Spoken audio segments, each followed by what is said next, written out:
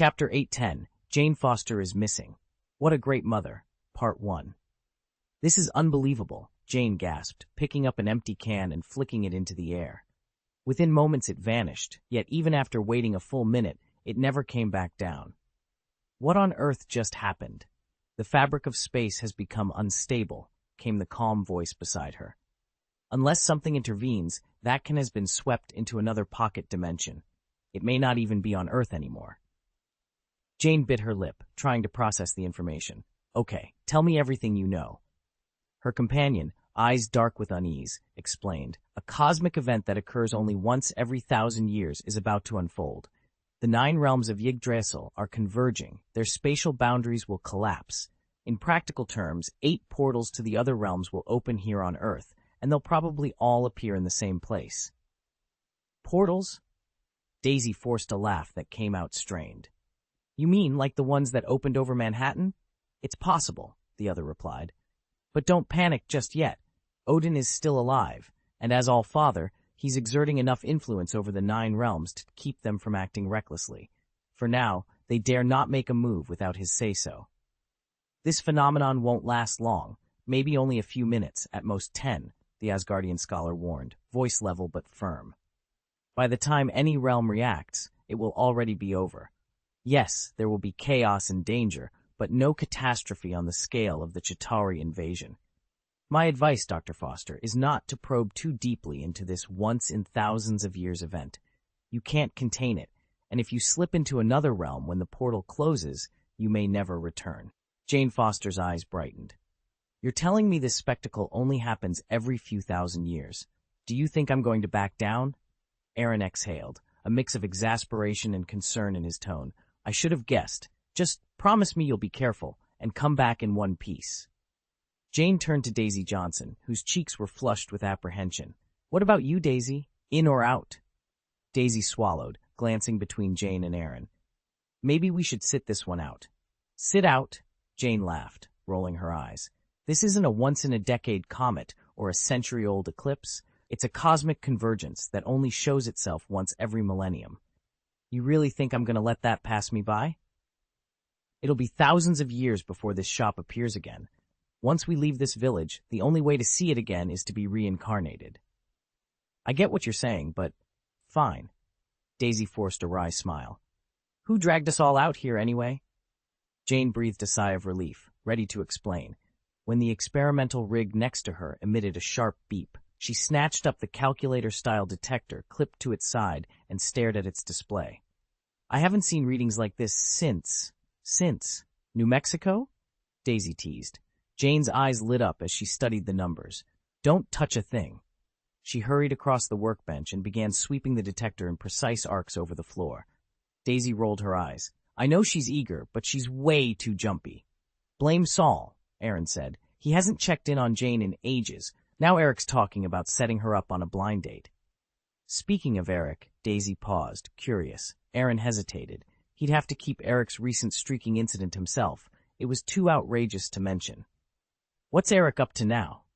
Just wait, Daisy replied with a grin. When we get back, turn on the TV news and you'll see. Promise me you won't tell anyone I know him from the future, Aaron said, his voice barely above a whisper. Daisy raised an eyebrow. Wait, just don't, he interrupted, eyes fixed on the night sky. Fine, she replied coolly, folding her arms. But how did you predict this convergence of celestial bodies? Aaron gave her a sly smile. For a fortune-teller, it isn't all that difficult. I foresaw that this cosmic marvel, which only occurs once ever, 1,000 years, would appear over London tonight. I raced here without stopping, so I could witness it up close. The exact point of convergence still eludes me, but I detected a cluster of spatial nodes scattered around this area. Without missing a beat, Daisy turned to the young intern, Ian, who stood awkwardly at the edge of the warehouse floor. Hey, intern, I want to try tossing something, too. Take off your shoes. Ian froze. The request made no sense. Before he could protest, I stepped between them. Don't pick on him, I said. There's not much junk here, but it's enough to play with. Relax, Daisy laughed, shrugging. She scooped up a handful of small stones and an empty bottle, then led Ian up a narrow staircase to the second-floor balcony. From there, they hurled the debris into the open space below. Each pebble and bottle bobbed and drifted, caught in the strange pull between two shimmering nodes before finally clattering to the ground. They laughed at the surreal dance of objects suspended in midair. Then Ian, feeling bold, reached into his pocket for one more piece of ammunition. He sent it flying and instantly stiffened. "What's wrong?" Daisy called down. Ian peered over the railing, his face going pale. "That was my car key," he groaned. "I think I just threw my car key down there." It was strange. When the car key slipped from Aaron's fingers, it didn't clatter to the ground. It simply vanished, swallowed by some hidden fold of space. Abe, Aaron's quiet aide, leaned in and asked, "Master, shall we be going?" "Not yet," Aaron replied. "We're waiting for Jane to return. Remember, she's the daughter of Odin's son. Her safety is our responsibility." Minutes dragged by, and Aaron's patience wore thin. He was about to head off in search of Jane himself when the air around them warped with a violent ripple. At the same moment, a terrified cry sliced through the hum of the city. Jane Foster's voice, unmistakable even from a distance. "What?" Aaron froze. His hearing was sharper than most. He caught the panic in her last syllable. "What's happening?" Daisy asked, her eyes on him. "Call Jane, quickly. I hope she's still on Earth." "No time to explain. Just do it." Daisy snatched up her phone and hit Jane's number, but all she heard was ringing and ringing.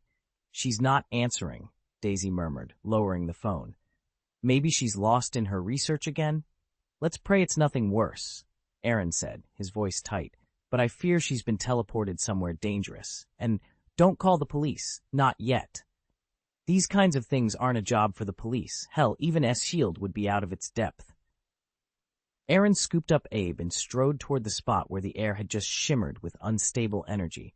Panic rising in her chest, Daisy grabbed his arm. "Wait. Where are you going?" "I'm going after her," Aaron replied without breaking his stride. Daisy and Ian exchanged a worried look and hurried to keep up. The trio passed into a decaying corridor, its walls streaked with damp and age. At the far end stood a rotten black wooden door, half hidden by a carpet of dead leaves that crackled under their feet, lending the place an almost ritualistic stillness. "Is this it?" Daisy whispered, voice trembling. She peered at the warped wood. "I'm too late. The space node? It's gone." "So what now?" Ian asked, glancing anxiously at the door. Aaron paused. "Either we wait for the node to reappear on its own, or we force it open ourselves." He rubbed his temples. Summoning a portal the way they did in Kamar-Taj could do the trick, but it would expose the sorcerer's identity to anyone watching. Daisy's eyes brightened. "What about Eric? He might know how to reinstate it without blowing cover." Aaron's jaw tightened. Daisy was right. If they could recruit Eric, he could perform the necessary ritual. But first, they'd have to break him out of the detention center. He sighed, weighing their limited options. "Not yet. Let me try a quick divination here. If that fails..."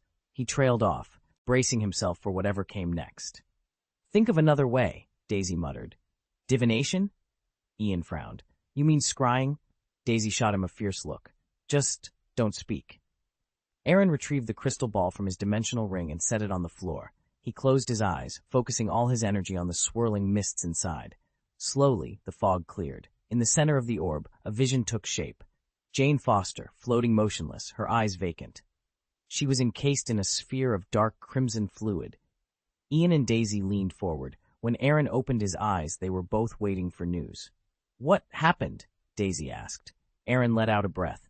"Good news. She's still alive." "Okay, great," Daisy said, relief flooding her voice. "But where is she?" Aaron nodded.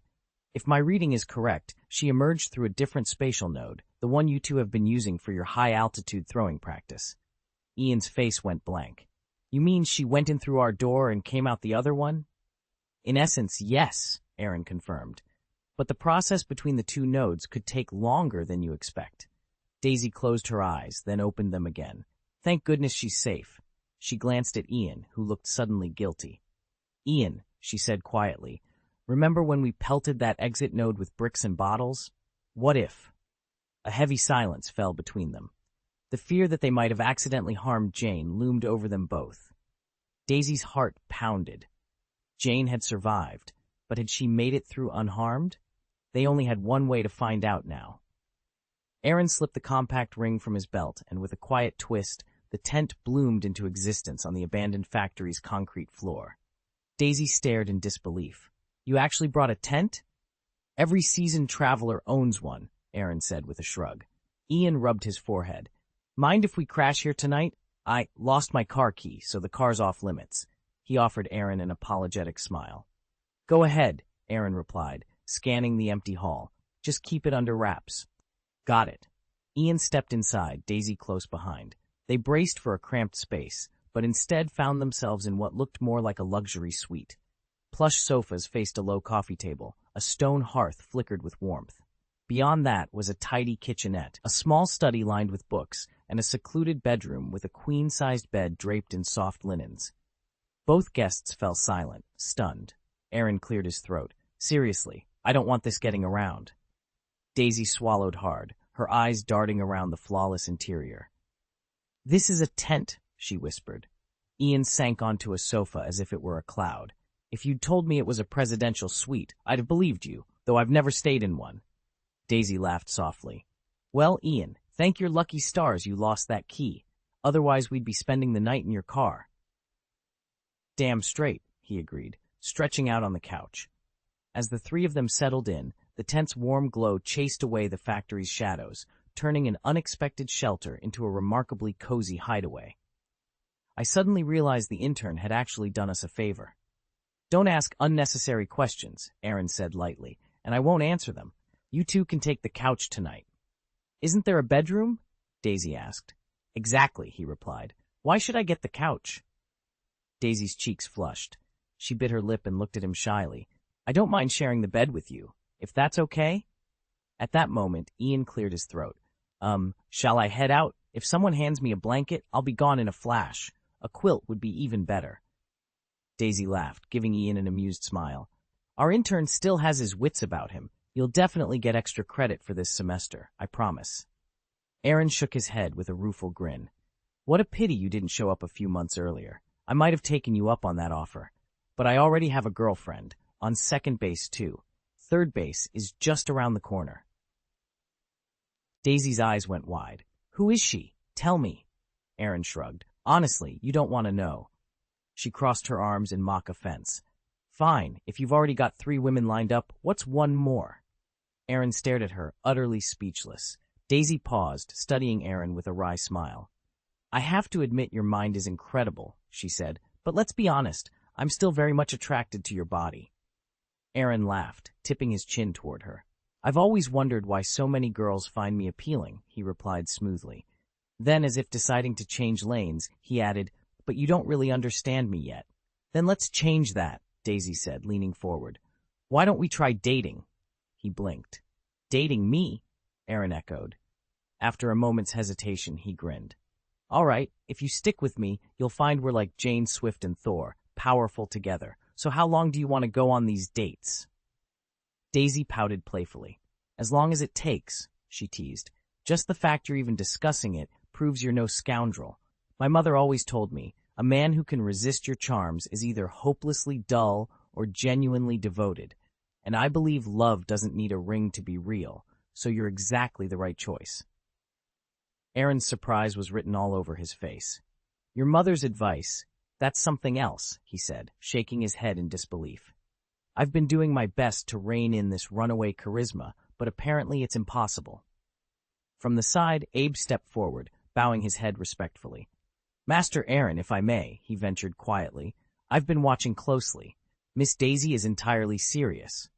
Aaron looked at Daisy, then back at Abe, a slow smile spreading over his face. Whatever came next, it seemed neither of them was backing down now. "She's not bad-looking either, you know. Otherwise you—" Ian started, but Aaron cut him off. "Shut up," Aaron snapped. "I'm not that kind of guy." Daisy bristled. She just bared her feelings, risked everything, and still got shot down. "Why do you sound so excited?" she demanded, hurt coloring her voice. Aaron took a deep breath, calming himself. "Don't be angry. I never told him anything," he said to Daisy, then turned back to her. "Just hear me out. My future is, well, it's a long, dangerous road. We'll cross stars and seas, chase our dreams, but there will be hardships, thorns waiting for us at every turn. If you really want to follow me, you have to be prepared for anything." Daisy's eyes shone. She leaned forward, her hair brushing Aaron's shoulder, and whispered in a voice as soft as silk, "I'm still a virgin." Abe, who'd been watching silently, cleared his throat. "Master, she's serious, I'm 100% sure." Aaron's expression softened into a grin. "Well then, you can share my cabin." Daisy's face flushed pink. She nodded, a shy smile breaking across her lips. "Great, I'll go freshen up, shower first. You wait in the room for me." With that, she turned and padded down the corridor, her steps light but determined. Ian let out a low whistle once she was out of earshot. "Wow, Aaron, how'd you pull that off?" Aaron shrugged, a playful glint in his eye. "All in a day's work, my friend." "If you include Daisy, that makes 5, right?" the intern ventured. Aaron shrugged casually. "These days, you can practically see the stupidity in a college kid's eyes. Don't envy me. You couldn't learn this even if you tried." The intern laughed nervously. "I'm just curious." Aaron tapped the desk, counting on his fingers. "Let's see. Looks, talent, character, taste, wealth. Okay, I'll give Stark the edge in money, but in every other category, I'm miles ahead. And if we factor in family inheritance, I'll end up richer than he is." He leaned forward and gave the young man a friendly pat on the shoulder. "But it really boils down to just one thing," he said, his expression turning serious. "You've got to be born on third base if you want to hit a home run." Chapter 811, 2 Resounding Slaps, Rescue at the Police Station, Part 1. The next morning, Aaron stirred awake to find Daisy curled against his side, a soft smile on her lips. As he lay there, the events of the previous night drifted back to him, and he ran a hand through his hair with a wry chuckle. It had been impulsive. Yet, when two people are drawn to each other, self-control can slip away. After 2 years alone, he finally had someone new in his life who made him feel love again. Not bad, he admitted to himself. He'd expected Jean to be the 4th woman in his life, but Daisy had surprised him. Of course, Daisy was an ordinary muggle, subject to birth, aging, sickness, and death. Aaron knew he could ease her ailments and grant her extra years, but only temporarily. He sighed. "I'll find a permanent solution later. There's plenty of time." Daisy stirred, one pale arm draping across his chest. "What are you thinking about?" "Nothing important," he said, smiling down at her. "It's breakfast time." Daisy blinked awake fully, her smile widening. "Perfect. I'm starving." Laughing together, they slipped into fresh clothes, washed up quickly, and made their way to the kitchen, hand in hand. Aaron moved with surprising speed, pulling a ready-made meal from the refrigerator and sliding it into the microwave. A moment later, he set a steaming tray in front of Daisy and poured her a glass of iced water. It was simple fare, but to Daisy it tasted unexpectedly delicious. "Where did you get this?" she asked, biting into a perfectly seasoned dumpling. "It's fantastic." Aaron offered her a napkin. "Try not to slurp so loudly," he teased, brushing a fleck of oil from the corner of her mouth. "As for where I bought these, let's just say I have my own private supplier. I can't disclose my sources." Daisy laughed. "Must you be so secretive?" He shrugged, a half-smile playing on his lips. "Everyone has secrets. I have more than you'd guess, but I can't share them just yet. Rest assured, though, I'll take care of you." She looked up at him, arching an eyebrow. "Oddly enough, I believe you." "There's no reason not to." Aaron's expression softened. Deep down, he knew that for the moment, Daisy needed as normal a life as possible.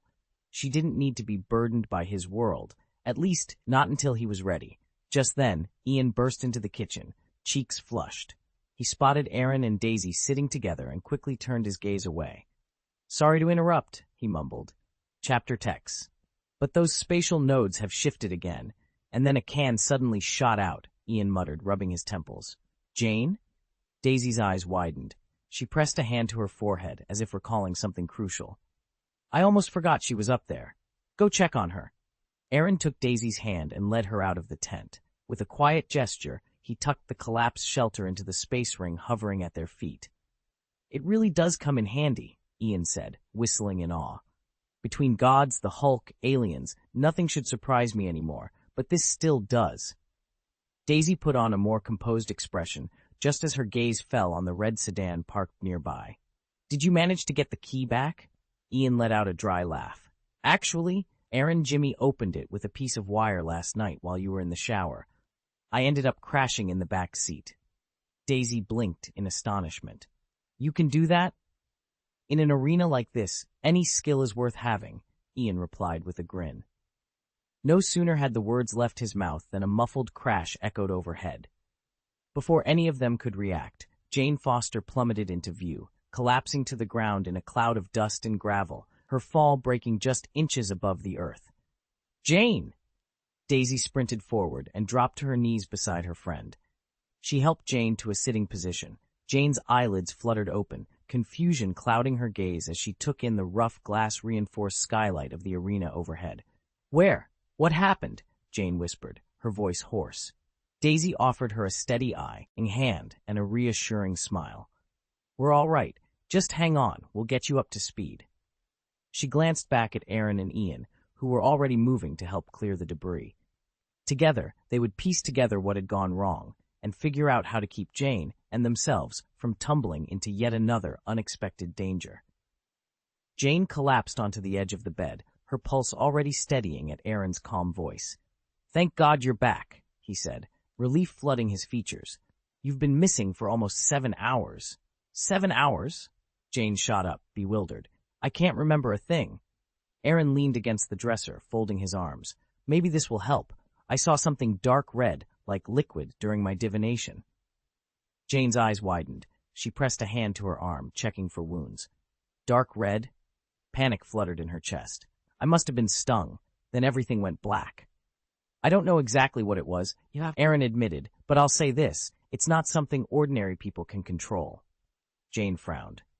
"What do you mean?" He straightened. "It's dangerous. If that substance isn't removed quickly, it could do real harm to your body." She stared at him, incredulous. "Are you serious?"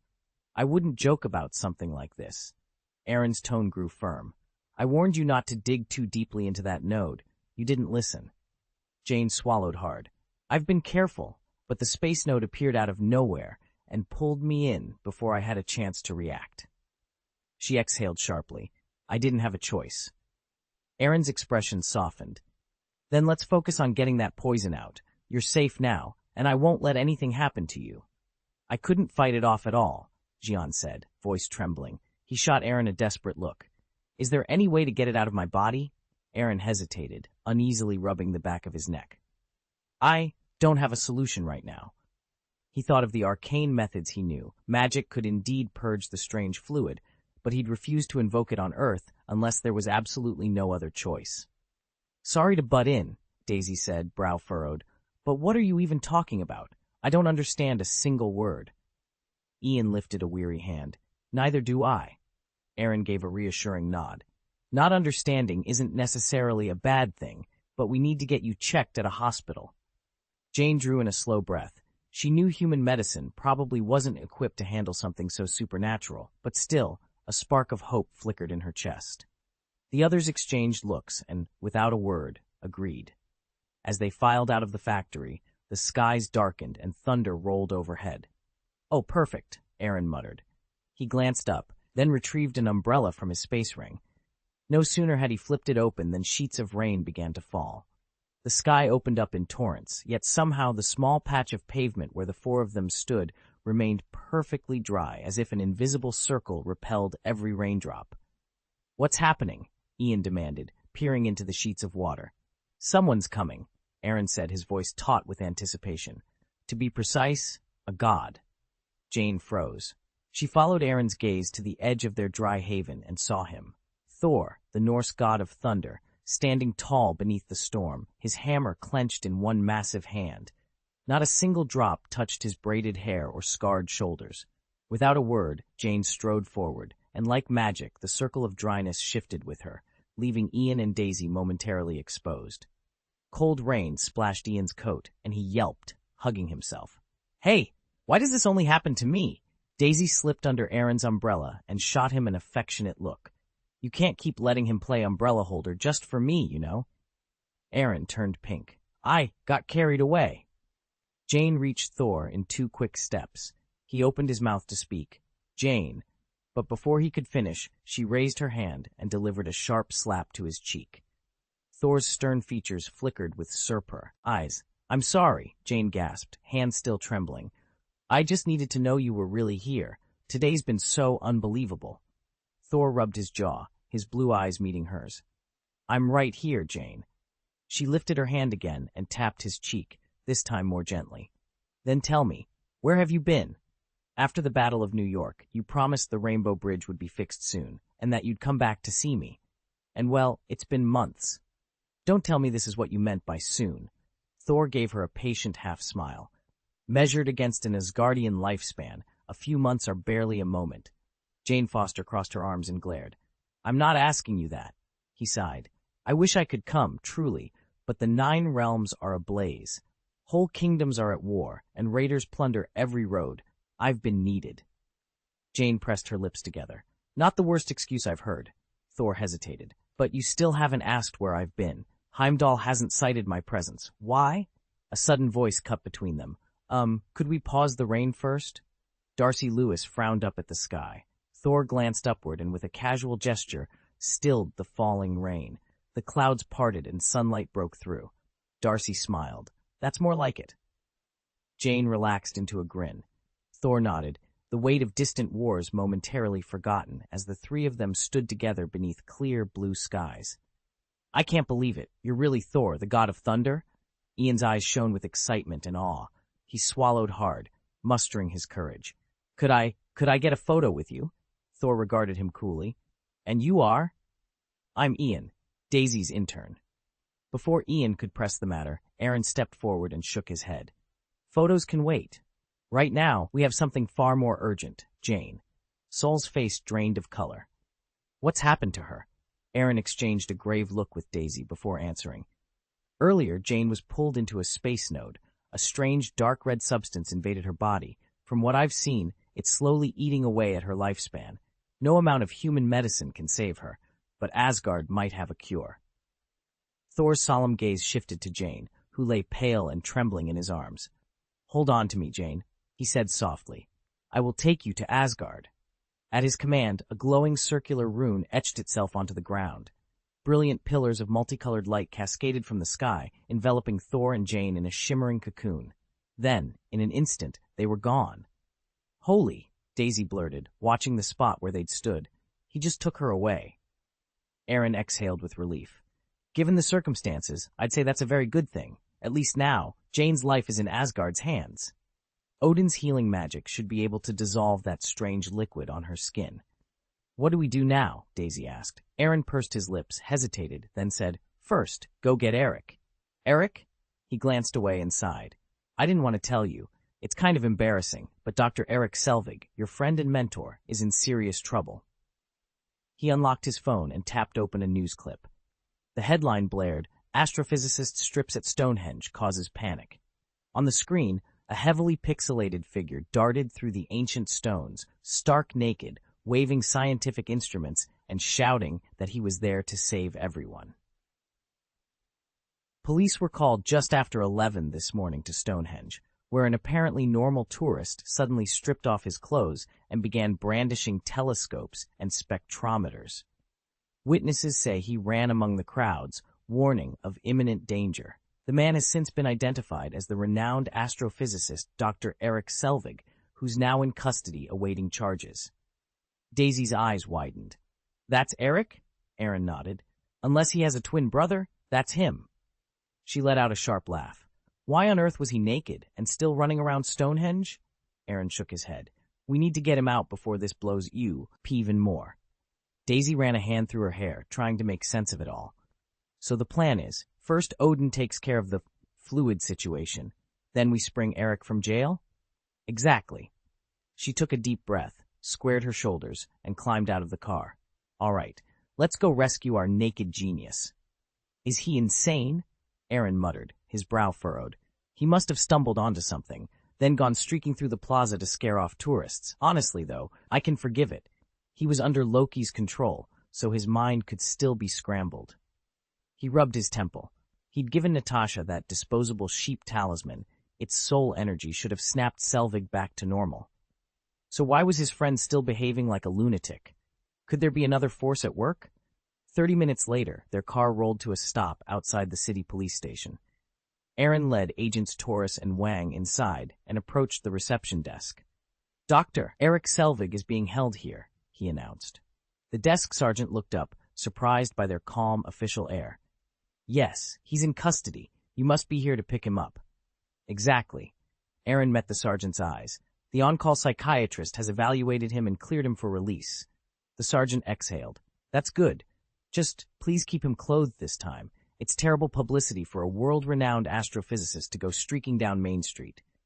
Aaron gave a wry half-smile. "Understood, and to avoid any confusion, I'm not a personal acquaintance of Dr. Selvig." He pulled out his badge. "I'm Agent Aaron Campbell with S. Hild, and I've been ordered to escort Dr. Selvig into protective custody." The sergeant tapped at his computer and printed a release form. "He'll be right out." Moments later, a disheveled figure appeared in the doorway. Eric Selvig's hair damp and unkempt, his coat hanging off one shoulder. His eyes darted around as Agents Torres and Wong each took an arm. Aaron stepped forward and spoke quietly. "Dr. Selvig, we'll get you somewhere safe." Selvig's shoulders slumped in relief. As they guided him through the station toward the waiting car, Aaron's mind raced. Loki's influence might have been broken, but something else was very wrong. And until he figured out what, his friend would stay under S-Shield protection. Fully clothed, of course. Aaron slid the ID across the desk. The police officer frowned as he read it, clearly surprised. "Dr. Selvig," he said, tapping the badge. "All right, but you'll have to sign for his personal effects." Ian tensed beside Aaron. "I can do that." Aaron gave him an encouraging nod. "Ian is his intern," he explained to the officer. The policeman offered Ian a clipboard. "Mr. Ian, please sign here to claim your teacher's belongings." Ian took the pen and signed without hesitation. On the counter lay a small pile of items, a worn brown wallet, a ring of 3 keys, several prescription bottles, and an unusual silver instrument. "That's everything," the officer confirmed, gathering the form and handing the items over. Ian carefully stowed each piece in his bag. Daisy, who had been pacing the hallway outside, rushed forward at last. She caught sight of another officer emerging from a side door, guiding Eric Selvig in front of them. He trailed along in silence, wearing a woolen gown atop a pair of shorts. His eyes were unfocused, and his posture was slack. There was something unhinged in his vacant stare. "Eric," Daisy murmured, relief and concern mingling in her voice. She took a cautious step forward. He barely registered her presence, staring past her as though he'd drifted into another world. Daisy's voice trembled as she stepped into the clearing. I'm Daisy." Eric's eyes widened in recognition. A flush colored his cheeks as he closed the distance between them and wrapped her in a tight embrace. "Daisy, you're here. I've been so worried." Daisy squeezed him back, patting his shoulder. "I've missed you too, but how did you manage to find me?" Before Eric could answer, Ian piped up from the edge of the group. "You ran naked around Stonehenge," he said, trying to sound casual. Eric shot Ian a warning glare. "I didn't choose that," he snapped. "Somebody messed with my head." Aaron pulled Eric out of Daisy's arms, grumbling. "All right, enough hugging. If you don't stop, you're going to embarrass her all over again." Eric blinked. "Her girlfriend?" He looked at Daisy in surprise. "Maybe I should set Jane up on a blind date, like yesterday." Daisy shook her head. "You don't need to. Thor just showed up and took Jane back to Asgard." Eric staggered back. "What?" She sighed, running a hand through her hair. "It's complicated. I'm not sure I can explain everything right now." Thor's sudden arrival, Jane's abduction, the run-ins with Loki's illusions, it was all too much to sum up in one breath. Selvig, who had been standing quietly on the sidelines, cleared his throat. "We should get back to Jane's lab," he suggested. "I've gathered some new data on the temporal fluctuations in this area. It might shed light on what's really going on." Eric gave Daisy one last worried glance. "Okay, to the lab then." As the 5 of them set off through the ancient stones, each carried their own questions and fears. But for the moment, their only goal was clear. Find Jane, unravel the mystery, and get back to Asgard if they could. Chapter 812, Dark Elves and Ether Particles. We must go to Asgard. Asgard. Jane lay on a rectangular stone slab in the center of a high-ceilinged chamber, surrounded by Asgard's foremost healers. One of them held a slender, rune-etched instrument aloft. From its tip, a fine spray of crimson light drifted skyward, coalescing into a ghostly red dust outline of her body. Within that shape, a darker, blood-red mist swirled and writhed. Sif, her black hair braided with silver threads, leaned forward, eyes tight with worry. "That isn't anything from Midgard," she murmured to the healer at her side. "What is it?" The healer ran a hand along the runes. "I'm not certain, but the energy coursing through her is far too great for even our most potent wards to contain." Jane, oblivious to their exchange, stared at the projection above her. She traced the floating lines with her eyes. "This is a quantum field generator, right?" The healer's staff hummed. "This is Asgard's soul refiner," he corrected gently. "Can the soul refiner shift molecular structure?" Jane's voice was calm, probing. The healer paused, surprised by her question. "Yes," he said at last. Jane turned her head, catching Thor's eye across the room. A small smile curved her lips. "Then it's precisely a quantum field generator." Sif forced a smile in Jane's direction, uncertain how to respond. Before anyone could speak, the great doors at the far end of the chamber swung open. Odin, All-Father of the Aesir, strode in, his presence filling the room. In one hand he held the soul refiner, its runes dimming at his touch. With a casual wave, he deactivated it, and the floating model of Jane's body collapsed into dust. He fixed them all with a steely gaze. "Are my words so easily overlooked?" he asked, voice low but resonant. A hush fell. Jane's keen eyes met Odin's. This was no time for half measures. The dark elves were moving, the ether within her was stirring, and Asgard itself might soon tremble. The healers bowed and slipped away. Saul turned to Thor. "She's ill," he said simply. "Humans get sick." Thor clenched his jaw. "I brought her here because we can save her." "Save her?" Odin's voice dripped with contempt. "She doesn't belong in Asgard any more than goat meat belongs on a royal banquet table." Jane's blood burned in her veins. "Who do you think you are, speaking to her like that?" Odin's eyes glittered with cold authority. "I am Odin, king of Asgard, protector of the 9 realms." Thor shifted uneasily at his father's side. Odin ignored him and fixed Jane with a steely gaze. "You're Jane Foster, aren't you? Have you ever mentioned me to your father?" Thor opened his mouth, then hesitated. He knew Odin disapproved of their relationship. Finally he swallowed and spoke. "Father, there's something in her body, a substance I've never seen." "Midgard has its own healers," Odin cut him off. "They call them doctors. Let them handle it." He lifted a hand. "Guards, escort her home." 2 armored figures advanced toward Jane. Thor shot forward. "No, don't you dare." In that moment, Jane felt a fierce heat ignite within her chest. Dark red energy surged outward, slamming into the guards and sending them skidding across the marble floor. Odin's dark eyes widened for the first time. Thor reached out to steady Jane, who trembled as the power ebbed, leaving the hall tense with shock and foreboding. "Don't touch her." Saul's warning was low but firm. He didn't look surprised. He must have been expecting this. "Jane, are you all right?" Jane gave a shaky nod, her skin drawn and pale. Odin stepped forward onto the dais, lifted his right hand, and let his fingertips drift across Jane's arm. Beneath her skin, he could feel a pulsing warmth, the unmistakable throb of dark crimson energy. He drew back as if burned. "This is impossible." The palace healer stirred uneasily. "Her infection, it's shielding her," he offered. "No," Saul cut in, his eyes narrowing. "It's protecting itself." Odin's face grew solemn. "Then come with me." He motioned for Jane and Thor to follow, leading them through winding corridors to the palace's great hall. There, at the heart of the structure, rose the trunk of the world tree. Its vast bark soared upward, its branches arching overhead. Nestled among the limbs were 9 radiant nebula, each swirling in its own pattern, living symbols of the 9 realms. "Some forces are older than creation," Odin said, voice hushed, as they approached a shelf lined with ancient tomes. He selected one bound in burnished gold and laid it open on a stone pedestal.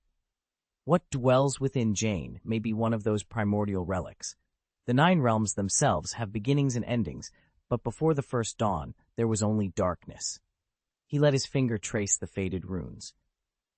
In that shadowed age, the Dark Elves reigned supreme, forging their dominion over a newborn universe. Their power went unchallenged, until the world tree took root, and the light of the realms began to shine.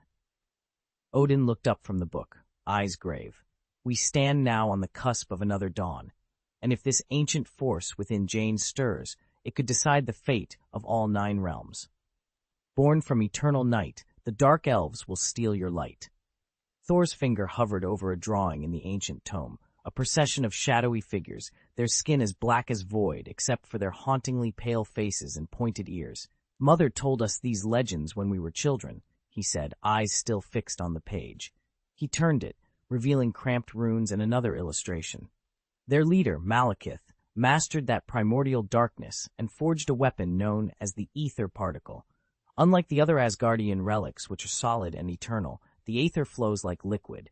It corrupts anything it touches, reduces matter to dark energy, and hunts for living hosts, draining them of life. Thor closed the book gently. Malekith intended to use its power to plunge the universe back into shadow. But after a brutal, galaxy-spanning war, my father, King Bol, defeated him, and with him, the Aether. That victory secured a peace that endured for 10,000 years. Jane leaned forward, her brow knit with curiosity. How did he manage to triumph against such a force? Odin, seated at the head of the table, met her gaze. He destroyed the Dark Elves, he replied simply. Are you certain? Sol's voice carried a trace of unease. The stories say the Aether died with them, yet somehow it has resurfaced. Odin nodded solemnly. The Dark Elves proper have been extinct for millennia, but the Aether's essence, it can never truly be destroyed. A hush fell over the room. Then Sol cleared his throat, voice low. Does this book say anything about removing the Aether from me? Odin's steely eyes drifted back to the open pages. After a long moment, he closed the tome with a soft thud. No, there is no record of any method to extract it once it has bonded with a host. Silence settled, thick with unspoken worry, as each of them contemplated the impossible task ahead. On the other side of the lab, Eric strode in and immediately began filling the blackboard with dense formulas and intricate diagrams. When he stepped back, he turned to the three people seated on the sofa, eyes alight with excitement. The universe, he announced, runs on a 5,000-year cycle.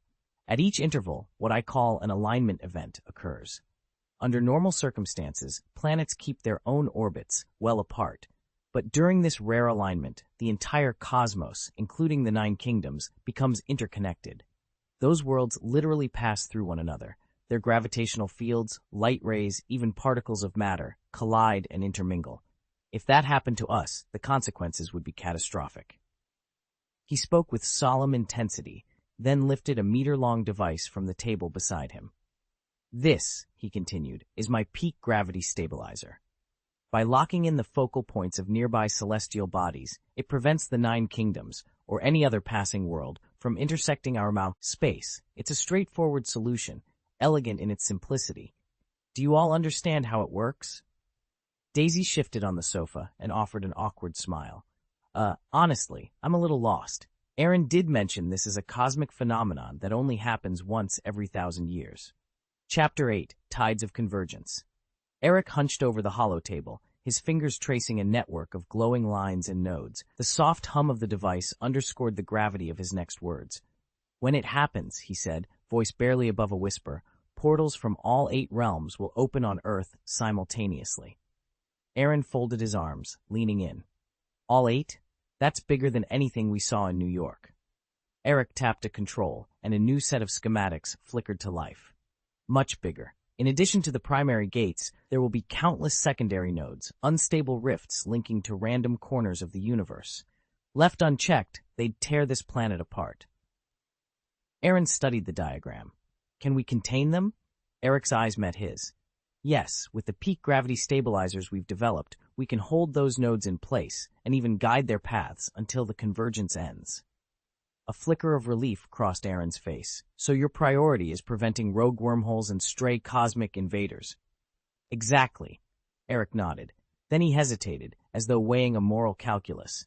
Shall I alert Eshield? Aaron's gaze hardened. Shield? No. We've been burned by them too many times. Eric closed his eyes for a moment, recalling hidden Hydra assets within Eshield's ranks. Agreed. Bringing them in just ups our risk for no reason, and honestly, the convergence window is short enough that we can handle it ourselves. Aaron exhaled and punched a command on the table. A 3-dimensional model of Earth, laced with potential portal points, rotated into view.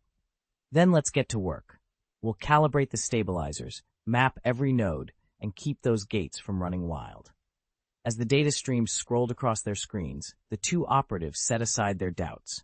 No outside agencies, no backstabbing allies. Just them and the storm of collapsing worlds they were determined to contain. And when the celestial convergence finally struck, they would be ready. Dr. Eric Selvig leaned against the observation window, arms folded, as the 9 realms slowly slipped into alignment. Outside, arcs of golden energy pulsed between distant worlds, a cosmic event he'd been eager to witness. A handful of researchers hovered nearby, their faces illuminated by the swirling light. Even if a few people get sucked into a spatial node, Selvig said with a smirk, what does that have to do with me? Do whatever you like. I'm just here to watch a once-in-a-few-thousand-years spectacle. Aaron didn't even glance at him. His eyes were locked on the largest portal, where reality itself seemed to wrinkle and fold. This isn't trivial, he muttered. I'm worried about Jane. When will she be back? Asgard is one of the 9 realms, yes, but they don't have the gravimeter I designed. Are you underestimating Asgard? Selvig asked, arching an eyebrow. It's you who's underestimating them, Aaron shot back. Odin, the All-Father, has taken personal charge of the convergence. Asgard won't suffer undue strain. Besides, it might be the only place that can save Jane right now. Save? Is she ill? Selvig's tone went uncharacteristically soft. Aaron exchanged a glance with Ian. The junior researcher hunched over his datapad. Sighing, he explained, when Jane fell into that spatial node, her body was contaminated by a bizarre, liquid-like substance. We've thrown everything Earth's medics have at it. Antivirals, nanite therapy, you name it, but nothing sticks. Thor flew her to Asgard for treatment. Selvig straightened, his brow furrowed. That's serious. Why am I only hearing this now? Ian looked up, cheeks reddening. Dr. Selvig, we tried to tell you earlier, but you were so deep into your calculations that you kept cutting us off. Sigh. Lens fell. The energy in the room crackled as if echoing the great powers at play outside. Selvig stared at the shifting portal, its colors reflecting in his tired eyes. The celestial alignment pressed on, but his thoughts stayed fixed on Jane, stranded in a realm of gods, where only divine intervention could cure her. Sorry, another god tried to invade my mind, Aaron muttered, rubbing his temples. Selvig looked up. Speaking of that, Aaron, back at Stark Tower, how did Eric drive the god out? Eric shrugged, a faint wince flickering across his face. I don't really remember. One moment I was conversing with, well, it felt like a deity, and then I took a hard hit on the head. Everything went dark after that. So you never saw the octagonal rune? Aaron turned to Selvig, eyes narrowed. Selvig frowned. Octagonal rune? I've no idea what you mean. Aaron forced a bitter smile. Never mind. Inwardly, he scowled at Eschhild. No, at Natasha Romanoff. What had started as a hunch now felt like certainty. She'd made off with the so-called disposable sheep spell. He needed to change the subject. Eric, you're brilliant at astrophysics. Could you chart the exact locations of the celestial bodies for us? Absolutely, Eric answered readily. I have a few ideas we could explore. Aaron nodded, then paused as a sudden tension pulled at his brow. Daisy caught the shift immediately. What's wrong? He hesitated, then slipped his hand into the space ring at his waist and drew out the prophecy book. Master, he said softly, a new prophecy has come to light. I believe you should see it. Watfa, Daisy began, her eyes widening. Ian leaned back on the sofa in surprise, and Eric stared at the open book, astonishment written across his face. They'd seen plenty of strange tomes before, but never one that could talk. Don't alarm yourselves, Aaron said, leaning back in his chair. This is a prophecy book. As a seer, I naturally own one. The three of them exchanged skeptical looks. A prophecy book? Daisy asked, half amused, half nervous. You mean like those in the movies? The book itself let out a haughty sniff. Heavens no, I'm far more authentic than any cheap production. Well then, Daisy went on, I hope you've got good news for us. As you wish, Great Master. The book cleared its throat dramatically. The dark elves, long dormant, have awakened, drawn by the birth of the ether particle. Their king, Malekith, will lead his legions to assault Asgard, and Queen Frigga will fall at the hands of the cursed warriors. A stunned silence fell over the room. Aaron blinked. The others looked to one another, faces drained of color. None of them had ever heard a warning so terrible and so real. I think I understand the Asgard invasion now, Eric said, sounding awkward. But who are the Dark Elves, and what exactly are these ether particles? The Book of Prophecy answered, its voice echoing as if from another realm. Thousands of years ago, the Dark Elves sought to wield the power of the ether particles to shroud the universe in eternal darkness. Their plot was foiled by Bor, Odin's father, in a war that nearly exterminated the entire Dark Elf race. Only Malekith escaped, along with a handful of loyal followers.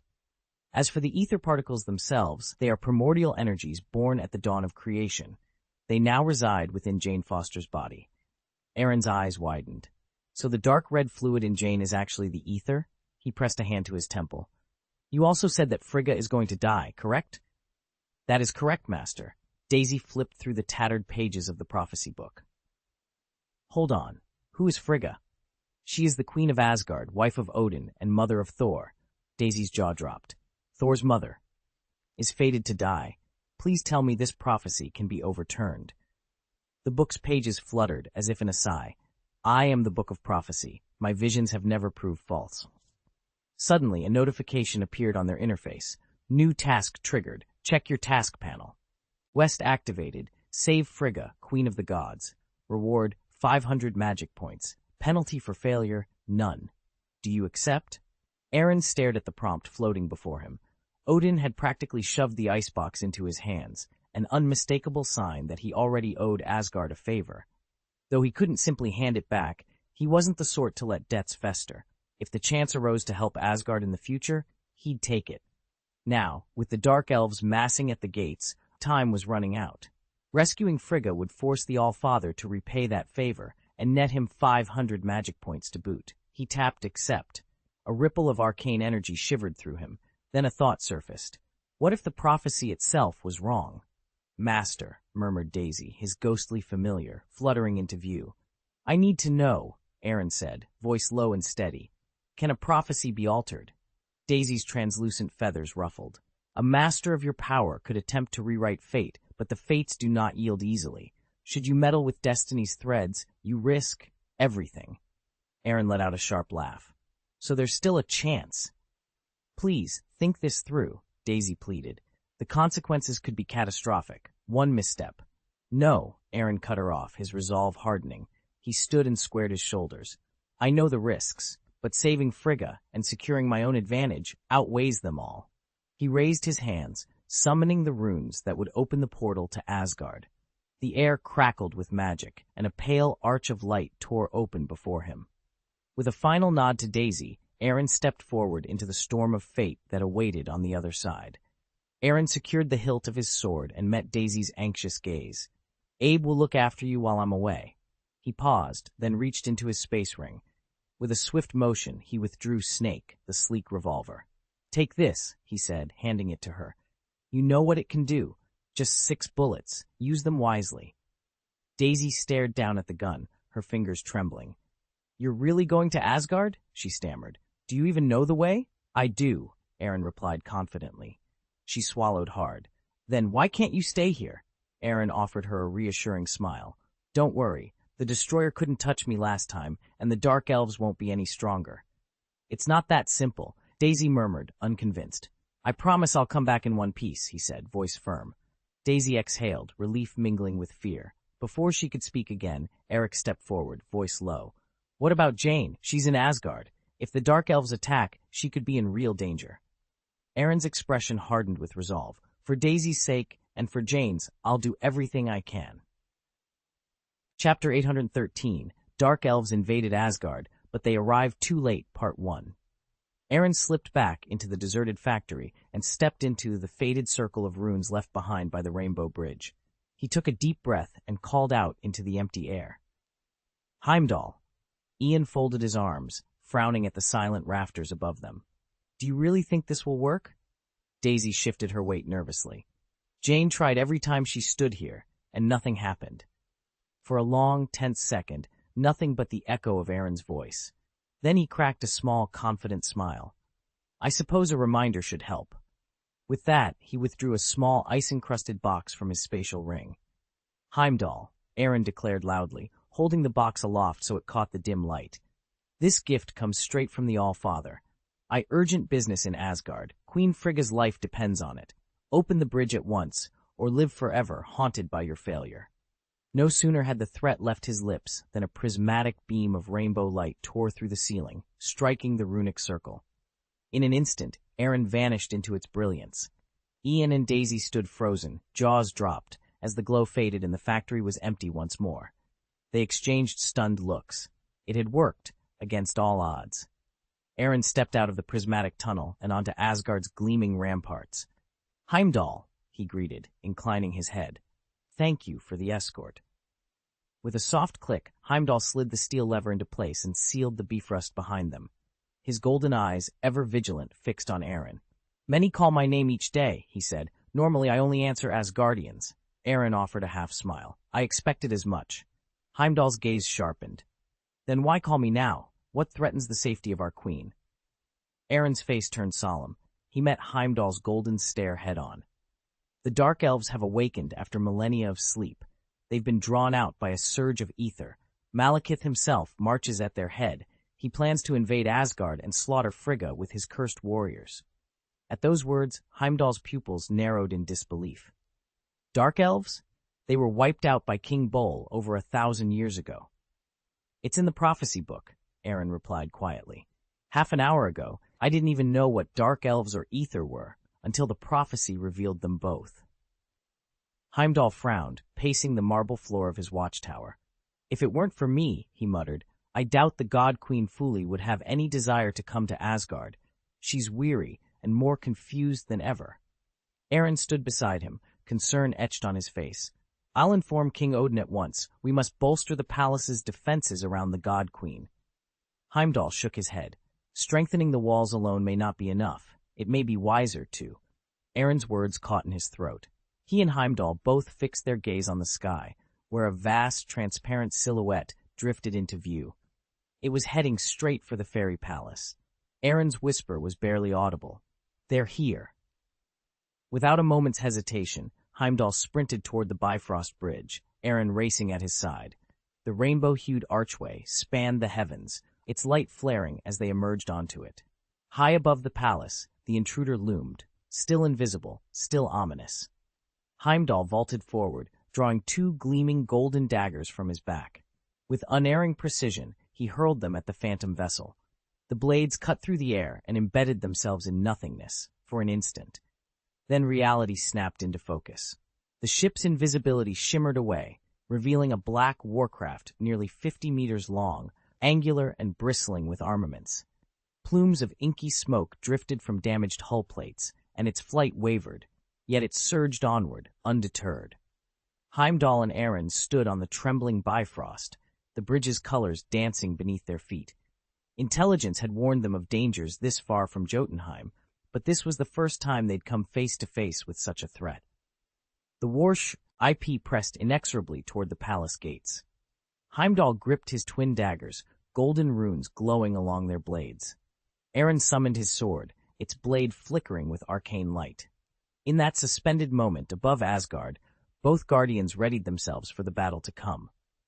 The safety of the God Queen and the fate of the 9 realms hung in the balance. Heimdall's eyes zeroed in on the spacecraft's glowing drive core. With a swift slide down the hull, he thrust his dagger into the pulsating red energy furnace. Boom! A searing blast tore the ship apart, sending it crashing in fiery ruins along the Rainbow Bridge. Heimdall leapt clear of the shockwave at the last second, landing gracefully but alert. "You truly deserve the title of Asgard's gatekeeper," Aaron called, admiration and urgency in his voice. "You took down that vessel unharmed, but—" He spun to face the bridge's far end, where an even greater threat had just appeared. This alone won't be enough. Towering nearly 1,000 meters tall, a colossal black warship emerged, its central crimson core glowing like some infernal eye. From its massive flanks poured dozens of sleek warship-class fighters that surged toward Asgard's skies. Instantly, the kingdom's defense towers ignited their anti-aircraft turrets. Dozens of flying vessels roared off the launch pads, unleashing volleys of golden-hued bombs. The radiant munitions wove a tight mesh of fire that shredded most of the Dark Elf ships, but a few crafty fighters slipped through the barrier, racing straight for the fairy palace. Heimdall raised the sword of guardianship and slashed through the palace's fragile net of magic. In an instant, a golden barrier sprang to life, sealing every approach to the immortal palace. Outside, clouds of black smoke from countless gunpowder blasts roiled against the sky. Aaron stared up at the churning heavens, then along the gleaming walls now protected by the barrier, finally fixing his gaze on Heimdall himself. "Do you think this will actually hold?" he asked. Heimdall's shoulders squared. "It has to," he said, voice low. "As long as no one gets inside Asgard, we've got all the firepower we need out here to wipe them out. It's the best defense we can manage right now." Aaron gave a curt nod, but his eyes were troubled. "That may be true, but it doesn't explain the prophecy. Right now we're on the outside, and Frigga is inside. If the seer was right, how could the goddess queen, protected by that very barrier, have died?" For a moment Heimdall stood silent, brow furrowed as if weighing some dreadful thought. His face lost all color. "Unless," he began, voice barely more than a rasp, "unless they struck the palace before we could raise this outer shield, they'd have had to dismantle the inner wards first, and then—" He never finished the thought. At that moment, the golden barrier shimmered, flickered, and collapsed into nothing, leaving the immortal palace as exposed as the rest of Asgard.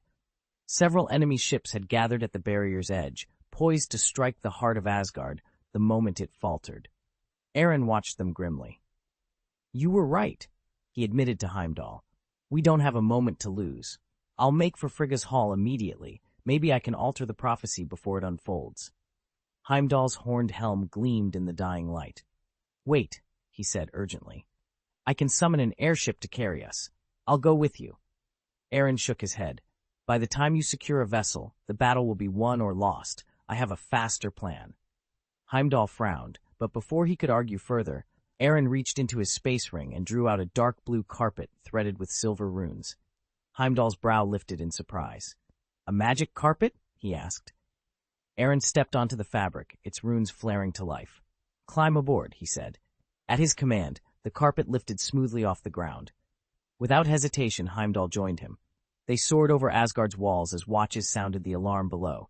Cannons turned, red-hot mouths ready to fire. For a heartbeat, Aaron groaned, raced for the blast. Then he felt Heimdall's steadying presence beside him and heard the gatekeeper's quiet command echo through the ranks. "Hold your fire." Reluctantly, the gunners obeyed. After all, if Heimdall vouched for Aaron, he must be one of their own. Together, they streaked toward Valhalla's lofty spires, racing against destiny itself. They soared through the central gates of the fairy palace into its wide courtyard and froze. In the center lay a warship-shaped spacecraft, its landing having smashed dozens of towering stone pillars to rubble. All around, a desperate battle raged. Asgardian warriors with swords and shields struggled against more than a dozen dark elves armed with energy rifles. Though the Asgardians outnumbered their foes, the Dark Elves, veterans of ancient wars, had struck in ambush, and their long-range firepower was whittling down the defenders. Most of the fallen on the marble floor were Asgardians, caught off guard and outgunned. Heimdall wasted no time. With a thunderous cry, he leaped from his magic carpet and drew the guardian sword in one fluid motion. The blade flared with divine light as he charged into the enemy ranks, cleaving through dark elves and their rifles alike. In under 30 seconds, his intervention turned the tide completely. The last of the invaders lay defeated, and an eerie silence fell over the courtyard. "Who can tell me what happened?" Heimdall's voice was clipped with urgency as he surveyed the few guards left standing. A battered sentinel swallowed hard before speaking. "Your Majesty, a riot broke out in the royal dungeon. The king sent troops to put it down.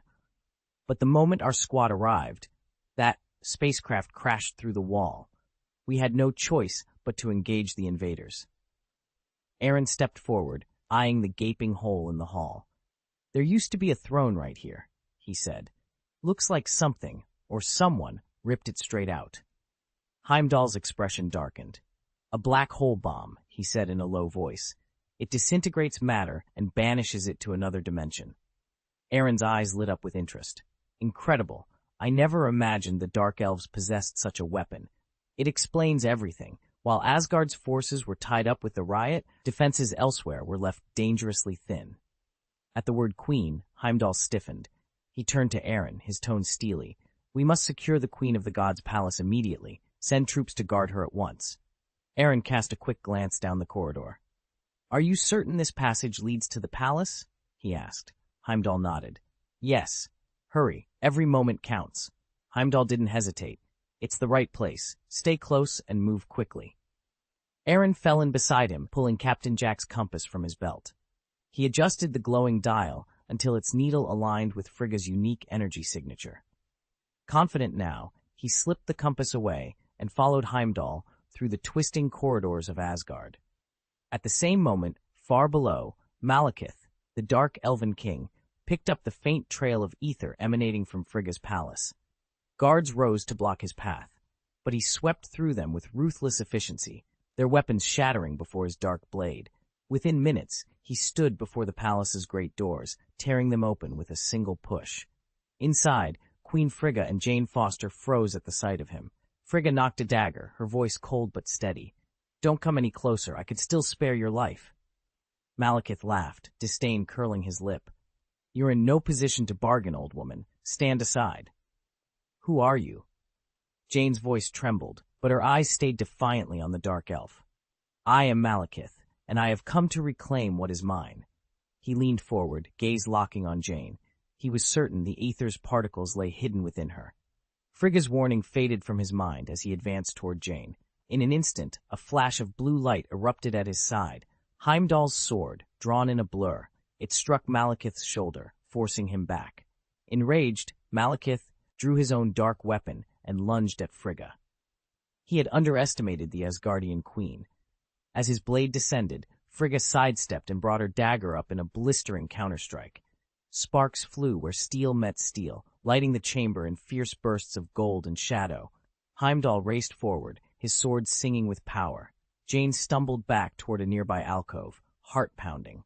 All around them, the walls of the palace shook as the battle for the ether, and for Asgard itself, erupted in a storm of steel and magic.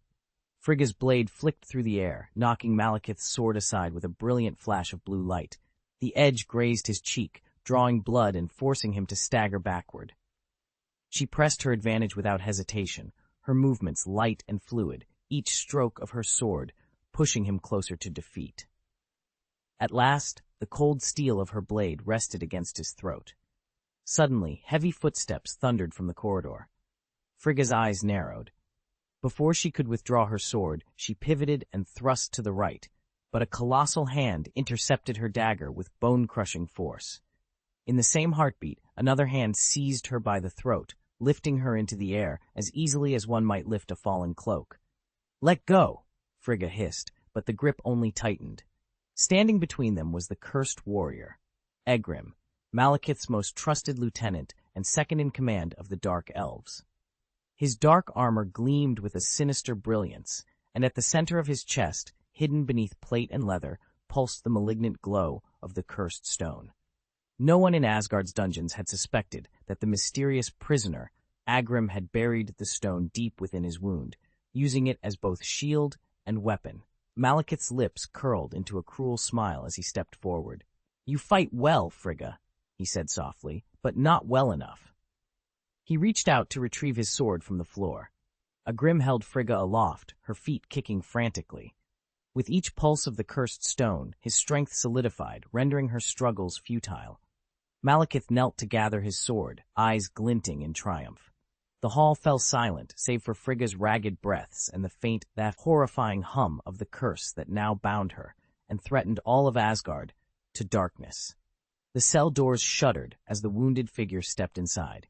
With a painful gasp, he pressed the cursed stone, its jagged surface slick with blood, into his open wound. A surge of unnatural power roared through him. His bones cracked and reformed, his features twisted until he no longer looked like any dark elf of legend. Agony coursed through every fiber of his body, but when the metamorphosis was complete, he stood reborn, the cursed warrior, stronger than any among Malekith's host. It was this dreadful strength that had shattered the prison's enchanted barriers, freed the other captives, and sparked a full-scale rebellion within Asgard's dungeons. Riding the chaos, he had allied himself with Malekith, the Dark Elf King, and together they had stormed the palace. Now, in the throne room, Malekith strode past Queen Frigga without a flicker of hesitation, his cold black eyes fixed on the other prisoner, Jane Foster. You took what belongs to me, child, he snarled. Give it back. As Malekith reached for her, Jane's form shimmered and dissolved into a swirl of green light. In an instant, the illusion was gone. The Dark Elf King's eyes blazed with fury. Witch, he spat at Frigga. Before anyone could react, the great doors of the palace exploded inward. Heimdall and Sergeant Aaron Wexley burst through, their weapons at the ready, but it was already too late to save the throne room from invasion. Aaron frowned as he took in the scene. The hulking, rune-scarred cursed warrior pressing a blade to Queen Frigga's throat, Malekith standing tall behind him. He paused, lips tightening. Let me guess, Aaron said, voice low, that there is your cursed warrior, and the other one must be King Malekith of the Dark Elves. Malekith straightened, amusement curling at his lips as he regarded the newcomer. And who, he asked coolly, might you be?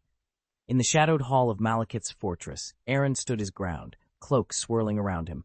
That's beside the point, he said, his voice even. Free your captive first. From the dais, Malekith's eyes glittered like black ice. Bring me the ether particles, he purred, and she'll live. Frigga, her silver hair catching the torchlight, stepped forward. We can't. Before she could finish, the cursed warrior at Malekith's side sprang to life, seizing her in a brutal grip. He hoisted her effortlessly into the air. Silence, Queen, Malekith hissed. You have no say here. Heimdall, Frigga gasped, and the Asgardian watchman lunged forward. Frigga! Heimdall's cry rang out, loud enough for the entire chamber to hear. Aaron pinched the bridge of his nose. Really? You idiot. If I'd known who she was, I'd have come alone. Malekith leaned forward, delight dancing in his cold smile. Queen Frigga, wife of Odin, king of Asgard. What a pleasant surprise. A color drained from Heimdall's face. By revealing her identity, he'd painted a target on her back. He exchanged a guilty glance with Aaron. Aaron squared his shoulders. Since it's out, release her now. I'll convince Odin to let you walk away from Asgard unharmed. Malekith laughed, a sound like cracking ice. Negotiate with Asgardians? How tedious. But I admit, your queen is worth far more than I first imagined. Tell your god king this. If he values this woman's life, he must send agents at once to deliver the ether particles to the Dark Realm. Through the panoramic window, a Wargos starship came into view, its engines humming steadily as it approached the docking port. Malekith allowed himself a thin, satisfied smile. Agrin, escort her aboard. We depart now. He'd barely taken a step toward the window when a golden projectile tore past his face and slammed into the ship's power conduit with a thunderous crack. In an instant, red-gold flames blossomed around the reactor, swallowing the hull in a rolling inferno. Heat warped the air into rippling waves as the starship's engines stuttered and the metal groaned under the sudden strain. Chapter 814, Peaceful Exchange of Hostages, Signing of an Insurance Contract. Boom! The explosion's shockwave slammed into Malekith, hurling him through the air. Before he hit the ground, Aaron lunged forward, catching him by the collar and pressing the barrel of his flintlock against Malekith's temple. I'm sorry, Aaron said quietly, his tone steady, but I can't let you take the Queen of the Gods. Behind him, the cursed warrior Aglin went pale with panic. He lunged at Aaron, one arm shooting out to seize Frigga by the throat. Let him go! Aglin hissed, his grip tightening. Aaron kicked Malekith in the back of the knee. The dark elf crumpled to one knee, groaning, and Aaron tightened his hold on the gun. Same deal, he growled. You free her first. You free her! Aglin snarled, yanking Frigga higher. Her face flushed red as she struggled for each ragged breath. Or I swear I'll kill her. Without hesitation, Aaron pulled the trigger. The shot echoed through the chamber, and Malekith's scream followed as black ichor spurted from his left arm, staining the stone floor. Ah! Malekith howled, clutching his wounded arm. You'll pay for this, Midgard scum. Quiet. Aaron's voice was cold as he brought the flintlock back to Malekith's temple. The metal pressed icy against his skin. Under that unflinching stare, Malekith's defiance crumbled, and he obeyed. He hadn't yet reclaimed the ether particles, hadn't yet shrouded the universe in darkness, and hadn't yet made Asgard pay. If he died now, all the Dark Elves' millennia of hibernation would be for nothing. Across the obsidian throne room, Agrin, the youngest of the Dark Elves, stepped forward, fury burning in his pale eyes. Try threatening me again, he snarled. I'm no Asgardian. I don't care whether Queen Frigga lives or dies. her life means nothing to me. From the gloom by the entrance, Heimdall's voice rang out, low but firm. Gaius, Frigga is the queen of Asgard. Agrin whirled on him, contempt twisting his features. Brother, enough, he spat, rolling his eyes. This isn't the time for moral lectures. Negotiations are all about momentum, and your saintly speeches just sap the room of confidence. Malekith, seated atop the dark throne, watched the exchange with a cold, amused smile.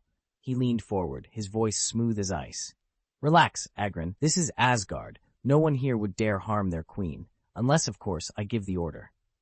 A sharp crack echoed through the hall, like enchanted crystal shattering. Every head snapped toward Malekith's outstretched hand and the deadly promise in his eyes. Silence fell like a guillotine ready to drop. Tonight, the balance of power would shift, and if he failed, millennia of vengeance would vanish forever. Aaron's open hand connected sharply with Malekith's pale cheek. Now, he hissed, be honest. The cursed champion Agrin bristled. In an instant, his longsword was at Queen Frigga's lower back. Keep your hands to yourself, mortal, he warned, his voice low and dangerous, or I cannot guarantee her safety. Aaron didn't flinch. He leveled his pistol at Agrin's sternum. Same goes for you, he shot back. If a single strand of the queen's hair is harmed, I'll make sure she loses too. He tapped the gun gently against Malekith's temple. Tell me what you want. Agrin's eyes, cold as frost, flicked between Aaron and Malekith. Are you really so eager to bargain? He spat. Exchange hostages, Aaron said, voice steady. Your champion for your king. At that moment, the air crackled with electricity. Thor strode forward, Mjolnir crackling with blue lightning. Let her go, you cur. Not until he's out of here, Aaron cut in, keeping the gun pressed against Malekith's head. Thor froze. He recognized the man holding the pistol. Gaius, what are you doing here? Aaron's laugh was dry and humorless. Long story, he said, but know this. Had I not shown up, your mother wouldn't be standing right now. A thunderous footstep echoed behind Thor and Aaron. Odin, flanked by his guards, reached them Joe. Step, then. His eyes fell first on Frigga, unharmed but shaken, then on Aaron, pistol still raised. Enough, Odin bellowed. He took in the standoff. Thor, Mjolnir alight in his hand. Agrin, blade still at Frigga's back. Aaron, weapon trained on Malekith's temple. Lower your weapons. Aaron hesitated only a heartbeat before easing his arm. Agrin's sword dropped as well. Frigga stumbled forward into her husband's arms. Thor released a low, trembling breath, and even Malekith sagged in relief. Odin turned his gaze on his unexpected savior. Gaius, he said, voice grudgingly respectful, it seems we have much to discuss. Odin's gaze locked onto the cursed warrior who held Frigga hostage. His right hand tightened instinctively around the spear of eternity. Release her, he said, voice low but unyielding. I'll spare your life. Malekith, cloaked in living shadows, laughed, a harsh, mirthless sound. The king of Asgard, the all-father of the gods, he mocked. Don't embarrass yourself with empty titles. If you let her go, you'll have 3 seconds, maybe less. None of you will survive. Odin's eyes narrowed. You're Malekith? He said, incredulous. My father was too merciful back then. He left your people alive when he should have wiped out every last dark elf. We will have our vengeance, Malekith replied, voice cold as ice. And one day this universe will bow to darkness. Odin snorted contemptuously. From the raw power thrumming beneath Malekith's skin, he realized the Dark Elf King was far weaker than rumored, no match for a true Aesir god. At best, he rivaled 3 Asgardian warriors fighting in tandem. Perhaps not even Loki could stand against him. Where did he find the hubris to claim dominion over all creation? You've got grand ambitions for someone so small, Odin said dismissively. Frigga's gasp cut through the charged air, but Malekith only tightened his grip, savoring Odin's dismay. And as the All-Father raised the Spear of Eternity, he knew this confrontation was far from over, and that Malekith's dark promise would not go unanswered. Aaron stepped forward, clearing his throat with a hint of embarrassment. Your Majesty the God King, now that you have arrived, shall we proceed with the prisoner exchange? Odin regarded him coolly. A hostage swap? Very well. In his mind, the matter was trivial. In ages past, Asgard had nearly eradicated the Dark Elves. Now Malekith commanded only a single mothership and a few hundred warriors. What real threat could they pose? Malekith inclined his head, his dark eyes glinting with defiance. We also require the ether particles. Odin's lips curved into a thin smile. You ask too much, Prince of Hell. Surrendering our queen to secure your hostage is already generous. Though Queen Frigga remained in the clutches of the cursed warrior Gaius, Odin's composure never wavered. Frigga was precious to him, but to the Dark Elves, Malekith was their very heart. Neither side would dare harm its captive. The consequences would be unthinkable. From his watchtower, Heimdall met Odin's gaze with quiet urgency. He had witnessed Gaius wound Malekith in their last skirmish, something Odin must not overlook. For the first time, a flicker of hesitation creased Malekith's features. Conquering Asgard, he now realized, would be far more difficult than he had presumed. His immediate priority, withdraw his forces, safeguard the remnants of his people, and live to wage war another day. All right, Odin said at last, you may keep the ether particles for now, but your queen will not be released until we're certain she's safe. No, Aaron snapped before Odin could rethink. How do we know you won't kill her the moment we let our guard down? King Malekith's ashen face remained composed as he rose. I swear by the name of the Dark Elf King that once your queen is beyond danger, we will set her free, he declared, his voice solemn. This is a royal oath. As the king of Asgard, you understand how sacred such a promise is. Odin's eyes narrowed as he regarded Malekith, the weight of the prom, eyes heavy between them. A ruler's vow is like forged steel, strong but not unbreakable. Thor stepped forward, jaw set. You will guarantee my mother's safety, he said, voice steady with warning. If you dare break your word, no corner of the 9 realms will hide you from Asgard's wrath. Turning to his father, Thor added quietly, her life matters more to me than any deal with Malekith. Should he betray us, I will lead the charge myself and make him pay. Odin was about to nod when Aaron stepped forward, bowing deeply. Your Majesty, please forgive the interruption. I have something you should see before you make your decision. Odin regarded him coolly for a moment, then inclined his head. Aaron exhaled in relief and drew a slender, rune-etched tome from his pocket ring. Great Master, the Book of Prophecy answers your call. With a soft whoosh, the ancient volume flipped open to a blank page. Moments later, dark script appeared, each character forming as if drawn by an unseen hand. Aaron cleared his throat. Your Majesty, read. Odin leaned forward. His pale eyes skimmed the 2 lines of ominous writing.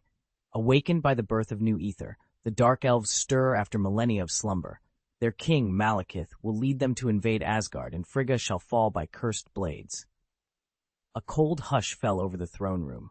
Odin's expression darkened, and a surge of divine power crackled around him, that rippling through the very air. The prophecy's portent was clear and utterly unforgiving. Asgard's sky was swallowed in an instant by rolling black clouds, and the sea lashed outward, torrents of water surging into the void beyond the cosmos. A crushing oppression settled over the realm like a mountain's weight, stealing the breath from every living soul. Heimdall and the other sentinels dropped to one knee, relief mingling with awe on their faces. Nearby, Aaron and Saul exchanged a silent glance. They both understood without words the scale of what they were witnessing. Malekith's face contorted in fury. His father, Bol, had long been feared for his formidable might, but his son's power now eclipsed even that. Odin, the All-Father of the Aesir, was revealed to be a true god-tier force. The Dark Elves had just roused from a millennia-long slumber, only to discover that their ancient enemies, the Aesir, were commanded by an actual living deity. How could they ever hope to avenge themselves against such overwhelming power? On the windswept plains beyond Asgard's walls, Aaron stood alone, draped in a simple linen robe. He gazed up at the turbulent sky and the churning seas with sober respect. Truly, Odin's fury was worthy of a god. A single flare of his wrath could reshape the very fabric of the heavens. Even the combined might of Malekith and his body offered next to no hope of escape from a god-king so overwhelmingly powerful. Hidden deep within the palace corridors, Jane Foster felt the very air tremble with Odin's presence, and her own frame shivered in response. Instinctively, the ether coursing through her veins surged outward, coalescing into a dark red barrier that glowed with fierce urgency. The flicker of crimson light drew Malekith's gaze. Where moments before fear had unbalanced him, now a grim calm took hold. Odin's mastery was beyond question, but if Malekith could seize back the ether, once the cosmic forces aligned and scattered the ether among the 9 realms, the universe would slip back into shadow. Even Odin might prove powerless to halt the Dark Elves' resurgence. Odin! Frigga's voice rang out, laced with dread. She saw the strain etched across her husband's immortal features. Each surge of divine power chipped away at his already waning lifespan. With a measured exhale, Odin closed off the torrent of his magic. The oppressive hush that had settled over the palace lifted in an instant, and the God King's bearing returned to its familiar, regal calm. Odin forced a calm smile, though tension tightened his features. "Don't worry, we can resolve this, but the terms must be ironclad." Malekith's dark eye narrowed. "Fine, I'll withdraw my forces, but only once you release my queen." "Impossible," Odin replied immediately. "How do I know you'll honor the bargain?" Malekith's lips curved into a bitter grin. "Then there is no deal." Odin's voice grew cold. "This is non-negotiable. In the name of the King of Asgard, I swear I will not pursue you, as long as Queen Frigga is freed first. My oath carries the same weight as the king's own word." A cruel laugh escaped Malekith. "Oaths made in desperation are worthless. The moment we reach safety, Frigga dies. Mark my words." Odin's expression darkened. "So you doubt the king's promise, yet you expect me to trust yours?" Malekith fell silent, fury and uncertainty warring behind his eyes. He didn't know what visions Odin had seen in that ancient prophecy, but whatever they were, they had hardened the Allfather's resolve. Still, he couldn't gamble the fate of the Dark Elves on a vow. And yet, he couldn't walk away from an agreement that would free his queen. He had to force Odin's hand before the celestial convergence made every decision irreversible. They can't miss this window. If they do, they won't have another chance for 5,000 years. Aaron cut in, eyes bright with purpose. "But I have a solution to bridge the distrust on both sides. We draft a binding contract and exchange hostages under its terms. Anyone who violates it or even contemplates betrayal will be instantly punished by the contract itself." "That's an excellent idea," Odin agreed without a moment's hesitation. He turned to Malekith, a teasing spark in his gaze. "What say you, your majesty, king of the Dark Elves?" Malekith's pride warred with necessity, but the urgency of the situation left him no choice. He bowed his dark head, voice low. "I have no objections." Odin's grin broadened. "Perfect. Aaron, draw up the contract. I'll sign first, then you present it to Malekith for his approval. Let him pore over every clause. If there's a loophole, he can expose it. Otherwise, I doubt he'll refuse to sign." Aaron merely chuckled, then slipped a sheet of parchment and a quill from his ring. Within half a minute, he laid before Odin a flawlessly crafted agreement, one that guaranteed a safe, clear exchange of hostages, with no room for treachery. Odin made no sound as he slit his fingertip and let a single drop of blood fall onto the contract laid before him. The parchment shimmered, then floated across the chasm to hover in front of Malekith. "Your turn," Odin intoned. Malekith studied the terms with narrowed eyes. After a moment's hesitation, he drew his blade across his own arm, letting a bead of inky black blood drip onto the parchment. "It's done," he said. Aaron stepped forward and applauded once. "Very well. The treaty stands. You will release Queen Frigga unharmed and withdraw at once. We grant you a truce of 30 minutes. After that, each side resumes hostilities." Malekith's lips curved into a thin smile as he glanced at his cursed lieutenant. With obvious reluctance, the dark elf unclenched his grip on Frigga. Heimdall reached out, steadying the queen as she stumbled free. In that instant, the two hostages exchanged hands without a single arrow loosed or blade drawn. High above, a dark elven warship descended. Malekith and his warriors boarded swiftly. As the last of them stepped aboard, he turned back and called up to Odin and the assembled Asgardians. "We will not rest until the ether is in our possession." Odin's voice rang out over the silent battlefield. "You have 30 minutes to escape. If I were you, I'd return to the dark world and lie low." Malekith's smile grew sharper. "A word of advice, Allfather. Your precious fleet still faces the Dark Elves, and your human queen will soon learn how the ether's corruption eats at even the strongest heart." With that, Malekith vanished into the night sky aboard his ship. Auto engines thrummed as the craft ascended, leaving only the echo of its departure, and a promise that the war for the ether was far from over. Heimdall watched the last T of the enemy fleet vanish into the distance, shoulders heavy with regret. "Forgive me, your majesty," he said quietly. "I've lost sight of them." Odin laid a steady hand on his shoulder. "You did all you could, Heimdall. It isn't your fault." He turned to Frigga, his voice gentle but firm. "My queen, from this moment on you must remain at my side." Then, addressing the hall, Odin raised his tone. "Heimdall, marshal the guards at once, and bolster our defenses. And one more thing, assign a sentinel to watch over Jane Foster. She's Malekith's prime target." With those orders given, Heimdall saluted and hurried off to rally the troops, while Odin and Frigga exchanged a worried glance, each bracing for the storm that was surely coming. Chapter 8:15, Odin and Frigga's Helplessness, Thor's Action Plan, Part 1. Fandrel's voice was hushed as he addressed the All-Father. "Your Majesty, the palace's barriers remain down. Our cannons detect nothing, not even Heimdall can perceive them." He gestured to the golden, three-dimensional hologram of the palace hovering before them. Completely exposed, its defenses vanished. "We've lost all means of protection."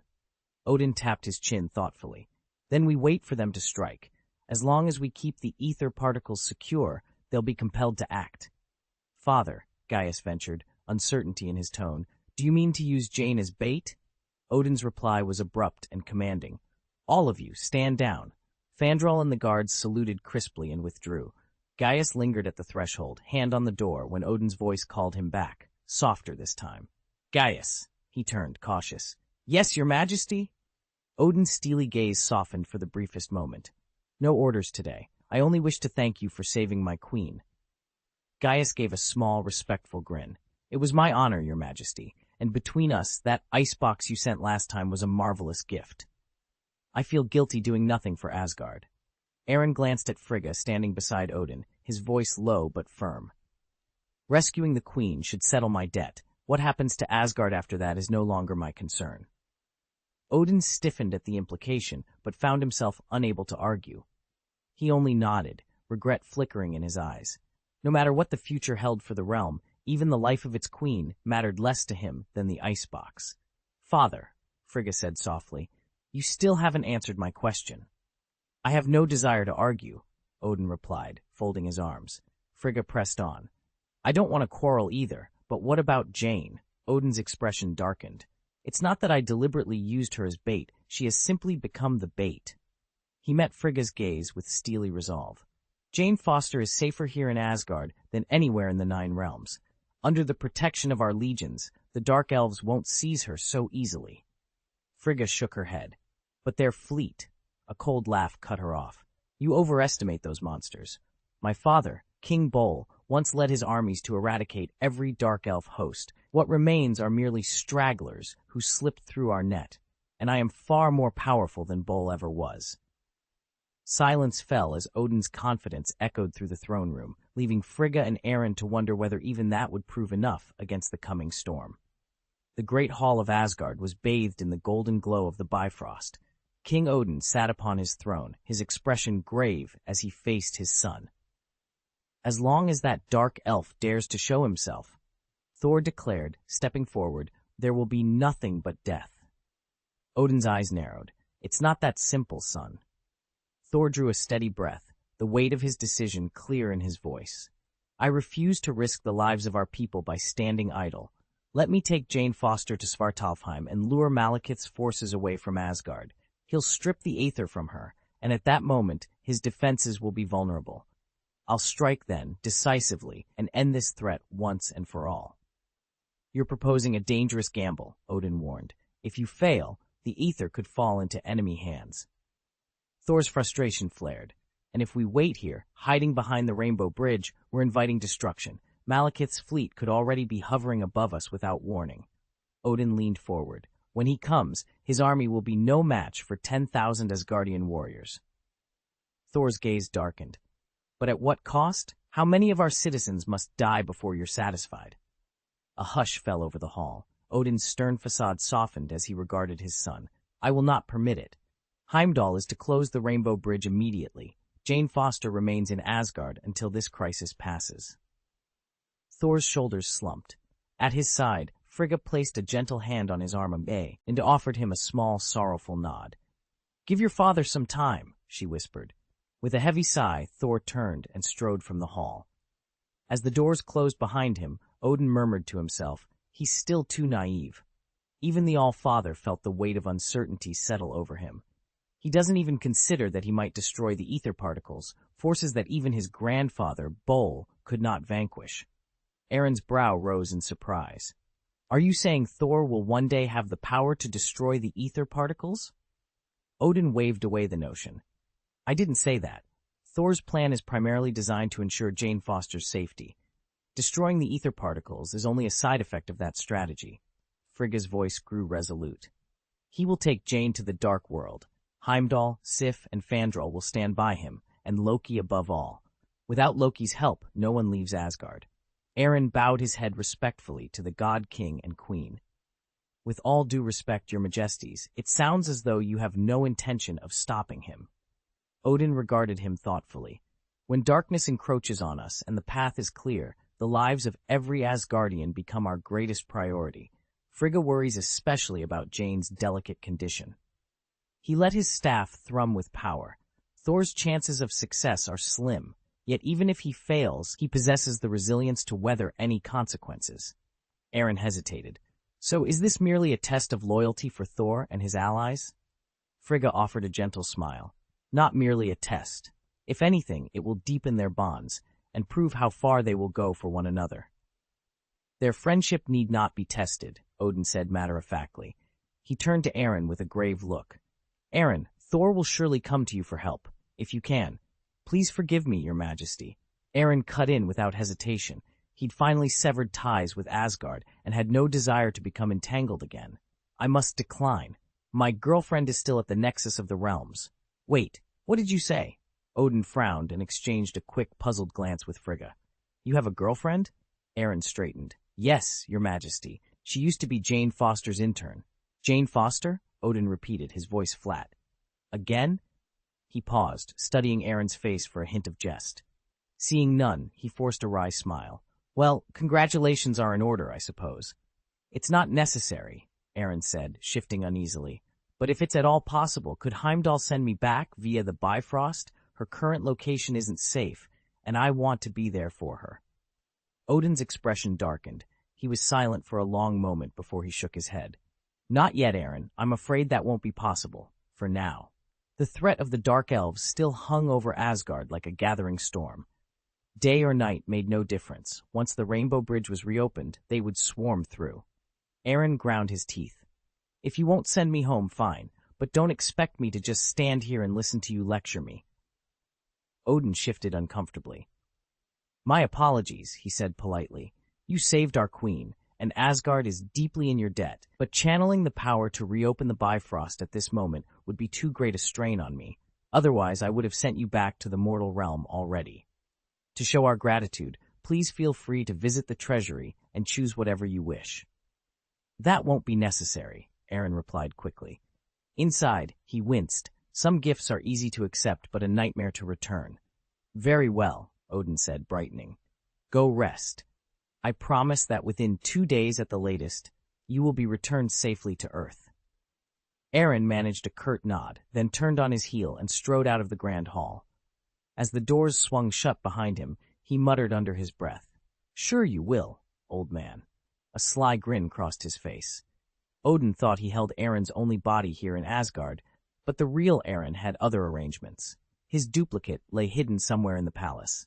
If necessary, that false Aaron would cross the Rainbow Bridge back to Earth, while the true Aaron stayed behind to outwit the Allfather. Odin watched Aaron's retreating form until it vanished from sight. With a heavy sigh, he eased himself down onto the marble steps. "That little fox," he muttered, voice tired, "is even more difficult to handle than before." Frigga settled beside him, her expression grave. "His resolve isn't strong enough yet," she said softly. "If he can't steady himself, I'm afraid he'll never cross into our realm. It's clear he wants nothing more to do with Asgard." Odin's brow furrowed. "A noble thought," he replied, "but only if I agree to it." Frigga bristled. "Odin, what are you planning?" He met her gaze with unflinching resolve. "We move forward with the plan." Alarm flickered in Frigga's eyes. "But it's so sudden, and Hela's forces." Odin cut in gently. "I never wished it would come to this. He did save you, and I'm thankful for that. But having discharged his debt, He no longer owes Asgard anything. We have no choice. Odin's words cut through the hush of the throne room. Enough, Frigga, he snapped, waving her objections away. Gaius already has a mortal girlfriend. Forcing him into an engagement with our daughter would only humiliate her, no matter how she feels about it in the end. Frigga fell silent, her shoulders slumping. And as for Loki, Odin continued, turning to his wife, we cannot shield him forever, nor can we keep him locked away. Perhaps this is the push he needs to find his own path. Frigga's lips pressed into a thin line before she sighed. Very well, we'll do it your way, but I hope he doesn't blame us later. Odin offered a confident smile. Why would he? He'd be fortunate to marry the crown princess of Asgard. Yet as he met Frigga's anxious gaze, the firmness in his voice faltered. It's the only choice we have. In a separate wing of the palace, Aaron lay on a sumptuous bed and stared up at the gilded ceiling. 2 days now, 2 days of being treated like a guest, yet never quite trusted. The All-Father could command the cosmos, but he certainly didn't lack for shamelessness. Aaron exhaled slowly, pushing aside his frustration. He would endure this, duration be damned. 2 days in Asgard would pass as surely as the sunlight dancing on the fjord. And when they were done, he'd see exactly what price the gods had in mind for meddling with mortals. System, open the personal panel, Aaron Gaius whispered. A translucent interface flickered to life before him. Host, Aaron Gaius. Magic energy physical, 16,904, intermediate great magister. Mental, 16,904, intermediate great magister. Total, 33,808, elementary holy magister, Yanfu. Talent, once in a lifetime, +4 magic energy, +2 physical, +2 mental per day. Inventory, magic carpet, Captain Jack's compass, book of prophecies, Wei Zheng's jar, pensieve, icebox. Magic points, 1,456. Aaron studied the readout and murmured, I really need to boost my magic energy. Earlier today, he'd felt the reverberations of Odin's anger, a cataclysmic tremor that left him feeling minuscule. Unless he pushed his total magic energy into the mid-holy magister range, he'd never feel truly safe. After all, not every deity looked kindly upon Gaius. System, open the task panel. A holographic interface shimmered into view, listing 3 missions. 1. Observe the celestial convergence at close range. Reward, 200 magic points, no penalty for failure. Status, accepted. 2. Rescue the goddess queen Frigga. Reward 500 magic points, no penalty for failure. Status, completed. 3. Extract the ether particles from the simplified vessel. Reward 800 magic points, no penalty for failure. Do you accept? Aaron studied the third entry for a long moment before tapping accept. Extracting ether particles would take no more than a few minutes, and if he chose, he could even harvest Odin's. A father-level ceiling was nothing to scoff at. Besides, he had never approved of Thor's dalliance with a mortal. Letting Jane's life slip away now would be a merciful, decisive end to an impossible love. Far below, in a hushed, hidden chamber, Thor and 4 shadow-clad figures sat around a low, circular table. Candlelight danced across their faces, revealing Fandrel's rakish grin, Volstag's broad features, Sif's cool composure, and Heimdall's ever-watchful gaze. Though their robes were as dark as the void between stars, their eyes burned with a fierce resolve, ready for whatever lay ahead. Thor paced before the small council, Sif, Fandral, Volstagg, and one other ally, and let his gaze settle on each of them in turn. In a low, measured voice he began, What I'm about to ask is the gravest treason imaginable. If we succeed, we will be cast out of Asgard. If we fail, we will die. Malekith already knows the ether is here. He can sense its power. If we do nothing, he will strike again, and next time he will raze Asgard to the ground. We must get Jane Foster out of the 9 realms, starting now. Sif stepped forward. The Bifrost Bridge is sealed, and the Tesseract lies locked in the vault beneath the palace. There are other routes off-world, but only a handful of people, even fewer who know them well. In fact, there's only one. A tense silence fell. Each of them understood at once whom Sif meant. Loki, the god of mischief. Volstagg's face drained of color. You can't be serious, he blurted. He'd betray us without a second thought. Fandral's lips twisted in a wry half-smile. Then let him try. If he fails, we'll have our answer. Thor held up a hand. Even if Loki leads us through the hidden passages, Jane is under constant guard by our finest warriors. They would spot anyone approaching long before we reached her cell. He paused, glancing at Sif. Though her expression remained inscrutable, her eyes gleamed with agreement. Thor continued, voice quiet but resolute. What if I'm not the one who fetches her? Volstagg blinked. You. I go alone, Thor interrupted. Sif will guide Loki to the passages. He will clear the way. Meanwhile, I'll distract the guards and free Jane myself. Another beat of silence, and then Thor cast a long look toward the great doors of the council chamber, as if seeking an unseen presence. And what of Odin? If our betrayal is discovered, where will the All-Father stand? His question hung in the air like a frozen storm. No one answered, but in that heavy silence each warrior knew there was no turning back. Their plan was set, and with it, the fate of Asgard. Heimdall paced in restless frustration.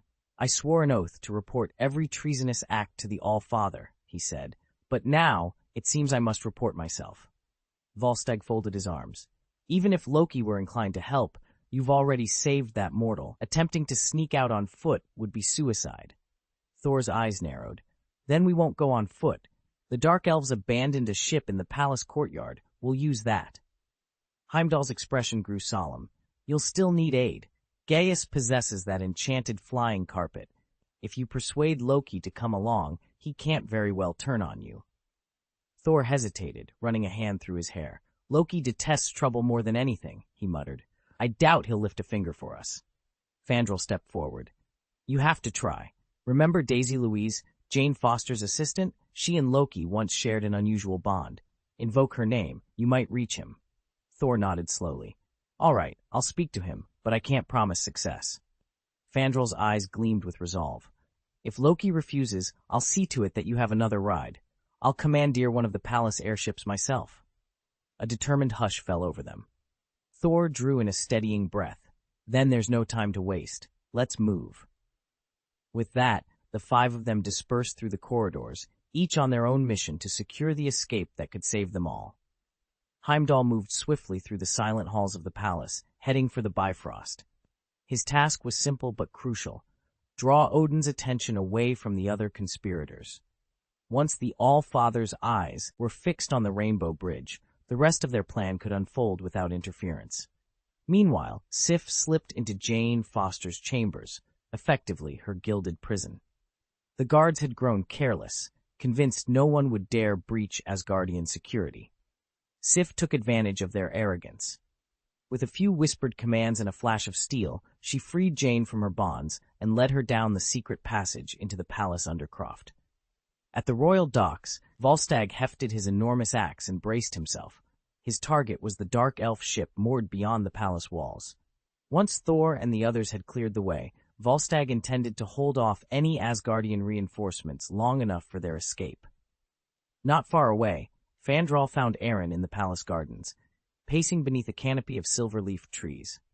The swashbuckling prince knew his friend needed convincing, and quickly. Aaron, he said, voice low, Thor and I plan to journey into the dark world. I need you at my side. Will you come with us? Finally, Thor himself strode through the torchlit corridors to the deepest dungeons of Asgard. There, hidden behind enchanted gates, he found his dear brother Loki, imprisoned once more. Thor placed a hand on the cold iron bars. Brother, he said, meeting Loki's sharp gaze, we must leave Asgard tonight. Join me, and together we'll end this before Odin can stop us. With each ally in motion, Heimdall at the Bifrost, Sif and Jane slipping out of confinement, Volstagg ready to fight, Fandral recruiting Aaron, and Thor enlisting Loki, their daring plan to escape the palace and venture into the dark world began to fall into place. Chapter 816, Escape from Asgard and Entry into the Dark World, Part 1. Deep in Asgard's dungeon, Loki studied his brother through a shimmering golden ward. Thor stood on the other side in a simple robe, yet, compared to the squalid cells around him, his quarters looked positively luxurious. Inside that gilded cell, there was a bright, well-lit room, furnished with a sturdy table and chairs, a sideboard laden with fruit, a plush sofa, a neatly made bed, and even shelves of books. It might have been mistaken for a private study rather than a prison. Loki arched an eyebrow. Well, if it isn't the mighty Thor. It's been ages. What brings you down here? Have you come to gloat? Thor's face was grave. He stepped closer to the ward, meeting Loki's gaze. I didn't come to mock you. I need your help. Loki laughed, scorn in his voice. My help? Surely there's nothing in all of Asgard that the great Thor can't handle himself. You know exactly what's happening outside these walls, Thor replied quietly. Queen Mother Frigga has her hands full, and she specifically ordered that you be watched, that Asgard's borders and the realms beyond be kept under surveillance. Loki's lips curled. Ah yes, bless Frigga's heart. While the Dark Elves march on our gates, while Asgard teeters on the brink, and the Bifrost remains sealed against us, Mother has the luxury of monitoring her own son's every move. He leaned nearer to the barrier, green eyes glinting with a familiar, dangerous light as Thor prepared to explain the true scope of Asgard's crisis. Thor offered a thin, ironic smile. The woman you love on Earth is still being poisoned by those lingering ether particles. It's getting worse with every passing hour. Loki's brow arched. So you need me to help. Thor's gaze was unflinching. Yes, and you will. Loki let the words hang for a moment before asking, and why would I agree to that? Because your queen mother almost died. Thor's voice turned grave. A dark elf slipped into the dungeons and attacked Frigga. If Aaron hadn't arrived in time, we would already be preparing her funeral pyre. At the mention of his mother, Loki's mocking smile faded entirely. No one in Asgard sparked more genuine loyalty in him than Frigga, the one who had raised him as her own when everyone else looked down on him. They didn't tell me she was in danger, he admitted quietly. Mother would never speak of her worries unless she truly feared for her life. Thor nodded once. So tell me, what will you do? Loki studied his brother's determined expression. Finally he spoke. You want to slip out of Asgard, cross into Svartalfheim, and force Malekith to draw the ether from your beloved's veins. Then you plan to return here and make the Dark Elves pay for what they've done. Thor's jaw tightened, but he said nothing more. In the heavy silence, his resolve shone clear. He was prepared to do whatever it took. Thor pushed open the heavy cell door with a muted clang. Why do you think you can trust me? He asked, stepping into the torchlit corridor. Loki paused, drinking in the stale air before turning to face him. Honestly, I don't, he admitted, eyes glinting. When we last fought, I held on to a sliver of hope that my brother wasn't lost forever, but that's gone now. I can't protect you, and if you betray me, I promise you I will kill you. Thor's lips curved into a faint wry smile. Noted. So when we leave? Now. Loki fell into step beside him. Thor led the way down the winding passages of the Asgardian dungeons, every sense alert. Loki, by contrast, moved as if he owned the place. After months locked away, with only Frigga's occasional visits and shifting squads of guards for company, this brief taste of freedom was intoxicating. You know, Loki said, voice low and amused, for a secret operation, you're oddly keen on stealth. I'd have expected you to barrel through our captors with Mjolnir. If you don't shut up, Thor warned, you'll see exactly what my hammer can do. Fine, fine. Silence, Loki conceded, folding his arms. A Fae, ain't. Emerald shimmer danced around him, and moments later, he stood clad in the plain armor of a low-ranking Asgardian guard. The helm's faceplate hid his features completely. Better? Loki's voice echoed slightly off the mask. Thor allowed himself a nod. Much better. Loki tapped the point of his spear against the cold stone floor, thoughtful. Though I'm sure we could be even more inconspicuous. Thor only shook his head, but inside he couldn't help a reluctant smile. Despite everything, he was glad to have his brother by his side, at least for now. Loki flicked a swirl of green light around them. One moment they stood face to face, the next he'd reverted to his true self, and Thor had become Lady Sif. Brother, you're so beautiful, Loki purred. Thor stared at his new reflection, indignation flaring in his eyes. I may look like this now, but trust me, I can still make you regret it. Oh, and perhaps you miss your new friends, Loki teased. You seem so fond of them. With another flash of emerald magic, Thor snapped back into his own form. Loki, meanwhile, reappeared clad head to toe in a Captain America uniform, gripping a shield. Ah, much better. It's a bit snug, but I can already feel the confidence, the justice, the patriotism surging through me. Want to talk about truth? Honor? Thor stifled a laugh and shoved Loki behind a fallen pillar. What's your angle? Loki planted his feet defiantly. Thor's eyes drifted to two wandering Asgardian guards patrolling the street. Loki's grin faded. At least give me a proper weapon. My dagger something. Thor met his gaze, reached into his pocket, and dropped a small object into Loki's outstretched hand. Here you go. Finally, some courtesy. Click. The snap of enchanted cuffs echoed off the stone walls. Loki's face fell as he realized his wrists were bound. You do love your little tricks, don't you? Thor chuckled, looping an arm through Loki's and guiding him down the street as the guards approached. That night, Sif slipped through the quiet halls of Jane Foster's dormitory like a shadow. 2 startled guards lunged at her, but she was faster. In a blur of steel, she disarmed them both and left them groaning in the hallway. Moments later, Jane stumbled awake to find Sif's strong hand on her arm. Before she could react, Loki stepped out from the stairwell's gloom, his pale smile gleaming in the dim light. You've met me before, Loki, god of mischief, he said with a flourish. Jane's eyes blazed. Before Loki could utter another word, her fist sailed across his cheek. That's for New York. She raised her hand again, and the second slap landed just as sharply. And that's for Eric. Loki paused, rubbing his jaw, one eyebrow arching in amused surprise. Intriguing. Now I understand why you're so fond of. A low growl from Sif cut him off. She hauled Jane to her feet. Now's not the time. Come on. Loki straightened his tunic, flashing them both a mocking grin. Enjoy your little adventure, he called after them as they vanished down the corridor. High above the realm of Midgard, on the Rainbow Bridge, Odin strode onto the shimmering arch with a squad of gleaming armored warriors at his back. At the console stood Heimdall, his single gaze fixed on distant worlds. You sent for me, Odin said, his voice carrying over the hum of the Bifrost's energy. What threat demands my attention? Heimdall's calm gaze met his king's. There is treachery in Asgard, your majesty. Odin's crown gleamed as he cocked his head. A traitor, who? Heimdall drew himself tall and cold. I. Before the shock could register, a flurry of footfalls announced more aides rushing in. Your Majesty, the mortal Dr. Foster has been taken from her quarters. Anger flashed across Odin's face. He turned to his guards. Then we must recover her at once. Do not let Thor fail. On a moonlit Asgardian plaza, Thor's hammer rang against the swords of advancing soldiers. Beside him, Jane Foster, pale and disoriented, leaned against a column. Sif swept in like a whirlwind, twin blades flashing. Stay down, Sif warned, parrying a spear thrust. With a decisive strike, she sent the last guard sprawling. Thor seized Jane's arm. Are you all right? Jane nodded, blinking. Sif gave a curt nod to Thor. I held them off. She's safe, for now. Thor swung Mjolnir once more, resolve in his eyes. Then we head to Asgard.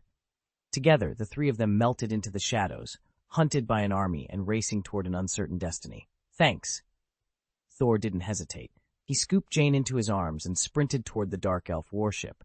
The moment Loki took a step after them, Sif materialized at his side, a gleaming silver sword pressed to his throat.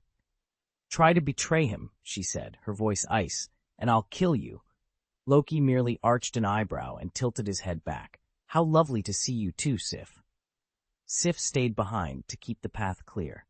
Thor and Jane reached the ship's hatch without further interference, where Volstagg, posted there since dawn, grinned broadly, axe in hand. I'll hold them off, he promised. Thor clapped him on the shoulder. Thank you, my friend, he said, then guided Jane inside. Volstagg turned to Loki with the same stern warning. Think of betraying him, and you'll answer to me. Loki chuckled, stepping aboard. Is that a threat? Then you'll have to line up. No sooner had they boarded than a squad of Asgardian warriors burst onto the landing platform. Volstagg swung his axe in wide arcs, buying precious seconds. Blows rained upon him, pinning him in place, yet he roared with laughter as the ship's engines ignited and lifted them to safety. The airship drifted to a silent stop above the sea, 2 figures outlined against the waning sunlight. Aaron leaned on the railing, casually taking in the expanse of lakes and mountains below. Beside him, Fandral's gaze was fixed on the distant spires of the fairy palace, every muscle taut with anxiety. Relax, Aaron said, his voice calm. They'll emerge unscathed. Fandral's brow furrowed. You're not worried at all? Aaron gave a low chuckle. Odin and Frigga have already foreseen Thor's next move. This little interception of theirs is just a game, to stir things up for their sons, nothing more. Fandral stepped closer, surprised at how easily Aaron had consented. He'd expected drawn-out negotiations, but Aaron had agreed without a second thought. True, he hadn't loaned out his magic carpet, but he'd sent trustworthy hands in its place. That, Fandral realized, was almost better. You know I had to say yes, Aaron continued. Saul needs those ether particles purged from his body. With Odin forbidding open magic, Malekith is the only one we can quietly rely on in the Dark Realm. Fandral nodded slowly. And if Malekith fails? Aaron shrugged, a half-smile playing on his lips. There isn't a hidden power in the Dark Realm strong enough to stop him. No secret overlord waiting in the wings. At worst, if Malekith comes up short, I'll step in myself. He turned back to the view, eyes bright with unwavering confidence.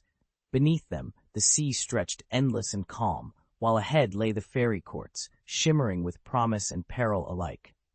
Loki had long sensed that Odin's attitude toward him was growing increasingly strange. He knew he needed to get off Asgard as soon as possible, just in case. Thor's escape plan gave him the perfect and perfectly plausible excuse to slip away. As for how he'd return to Earth later, well, the upcoming celestial convergence could open a path without ever touching a Bifrost portal. I'm a fortune teller, you know, Aaron reminded Thor with a sly grin as they reviewed the final details. Did you predict they'd make it out without a hitch? Thor gave him a solemn nod. Absolutely. No sooner had the words left Thor's mouth than a sleek, black warship glided out of the immortal palace. Hot on its trail were several Asgardian airskiffs, X-shields locked and firing golden energy bombs that boomed through the twilight sky in futile bursts. They're headed this way, Fandral announced over the comm. He eased his own skiff into pursuit. Moments later, a terrified scream split the air, and Loki tumbled clear of the speeding warship. Without hesitation, Fandral angled his vessel beneath the fall and caught the trickster prince safely aboard. At almost the same instant, Thor leapt from the warship's hatch, cradling an unconscious Jane Foster in his arms. He landed with a thud on Fandral's deck, setting Jane gently on a padded bench. Behind them, the remaining Asgardian skiffs peeled off and followed the empty warship toward the horizon, their searchlights dancing across distant clouds. As the engines hummed and the golden bombs faded into the distance, Thor allowed himself a brief, relieved smile. Their flight from Asgard had begun, and soon, the real journey back to Earth would follow. Thor nodded toward Loki as he entered the chamber. After all these years in that cell, you still move with remarkable grace. Grace is a necessity, Loki replied with a faint smile, a noble's most basic quality. Loki's eyes flicked to the newcomer standing beside Thor. And you, what are you doing here? His gaze returned, sharp and accusing to Thor. You never said he'd come along. Thor picked at his tunic, looking abashed. I didn't expect him to volunteer either. The young man, Gaius, stepped forward, voice calm. I didn't plan to stay out of this. I have my own agenda. He took a breath. I've got 3 objectives. First, I want to make sure your precious brother doesn't turn on you. Second, I'll ensure Malekith gets the ether from Jane, but don't mistake that for concern over her well-being. And third, I need to get off Asgard as soon as possible. Beyond that, leave me be. I'm no god, and I can't afford more complications. Loki chuckled, a low, amused sound. Afraid of the Dark Elves, are you? No, that can't be. If you feared them, you wouldn't have agreed to Thor's little mission to Svartalfheim. Gaius, then, what is it you really worry about? Gaius's expression darkened. What scares me isn't Malekith, nor your brother's treachery. It's your father, and whatever plot he's weaving against me. Aaron muttered a curse under his breath, though his expression stayed calm. The celestial convergence is about to happen, and Daisy's still back on Earth. She's mine, after all. Daisy? Soul's eyes widened in disbelief. You're really with her? Why not? Aaron replied confidently. At least she'll only slap me twice when she sees me. You got slapped. Twice? Loki chuckled, a mischievous grin spreading across his face. Honestly, Thor, I never expected your mortal sweetheart to leave you looking like that. Thor's gaze flicked to Loki. Playtime's over. You swore you'd show us the secret passage. Now do it. Loki's grin turned triumphant as he grabbed the joystick and pushed the engines to full throttle. The airship surged forward. Its tail fins skimmed the ocean's surface, shattering the water into glittering white waves that sparkled in the sunlight. Without warning, a hail of light bombs thundered down, clatter, clatter, clatter, from an enemy airship lying in wait. Loki's hands flew over the controls. With a series of expertly timed drifts, he guided the vessel mere inches above the sea, weaving through the explosions and leaving the bombs to detonate harmlessly behind them. "Fandral," Thor called out, voice steady as he braced himself against the ship's trembling deck. Fandral planted his feet firmly on the deck of the dirigible, one hand gripping a coiled rope. With a grin, he called back over his shoulder, "For Asgard!" Then he vaulted forward, swinging on the rope like a seasoned acrobat. In seconds, he'd landed aboard the pursuing airship and dispatched its 3 guards with effortless precision. Behind him, Loki's fingers danced over the ship's controls, tilting the great vessel toward a yawning crevasse in the mountain wall. Thor's brow furrowed as he peered into the abyss. "Are you sure this will fit?" he shouted above the roar of the engines. "Even this airship might not squeeze through." "If it were easy, anyone could do it," Loki shot back with a cocky smirk. Aaron cleared his throat. If I may be frank, Loki." Loki raised an eyebrow. Aaron blushed. "You're usually the first to cling to safety. If you weren't confident this would work, you wouldn't risk crashing us all to bits." Loki chuckled and addressed Thor. "See, brother, even Aaron here believes in my genius." With that, he threw the controls into a steep dive. The airship hurtled forward, barely clearing the jagged walls of the crevice. Sparks erupted along the hull as metal scraped against stone, but in less than 10 seconds they'd punched through the other side. Silence fell for a heartbeat. Then everyone whooped and cheered. Loki leaned back, arms folded, eyes shining. "Told you so." Thor shattered the quiet with a triumphant laugh.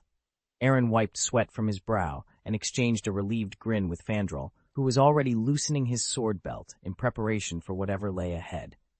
Together, the 4 of them gathered at the rail, ready for the next challenge. The airship burst from the tunnel, its hull scraping along the ground for dozens of meters before finally coming to a halt. "We've arrived," the pilot called out. Aaron leaned forward, eyes wide. "Is this the Dark World, Wadalheim?" Overhead, a black sun hung in the sky, its pale light spilling across a lifeless, obsidian plain. Jagged ruins from a massive battleship lay half buried in the dust, and rolling clouds of inky blackness swirled above, heightening the realm's oppressive solitude. "It feels so desolate," Aaron said. "How do the Dark Elves even survive here?" Loki let out a soft chuckle. "Perhaps what we dread most is exactly what they crave. They revel in darkness, in endless nights. To them, this world isn't bleak. It's home." Thor draped a blanket over Jane's shoulders, and Loki watched her with a calculating gleam in his eye. "If I could harness even a fraction of the energy coursing through her veins," he mused, "think of what I could accomplish." "She'll devour you," Thor shot back, his voice low with warning. Loki's lips curved in a crooked smile. "Is she safe, at least for now?" "For the moment," Thor replied. "You can't begin to fathom the forces she's holding at bay." "Then bid her farewell." Loki taunted. "Not today," Thor said firmly. "Today, tomorrow, even 100 years from now. It all comes down to a flick of the wrist. No matter how fiercely you cling to love, time will steal it away." Gaius nodded in agreement. "Thor is right on one count. Asgardians live for 5,000 years. You 2 gods will outlast mortal lifespans by centuries. Jane, well, if she's lucky, she might reach 100 years old. And I doubt she'd last that long before the first silver hair appears. In 20 or 30 years, you'll still be in your prime while she's visibly aging. The growing gap in your appearances will haunt her, gnaw at her self-worth, and eventually she'll choose to leave you." Thor's patience snapped. "Enough," he thundered. Loki gave Gaius a wry thumbs up. "Impressive. Turns out your heartbreak runs deeper than mine. Have you forgotten the Earthling named Daisy, her short lifespan, her fragile human form?" Loki asked, arching an eyebrow. Aaron waved him off. "I can take care of it," he said with a smirk. "Brewing a longevity elixir and a beauty potion is child's play. As long as she consents, even the most ordinary mortal can enjoy extended youth and flawless looks." Loki shot Thor a triumphant glance. "Envious?" Thor bristled. "You're gloating over my misery? You're really proud of that?" "Pride suits you," Loki teased. "After all, you are Odin's son." Thor drew a slow breath, then turned back to Aaron. "Those 2 potions, can they truly work?" Aaron's expression grew serious. "I won't sugarcoat it. The formulas aren't one-and-done miracles. They require regular doses to maintain their effects. Frankly, they're only a temporary fix, and I wouldn't recommend them for someone like Jane Foster." Thor let out a rueful sigh. Then we'll focus on the ether particles first. Meanwhile, aboard Malekith's warship, the Dark Elf King tended a crimson gash on his forearm. The cursed warrior Agrin stepped forward, urgency in his voice. My lord, we cannot wait. We must strike now. If we can't secure the ether particles before the celestial bodies converge, then— Relax, Malekith interrupted, rising to his full height and waving a hand dismissively. We won't need to swing by Asgard. The ether's already on its way. The warship cut through the cosmos with startling speed, vanishing and reappearing above Vanaheim in a matter of moments. Jane stirred as it descended, blinking awake. She climbed a low ridge and peered out. Thor, Loki, and Aaron stood nearby, watching the massive craft touch down. A contingent of dark elves and Malekith's cursed warriors followed their leader down the ship's ramp. Thor hefted Mjolnir and turned to his companions. All set? Jane swallowed hard, then nodded. Loki gave a confident nod of his own. Ready as I'll ever be. Aaron cracked a grin. With a twist of his fingers, he conjured a sleek black rifle from his space ring, setting it gently on the ground. Meet the Demon Hunter, a heavy sniper rifle. The magazine holds 15 rounds of 8th-grade alchemical ammunition, my current piece de resistance. One shot from this, and even Thor here would feel it.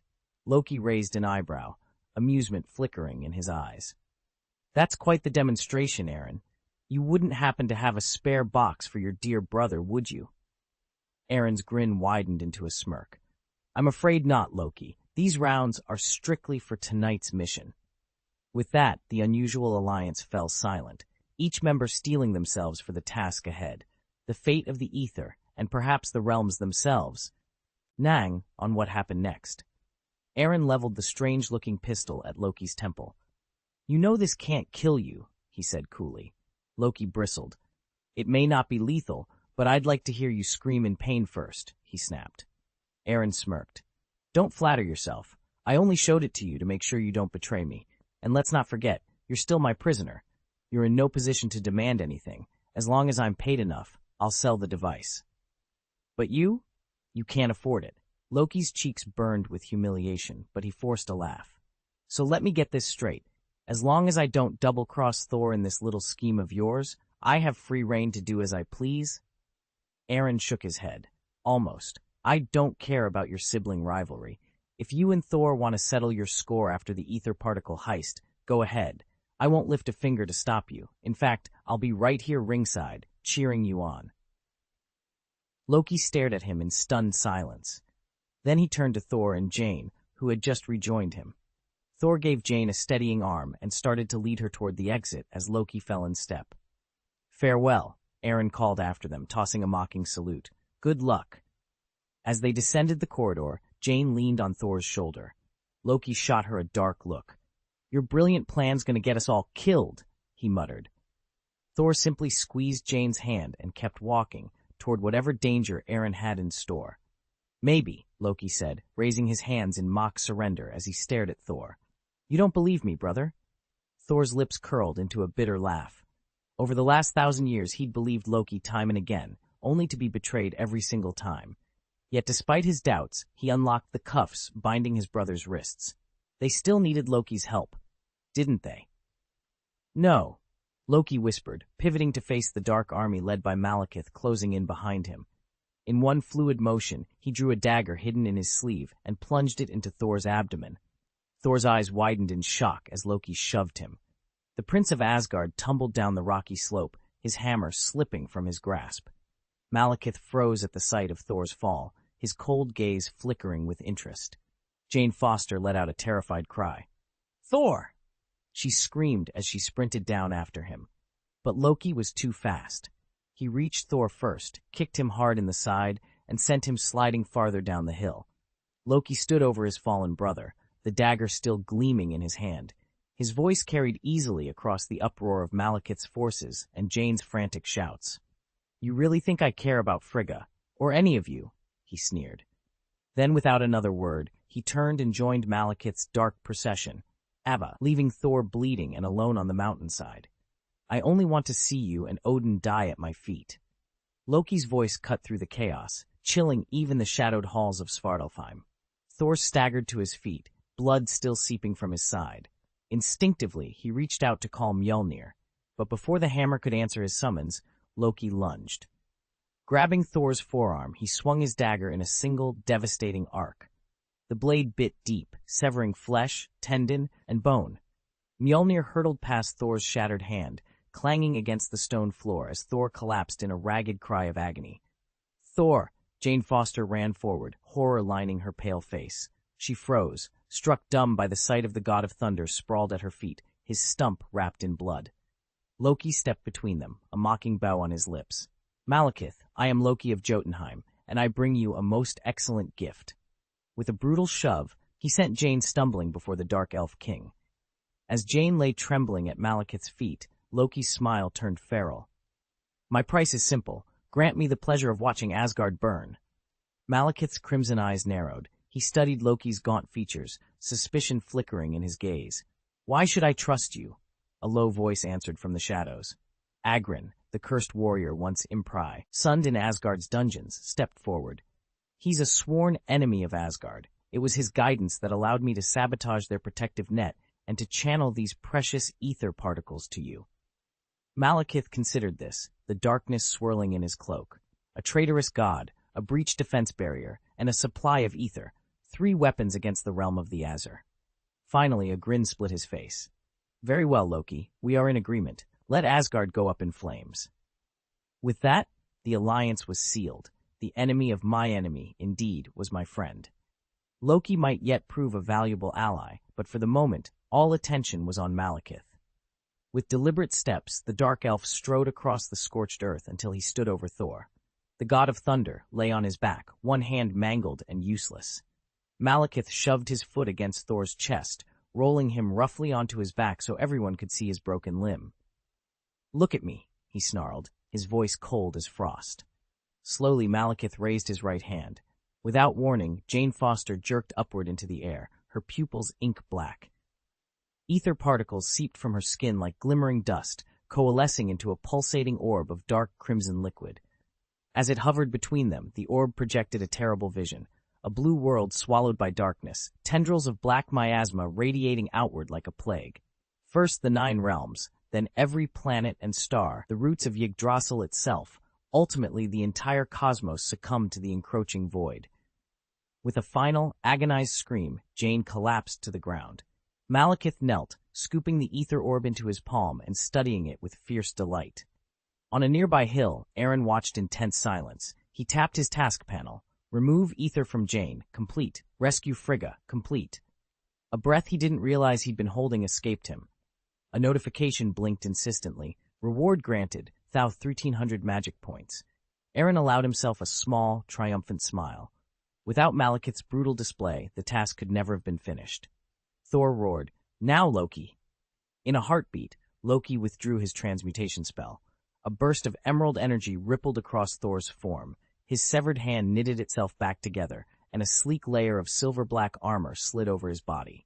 At the same moment, Mjolnir, gnarled wood encased in iron, crackling with white-hot electricity, hurtled back into his restored grasp. With Jane Foster at his side, Loki braced himself to protect her. Thor planted his feet and heaved Mjolnir skyward, calling down a tempest of pure lightning. Jagged bolts tore through the swirling etheric mist, tearing the oily droplets into dark crimson dust. Yet as the blackened powder settled, it refused to dissipate, magnetically coalescing into clusters of crystalline blood-red beads. Thor's eyes gleamed with cold satisfaction. His lightning had not destroyed the ether, he'd expected as much.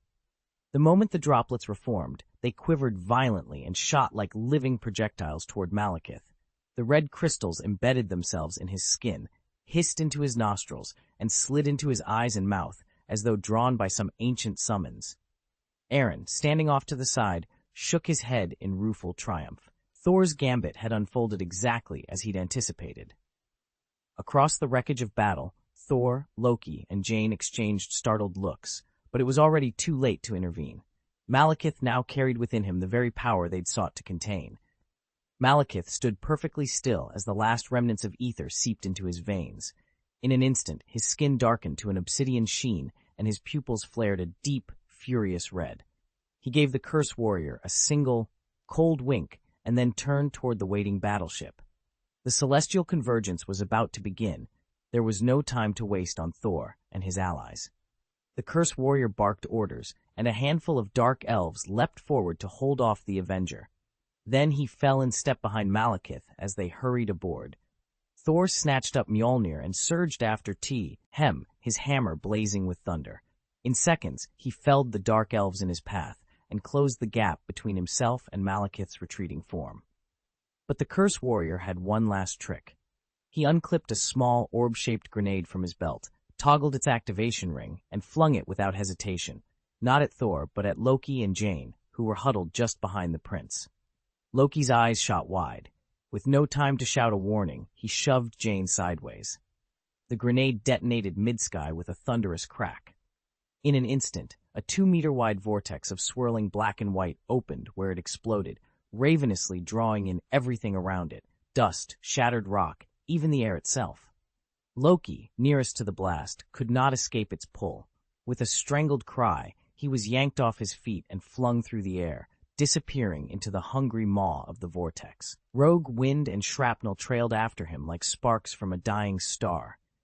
Thor froze in horror as the dark portal collapsed on itself, leaving only emptiness in its wake, and no sign of Loki. The convergence had begun, and the stakes had never been higher. Aaron's eyes gleamed when he spotted the last black hole grenade strapped to the Curse Warrior's belt. This could be invaluable, he thought. If he could get hold of it, there might be all kinds of new applications and research opportunities. At that moment, the vortex began to collapse in on Loki.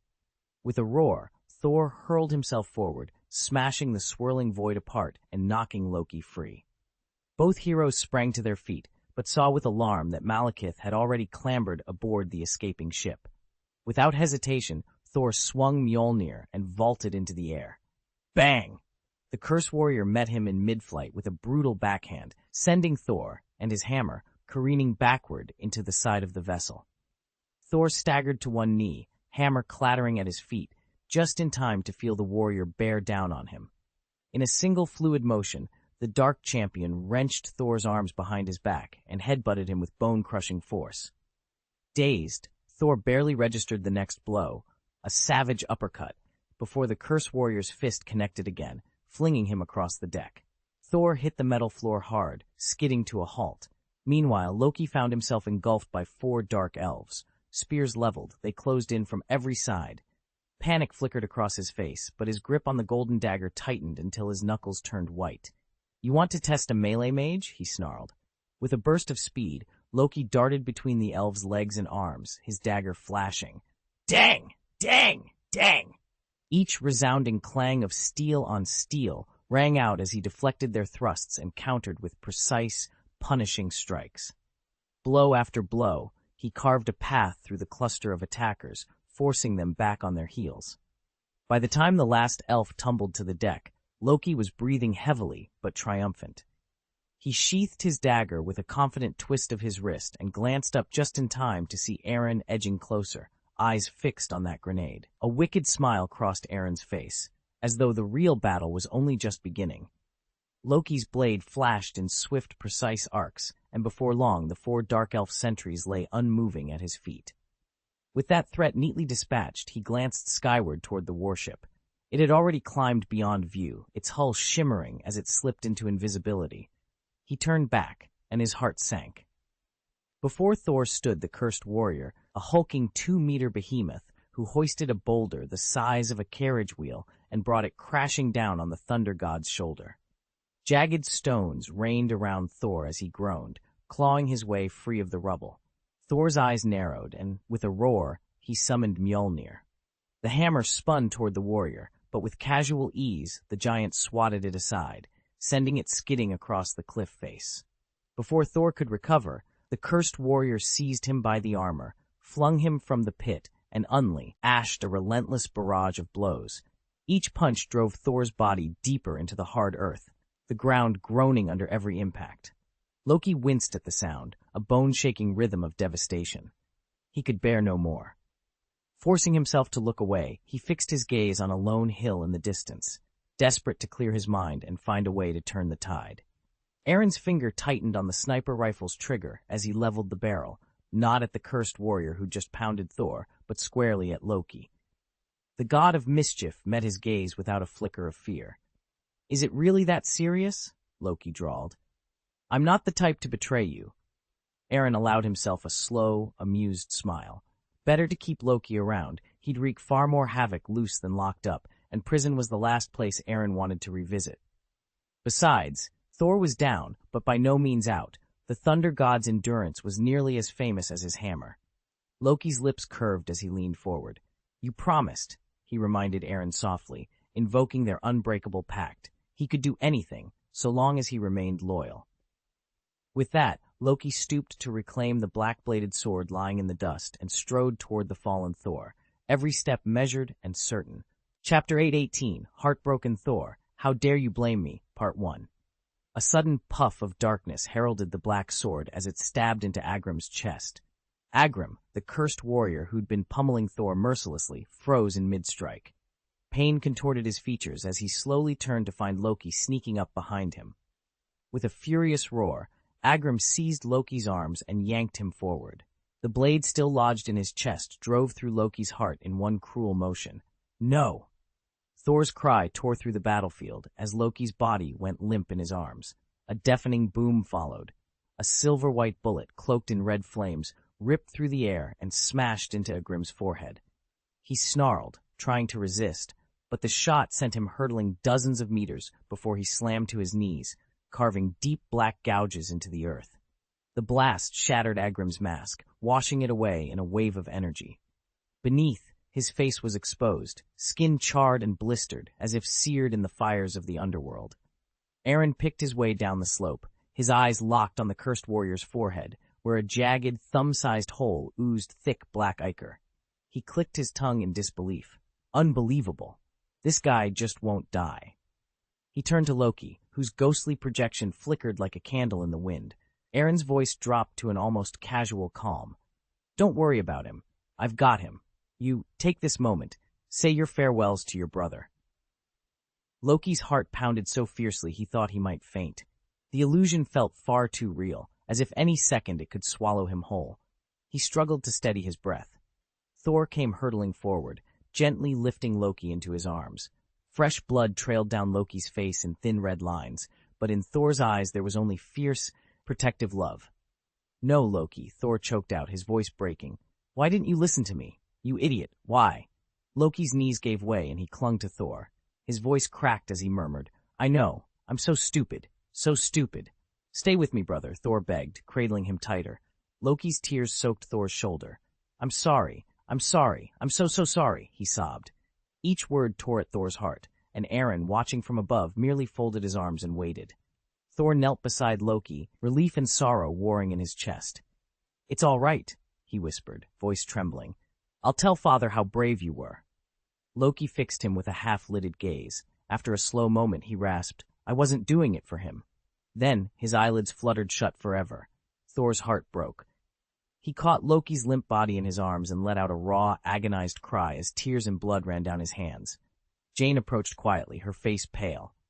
She'd always hated Loki, seen nothing but cruelty in his schemes, and hoped he'd suffer 1,000 deaths.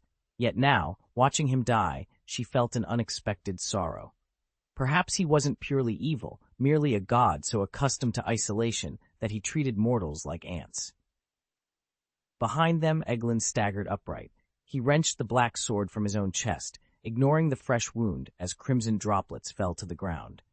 Aaron leaned against a shattered pillar, lips curling in a cautious smile. "Ruthless, isn't he? But that's the way of a cursed warrior. Their strength and defenses skyrocket, and pain barely registers. They fight until they finally break." Oglin's eyes darkened. Without a word, the cursed warrior lifted his blade and advanced once more. Aaron cocked his pistol, racked the slide, and leveled it at his quarry. Just as he was about to pull the trigger, a sudden beep echoed in his mind. "New task unlocked. Please review the task panel." A translucent interface sprang into view, listing 2 missions. 1. Observe the celestial convergence up close. Reward 200 magic points. No penalty for failure. Accepted. 2. Prevent the Dark Elves from plunging the universe into darkness. Reward 1,000 magic points. No penalty for failure. Do you accept? Note, +5 magic points P or Dark Elf killed, plus 500 per cursed warrior, plus 800 for defeating Malekith. Aaron froze, heart pounding. Then, at the absurdity and timing of it all, he felt an urge to throw back his head, look up at the sky, and laugh, 3 loud, triumphant times. After months of fighting off the Chitauri on Earth, the system was finally delivering another windfall of benefits. As for the Dark Elves, if billions of lives across the cosmos hung in the balance, they'd have to be eradicated. And with these rewards on the table, Aaron had more than enough reason to accept. Millennia ago, the God King Bol failed to annihilate their kind. Today, Aaron intended to finish what Bol, and by extension Odin and his father, had begun. Stealing himself, he murmured. Accept. He raised his rifle and took aim at the charging cursed warrior, the barrel leveled directly at the creature's forehead. With a calm breath, he squeezed the trigger. A silver-white shell leapt from the muzzle at impossible speed. The cursed warrior countered instantly, sweeping his obsidian greatblade in a brutal arc. The black steel struck the bullet's energy sheath with a thunderous crack. The shockwave slammed into Aaron's arm, numbing his muscles. In an instant, the blade shattered. Yet that desperate parry altered the projectile's course. The shell veered just above the warrior's helm, streaked across the clearing, and punched a perfect, transparent hole through the hill behind him. Chunks of rock exploded outward, showering the battlefield in debris. The cursed warrior stumbled to catch his balance, fear flickering in his glowing eyes. He launched himself forward again, desperation fueling his next assault. Aaron's heart pounded, not with fear, but with righteous purpose. Such a weapon was too devastating to fire twice unchallenged. If the creature forced him into a second shot, no one would survive the aftermath. A fierce grin spread across Aaron's face. Awesome, he whispered, shouldering his rifle and stepping into the clash. Cutting bullets with a knife? Aaron shook his head in disbelief. That's not a trick any ordinary man can pull off. Then again, you've never struck me as ordinary. Without answering, the cursed warrior let out a bestial roar and charged straight at him like a raging bull.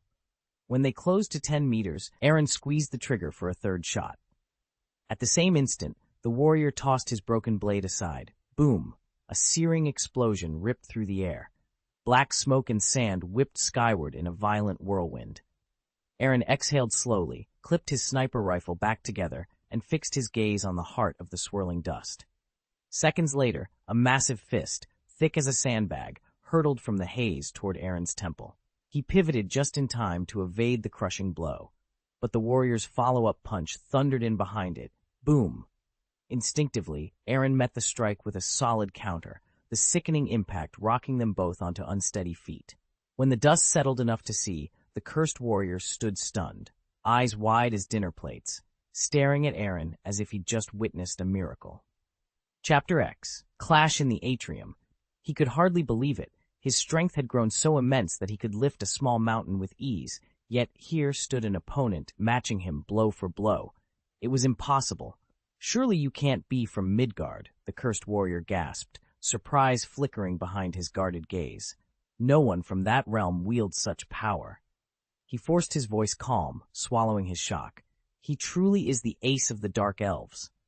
Aaron rolled his numb right hand, flexing his fingers. By the capture scale, his strength ranked at least level 40, and though his opponent was slightly stronger, this was a duel of raw power alone. If he unleashed the Ox Talisman, he could tear the cursed warrior in half within minutes. "Brother, don't underestimate me," Aaron warned, a thin smile crossing his lips. "The waters of this atrium run far deeper than you imagine." The cursed warrior stiffened at the taunt, hesitation flashy, gnawing in his eyes. But duty and fear for Malekith's plan drove him forward, and he renewed his assault with savage ferocity. Malekith had already slipped away to the heart of the atrium, intent on dispersing the ether particles that would secure the Dark Elves' supremacy across the universe. If successful, no force could challenge their might. So the cursed warrior fought with desperate resolve, determined to buy time. Aaron met him blow for blow, pivoting and sidestepping to avoid the lethal strikes. Each impact rocked his body, yet his new power held. The hall thundered with their clash as he prepared to unleash his own counterstrike and tip the balance of this pivotal confrontation. There was no way his bare fists could match Agrim's power. If he tried to trade blows with the cursed warrior head-on, he'd come out worse for wear. Agrim hammered at him relentlessly, each punch gouging the mountain walls and cracking the earth, yet somehow never landing so much as a scratch on Aaron's robes. A shout cut through Aaron's grief over his brother's death and jolted him back to reality.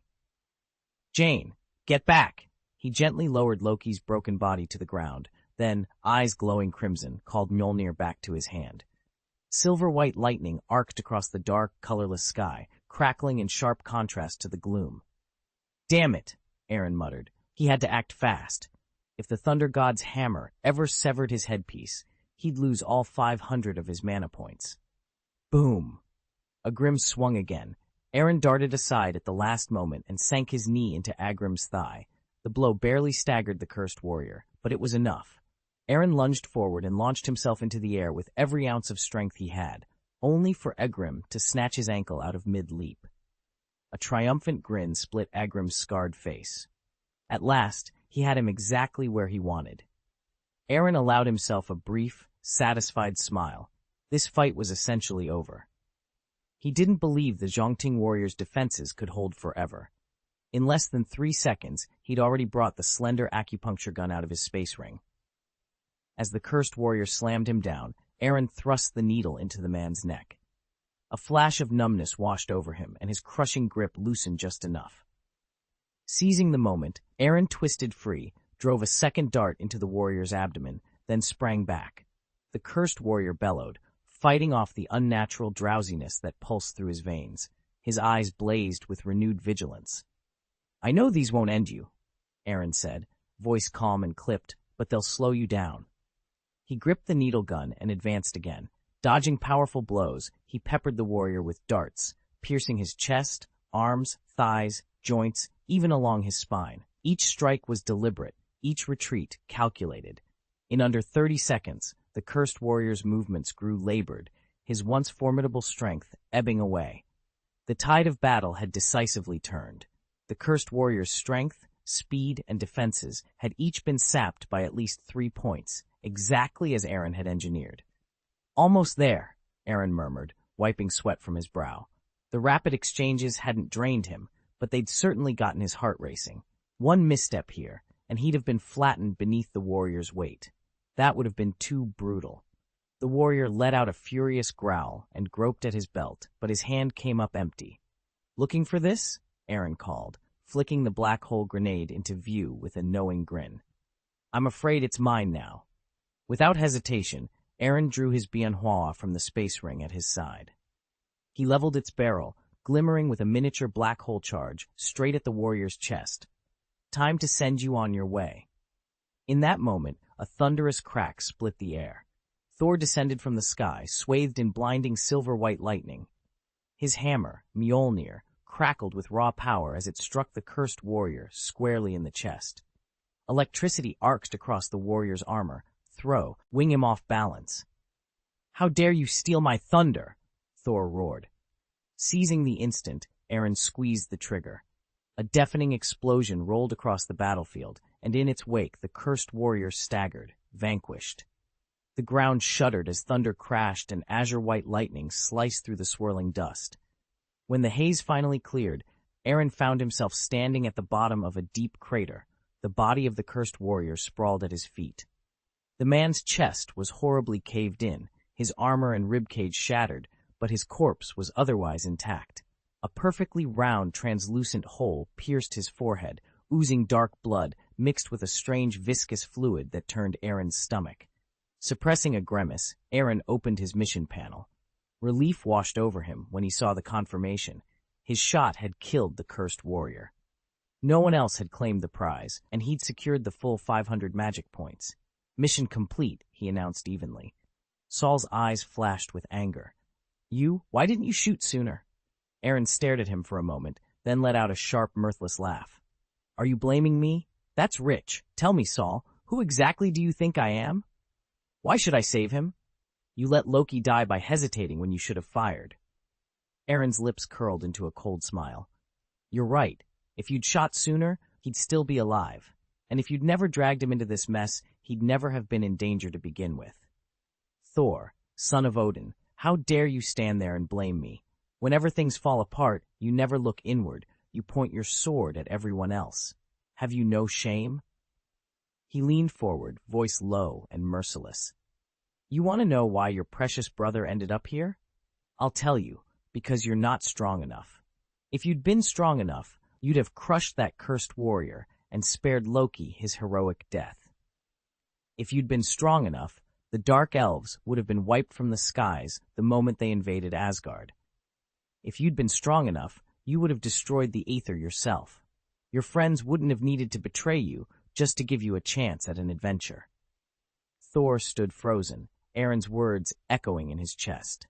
He gripped Mjolnir so tightly that his knuckles turned white and veins bulged along his forearm. Silent for the first time in living memory, the Prince of Asgard finally spoke, voice trembling yet resolute. I learned something a long time ago, he said, looking Aaron in the eye, that strength without honor is nothing more than a hollow victory. And I would rather face my failures than let others suffer for them. All the wealth in the 9 realms, every alliance, even political influence, it's all meaningless without true strength, Aaron said quietly, eyes fixed on Thor. Strength is the only firm foundation to protect everything you cherish. Loki's death ought to serve as a warning. Without enough power, this tragedy will repeat itself. Thor bowed his head, conceding the point. You're right, but just now, you could have saved him. Aaron stepped forward, studying the motionless form of the fallen god. Who is he, the self-styled god of trickery? After his massacre in New York, I chose to spare him, partly out of restraint, but also because one of my orders was to ensure he never betrayed you again. Beyond that, his schemes are his own concern. Just remember, this is the same Loki who once vowed to kill you. None of us expected he'd give his life to save yours. Thor's gaze hardened with regret. He blamed himself in silence, the weight of failure pressing down on him. Jane slipped her hand into his, offering quiet comfort. Her touch spoke louder than words. A distant roar of wind cut through the stillness. Jane glanced toward the palace gates. A sandstorm is coming. We need to move, now. Malekith has the ether already. There's no time to waste. Thor drew in a steadying breath, nodded, and took Jane's hand. Together, they turned away from Loki's body and hurried toward the looming storm, hearts heavy but determined to fight on. If you don't want your future to be swallowed by darkness, you need to find him. Fast. Chapter 819, Where Celestial Bodies Converge, Better Not to Shoot, Part 1. A black wind howled across the desert, whipping sharp grains of sand into the dark sky. Through the storm staggered 3 figures. Aaron in the lead, clutching Captain Jack's compass, Thor supporting Jane, who leaned heavily on his broad shoulder. Jane squinted against the gale. Do you really think that compass can get us out of this realm? She asked, her voice barely carrying over the roar of the storm. Aaron didn't slow his pace. He glanced back, his eyes cold. Believe me, he snapped, or stay here and die. Your choice. Jane halted for a moment, startled. So that's it? Those are my only 2 options? Did you even need me to spell it out? Aaron replied, terse and unapologetic.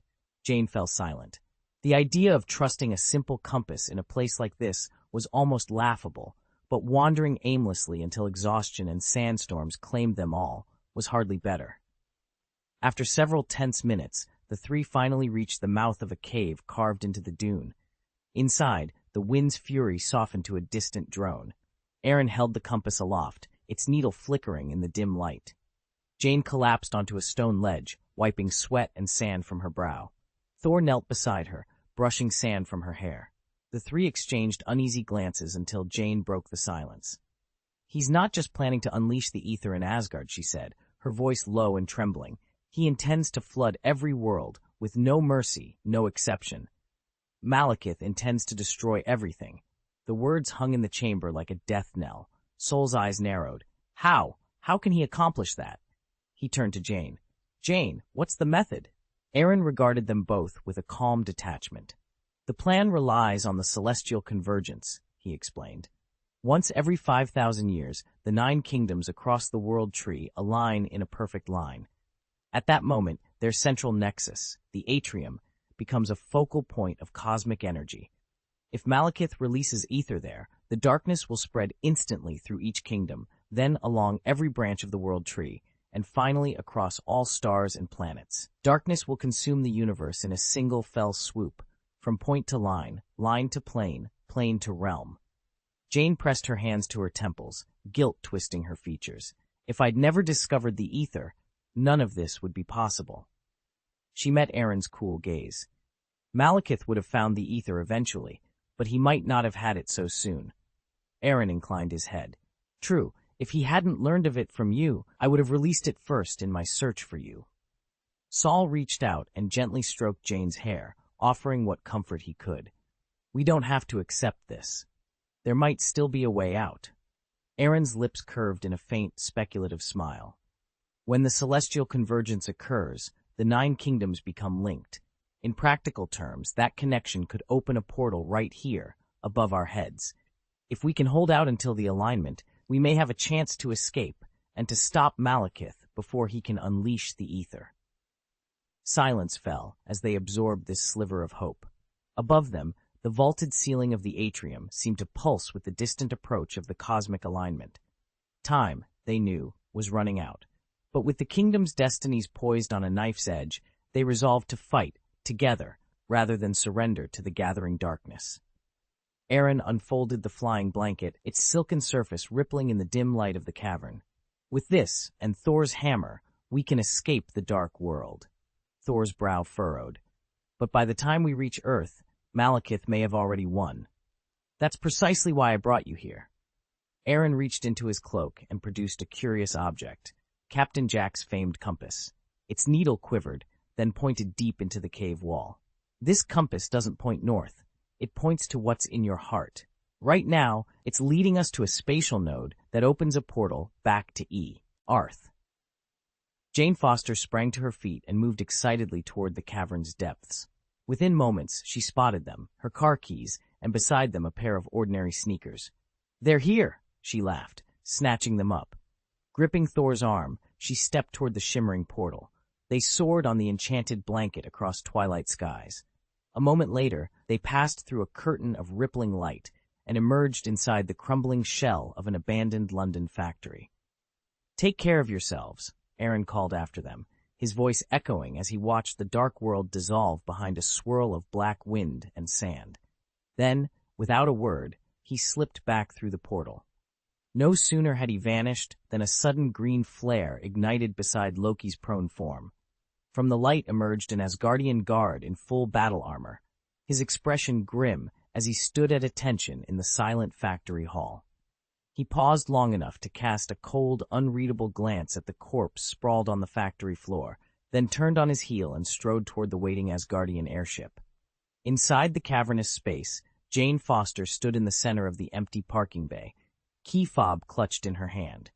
She frowned, glancing from the vacant spot to the small blinking light on the remote. "Where's my car? How did they get it out of here?" Aaron shifted uncomfortably.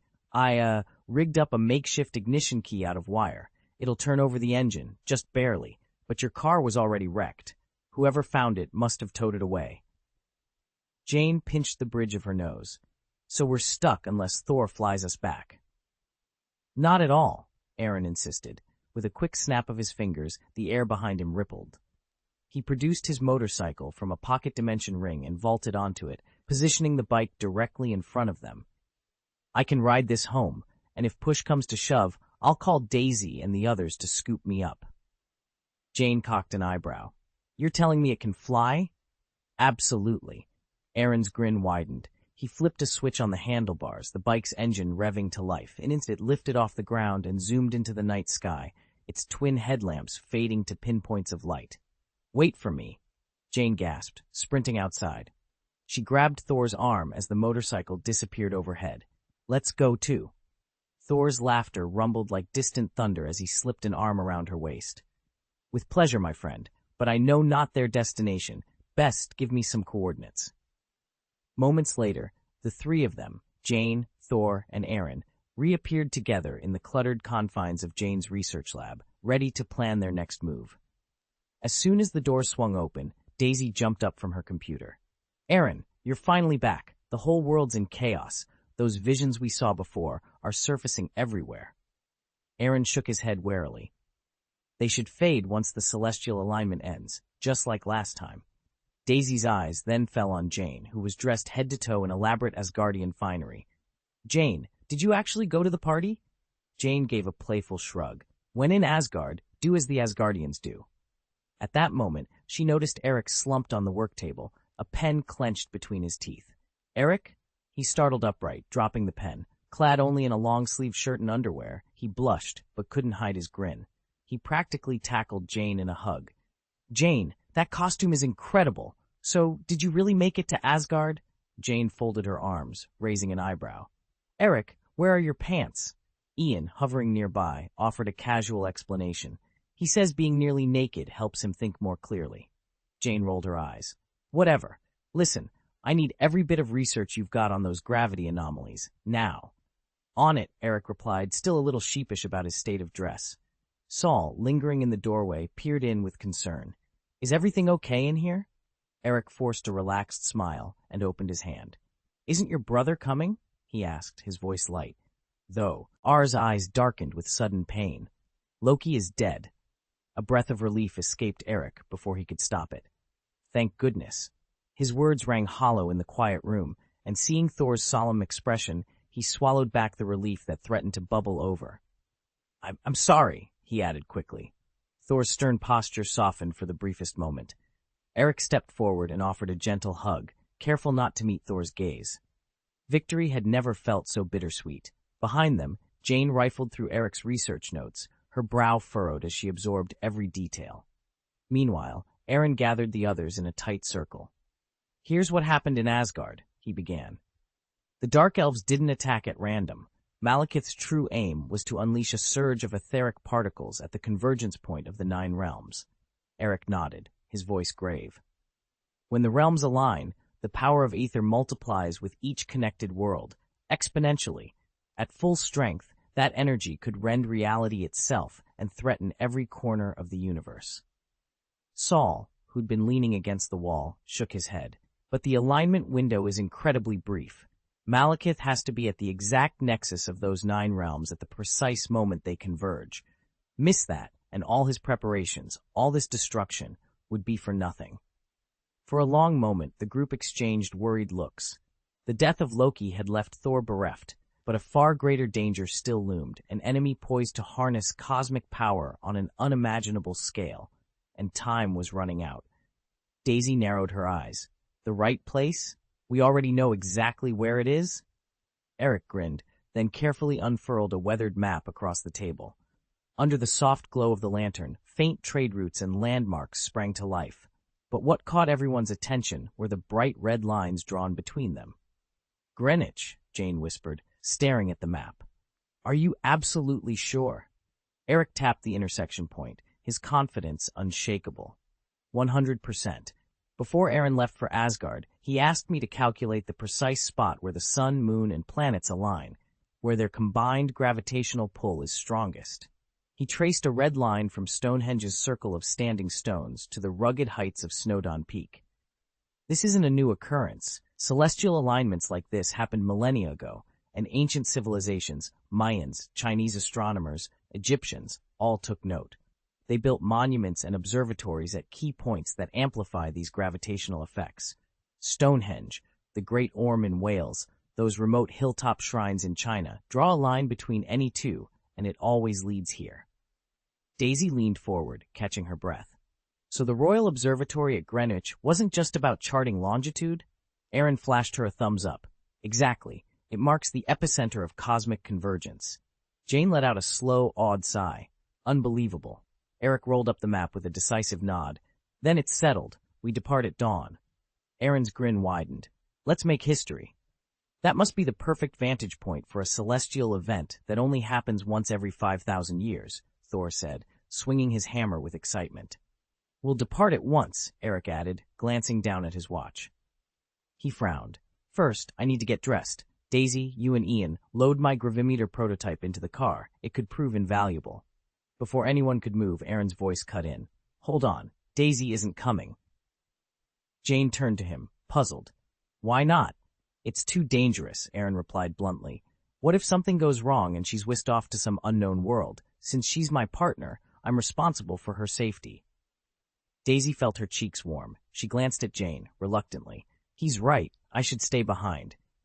Miss a once-in-5,000-years spectacle? Are you kidding me? Jane scolded. You can't let him decide for you. The real risk is to Saul out there, not you. We'll find a safe spot for you until it's over. Daisy bit her lip, tore. N between caution and curiosity. I don't know. Stop hesitating, Jane urged. Do you want to be nothing but a pretty decoration, while the rest of us have the adventure of a lifetime? Daisy took a steadying breath and smiled. All right, I'm going with you. With that, the team sprang into action, loading equipment and strapping themselves in. The countdown to an epic journey had begun. Aaron exhaled sharply and glanced at Daisy with a helpless look. Where's Abe? On the sofa, sleeping. Daisy pointed, and there on the cushion lay the white holy dragon, curled up and dozing peacefully. Take him with you, and don't let him out of your sight. Daisy blinked in surprise, then nodded obediently, though she wasn't quite sure why. Early morning at the University of Greenwich. Jane eased the car onto the campus drive as Daisy, Ian, and Eric tumbled out, gathering their gear. Eric, you and I head up to the bell tower, Jane ordered, slinging her bag over one shoulder. Daisy, Ian, Aaron, you three spread out and plant the gravity sensors across the square. Aaron shook his head, voice calm. I'm not doing that. I've got a gun. What I need is a high point with a clear line of sight. Jane froze for a heartbeat, then nodded curtly. Fine. You're with us at the bell tower. She turned to Daisy, handing off the revolver. Keep this safe until we get there. Daisy caught the heavy weapon, tucking it securely at her side. Together, the group fell into hurried stride, the ancient Gothic tower looming ahead as dawn's pale light broke over the campus. If you're in danger, fire without hesitating. Aaron's voice was low but firm as he met Abe's gaze. Abe, the dragon, curled safely inside Daisy's enchanted backpack. You understand what to do? The dragon bowed his head solemnly and whispered in Draconic, Master, rest assured, I will act when needed, and no harm will come to the mistress. Good, but keep your voice down. Aaron glanced at Daisy, and don't worry about the details. Daisy arched an eyebrow. What details? Aaron pressed a quick kiss to her cheek and murmured, If Malekith's fleet shows up, run, and don't look back. Daisy swallowed. I understand. Moments later, Aaron, Jane, and Eric hurried up the spiral stair of the clock tower to get a clear view. On the plaza below, Daisy and Ian yanked gravity detectors from an open trunk and drove stakes into the cobblestones, hurriedly activating each device.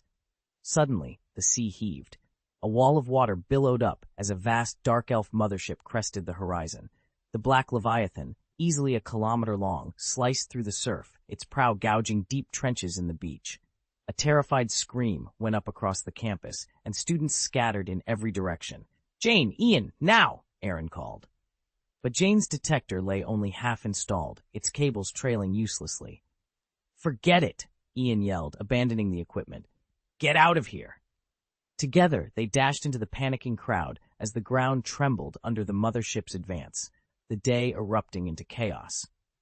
The warship came to rest above the courtyard, its underbelly opening to reveal a descending lift. When the ramp finally lowered, Malekith emerged, flanked by the last of his dark elves. The ether he'd absorbed pulsed through him like living shadow, so that even his snowy hair appeared blackened. Above them, the heavens cracked open. Tumultuous clouds churned, and a blinding white wormhole yawned wider by the second.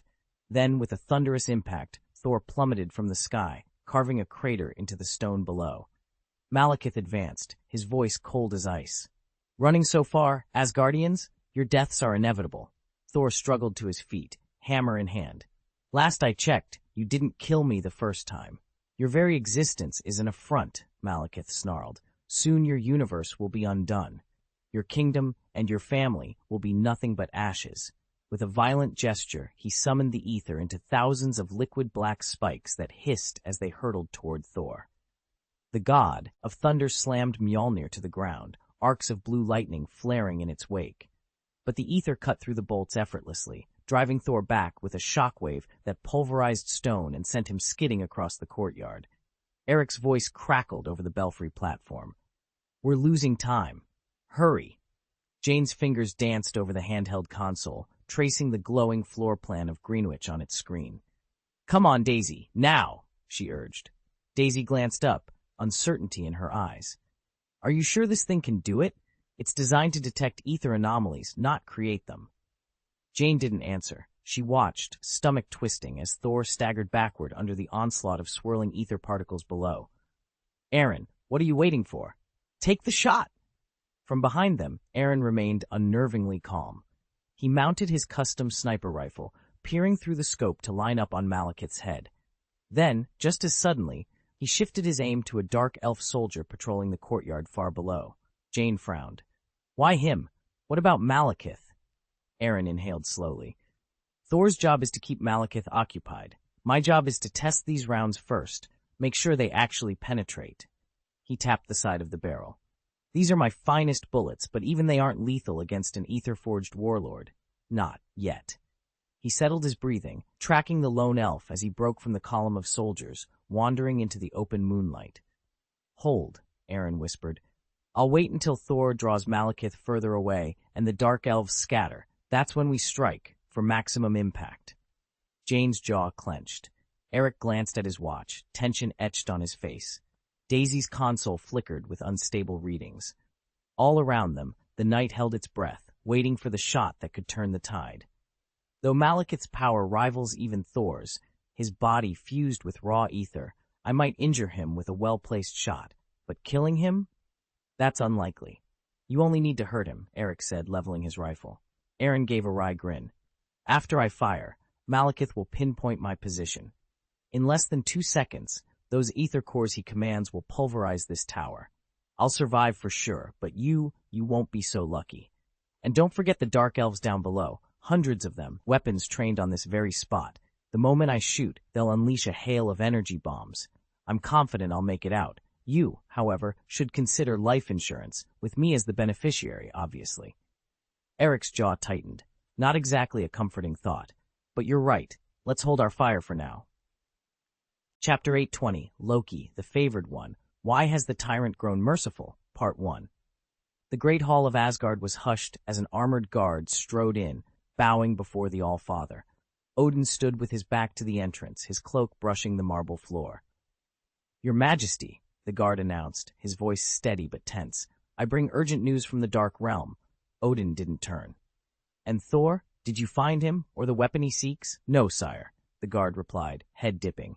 "Neither Thor nor the relic has been seen, but we discovered a body." A charged silence fell.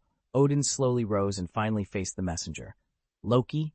The guard's chin lifted, and for a fleeting moment, a sly smile curved his lips. "Yes, your Majesty, Loki." Odin's eyes glittered with a cold fire as he descended the steps to the throne. "By what boldness do you think an illusion could escape the gaze of the All-Father?" Clearing his throat, the guard fell to one knee. Anxiety tainted his voice. "Your Majesty, I assure you, there is no illusion. Loki is truly dead." Odin regarded him in deadly quiet. "Is that so?" He seated himself upon the throne he'd just reclaimed, every line of his face a question waiting to be answered.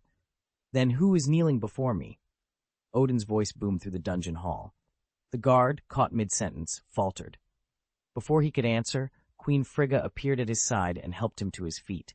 She glanced at Odin and said with a knowing smile, "It's Loki, father. I taught him that little trick of magic." A faint emerald glow shivered over the guard's form. With a soft pop, the illusion peeled away, revealing Loki, Asgard's second prince. He offered a sheepish bow. "My apologies, your Majesty and Mother. I didn't think you'd see through my spell so quickly." Frigga feigned a pout. "It's your father and mother, Loki." He waved off the correction and sighed, as though suddenly homesick. "In that case, should I return to my quarters?" "Oddly enough, I find myself missing the bright cage, the little table and chairs, even the books." Frigga fixed him with a stern look. "Loki, mind your tone before your father. You don't actually plan to spend the rest of your life in a dungeon cell, do you?" Loki hesitated, his eyes widening. An impossible hope flickered in his mind. "Father, you intend to release me?" Odin struck the floor with Gungnir, his eternal spear. The ring of metal on stone echoed like thunder, reverberating through every heart in the hall. Loki's breath caught. His father was not jesting. I would be most grateful, Loki managed, bowing his head, if your majesty truly allows it. Odin's gaze softened ever so slightly. Rise, my son. You are free to go on one condition: never again betray Asgard's trust. Loki stood, his relief and gratitude plain on his face. Thank you, father. I swear I will make amends. Frigga's lips curved in a proud smile as Odin lowered his spear. In that moment, the bonds of magic and misconception fell away, leaving only a family united once more. Why? Loki hissed, striding across the length of the throne room, his green eyes gleaming with anger. Odin watched him calmly, centuries of regret and authority in his gaze. Because you're my son, Loki, he said quietly, and you never stop courting disaster. Loki bristled. Disaster? What disaster have I ever caused? Odin's lip curled with disappointment. Slaughtering innocents, waging wars without my leave. Have you given a single thought to the aftermath of your actions? All I ever did was claim what was mine. Loki's voice cracked. You told me 1,000 years ago that I was born to be king. I believed you, but then you lavished every blessing on Thor and left me in the shadows. Asgard's all-father, I never hungered for the throne. I only wanted to prove to you and Mother that I was Thor's equal. Odin's eyes darkened. Is that truly what beats in your heart? How foolish. He slammed Gungnir, the spear of eternity, into the marble floor with a resounding crack. Favoritism? You accuse me of favoring Thor? My greatest favor was to you, Loki, not to my blood son. You favor Thor because he's your flesh and blood, Loki retorted, voice trembling. I'm adopted. Of course you'd love him more. How quaint. A sad smile ghosted over Odin's face. Is that what you believe? He took a step closer, gaze softening. You, Loki Odinson, the second son of Asgard, have always been my prince. For more than 1,000 years, you've lived as richly as Thor. Your food, your clothing, your home, your carriage, even your rank and privileges have been at least equal, if not superior. Your education, your treatment, your family's love, nothing was lacking. And yet, how many pranks and schemes have you pulled as the god of mischief? Enough to have earned a death sentence dozens of times over, and still here you stand. Only yesterday you led the cursed warriors through Asgard's defenses, Odin said, his voice heavy. Because of you, the Dark Elves breached the palace itself, and your mother nearly lost her life. Loki opened his mouth to argue, but no words came. It was the one mistake he regretted most of all. Frigga reached out and took his hand. You're alive and unhurt, she said gently. That's what matters, but you must not be so reckless again. Do not soothe him with empty words, Frigga, Odin interjected, his gaze fixed on Loki. If a few soft reassurances could turn him away from mischief, he wouldn't bear the name God of Trickery. Loki bristled at his father's tone, his guilt twisting back into anger. And what of being your chosen heir? You entrusted Mjolnir to Thor, only to exile him to Earth when he made a mistake. It was a cruel test from the start, wasn't it? Have you already decided that Thor, not I, is your successor? Odin's expression remained calm but unwavering. Yes. Loki stood frozen, his mind racing. He'd expected his father to offer a polite excuse, to dance around the truth, but not to admit it so plainly.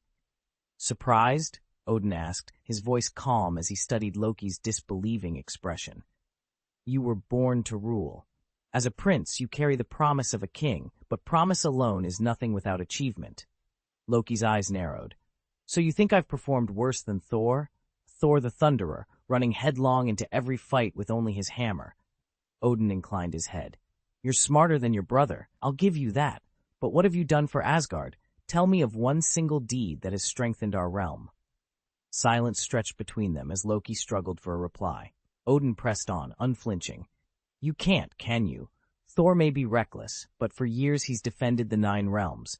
He's borne that responsibility himself. His arrogance, frankly, I consider it a minor flaw.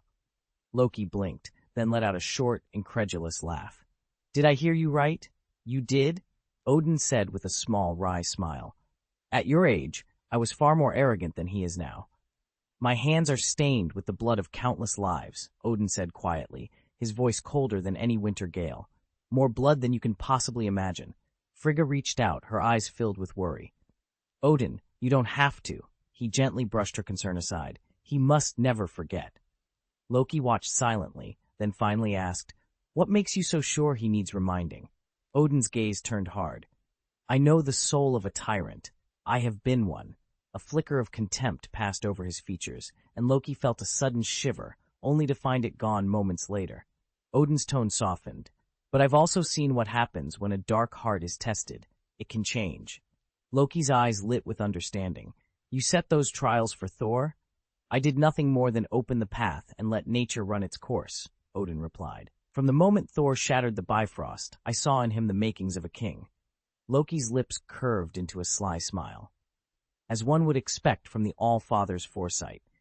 Odin turned to his younger son, pride and challenge mingling in his expression. Thor may be worthy, but you, Loki, possess a sharper mind and far greater potential. Loki sat uneasily before the throne, the vast hall of the thrones echoing with his every breath. He forced a wry smile. You know Mother is famed throughout the 9 realms as one of Asgard's greatest mages, he began, his voice part complaint, part self-mockery. She even opened the entire arcane archives of Asgard to me, yet here I stand, a millennium old and still a child in your eyes. Odin leaned forward, the flicker of torchlight dancing across his stern features. I granted you magic because you are the god of deception, he said quietly. Loki's smile twisted. But can the god of deception really compare with the god of thunder? Thor wields lightning itself, and I wield spells.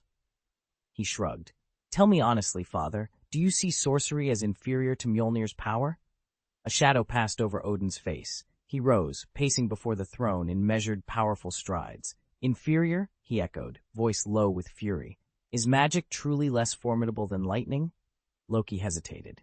No, magic is wondrous and boundless. Thor's talent for thunder could never rival such miracles. And yet, you must believe there is hope for me. I always thought you did. Odin stopped abruptly, his gaze, as cold and sharp as ice, fixed on his son. Frigga and I have always favored you, he said, each word deliberate. From the moment you were born, our hopes lay with you. Yet you glower and brood as though we've turned our backs. Loki's heart tightened. The words struck deeper than any weapon. He bowed his head, silence filling the great hall, a silence heavy with regret and unspoken longing. It didn't hurt much, just a sharp sting, but a deeper chill settled into Loki's bones, as if he'd been fooling himself all along. He looked up at his mother. All right, Loki, Queen Frigga said gently, placing a hand on his shoulder. Now go apologize to your father. Loki rose, meeting Odin's steady gaze. Father, he began, his voice oddly solemn, if I prove myself as capable as Thor, will you make me heir to the throne of Asgard? Odin's brow lifted. You want an answer? Loki's green eyes were earnest. I have but this one question. Please answer me truthfully. A warm smile softened the All-Father's stern features. Hearing you call me father brings me such relief, and the truth is, you were born to rule. Loki inclined his head. I understand, but there is no longer any chance for me, is there? Frigga exchanged a grave look with Odin before speaking. No, neither you nor Thor will ascend the throne. Loki frowned. What do you mean? Frigga drew in a breath, her voice trembling. The twilight of the gods is upon us. Asgard itself teeters on the brink of ruin. For a moment, Loki was speechless. Then he laughed, a thin, mirthless sound. Mother, that's just an ancient legend. The fire giant doesn't stand a chance against me, Odin proclaimed, his voice resonating through the great hall. Frigga remained silent, her expression unreadable. Loki, at first amused, watched his smile fade as he took in their father's words. Impossible, he whispered under his breath. Loki had long toyed with the idea of claiming Asgard's throne, if only to prove himself worthy. He'd tried time and again, only to be thwarted by Odin's clear-eyed assessments. Those blunt judgments had stung, but he'd laughed them off. Ruling didn't particularly interest him. With a few whispered lies and Thor's naivete, Loki could have seized the throne in minutes, had he truly desired it. Yet now, hearing Odin declare the very seat of power a hollow symbol, he felt a sting deeper than any defeat. Odin's tone softened, shadows passing over his weathered features. I lack the time you assume, he confessed. When I die, Asgard loses its shield against Ragnarok. The countdown to our end begins the moment I pass. That is why I fret for you both. Loki, Thor, you are too young, too untested to bear the burden of this realm. As a father, I cannot wait decades for you to grow into your roles. Loki stepped forward, incredulous. Father, you are the All-Father. Your divinity power spans the cosmos. Surely your life must be longer than ours. Odin's gaze met Loki's, A quiet determination settled in his eyes. Even the mightiest flame burns out, son, and when mine dims, Asgard's fate will rest in the hands of those who follow. I only pray you will be ready. How can this be? Loki whispered, eyes wide. Odin met him steadily. Why did this once tyrant transform into a peace-loving emperor? My ambitions were boundless in those days, he admitted. But on my path to conquest, I came across foes more dreadful than any army or fortress. Loki frowned. Foes? You said they were terrifying? Aye, Odin continued, his voice calm as though he were recounting distant history. They were gods, each one a heavenly father in his own right. The mightiest among them matched me blow for blow. I feared no single opponent, but when they joined forces, even I found myself strained beyond measure. I managed to slay one, severed his head, in fact, and the others trembled at the sight. Yet that victory cost me dearly. My divine power was nearly spent, and my wounds ran so deep I had no choice but to sue for peace. Loki swallowed. Those battles, did they shorten your life? A faint shadow crossed Odin's features. That was part of it, but the greater cost came later, when I forged the Great Seal. I poured nearly all my remaining power into that binding. It left me weakened, and forced me to lay down my sword, forging the very peace you see today. The drain on divine power that lasted for thousands of years, that's the real problem. What seal? Loki asked, frowning. Hades, Frigga replied softly, sorrow flickering in her eyes. Hades? Loki's eyes went wide. Father actually sealed someone in that desolate, lonely realm, and held them there with divine power for millennia? Why not just kill them outright? Because we couldn't, Frigga said firmly. The one locked away isn't some enemy. It's your sister, the goddess of death, Hela Odinson. My sister, Loki's voice trembled. Hela, the death goddess? I never knew I had a sister. Frigga exchanged a sad glance with Odin. Of course you didn't. Your father erased her from history. Erased? Odin corrected gently. Hidden, not erased. Frigga shrugged. What's the difference? Loki looked from one parent to the other, bewildered. Why hide her? Did she commit some atrocity worthy of eternal banishment? Odin's expression darkened. Ambition. Hela was our greatest warrior, Asgard's vanguard in countless wars beyond our borders. But her hunger for conquest grew too vast. She threatened to overwhelm the realms themselves. Frigga's voice dropped to a whisper. So we bound her with that seal and laid her to rest in Hades, hoping she would never rise again. Loki closed his eyes, struggling to grasp it all. My own sister, locked away for her ambition. He opened his eyes, resolve hardening his features. Then it's up to us to finish what was started, free her, or stop her for good. Odin and Frigga shared a pained look, knowing that, once unleashed, Hela's wrath would test the very foundations of Asgard. Her hunger for war, slaughter, and conquest grew relentlessly, so much so that she soon outstripped even my own ambitions. The moment I ordered a halt to our expansion, she was the first to protest. Reluctantly, I had no choice but to clamp down on her. Didn't you explain why we stopped? I asked. Odin shook his head with a sigh. I tried, but she's immovable. This was no petty mutiny like yours or Thor's. Her rebellion was fully fledged, so fierce that the famed Valkyrie Legion was cut to pieces. Their banners were trampled, their ranks shattered. It was only by my mercy that her life was spared once her army lay in ruins. Chapter 8 and 21, Unconventional Means of Persuasion. Loki sat perfectly still, the world spinning around him. His emotions jerked and jolted like a runaway carriage, surprise, disbelief, dread. Every revelation about his lost past washed over him again, each wave leaving him more disoriented than the last. He actually had a sister who'd been sealed away for millennia, the firstborn daughter of Asgard. And even together, he and Thor might not stand a chance against her.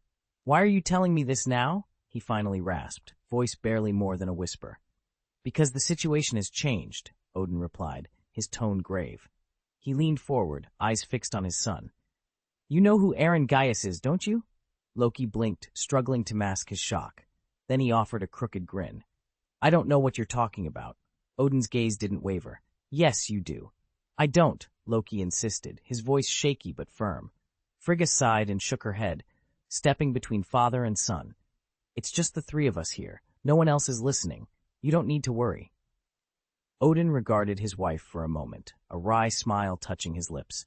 Frigga suspects you've bound yourself by some arcane oath to Gaius. He turned back to Loki.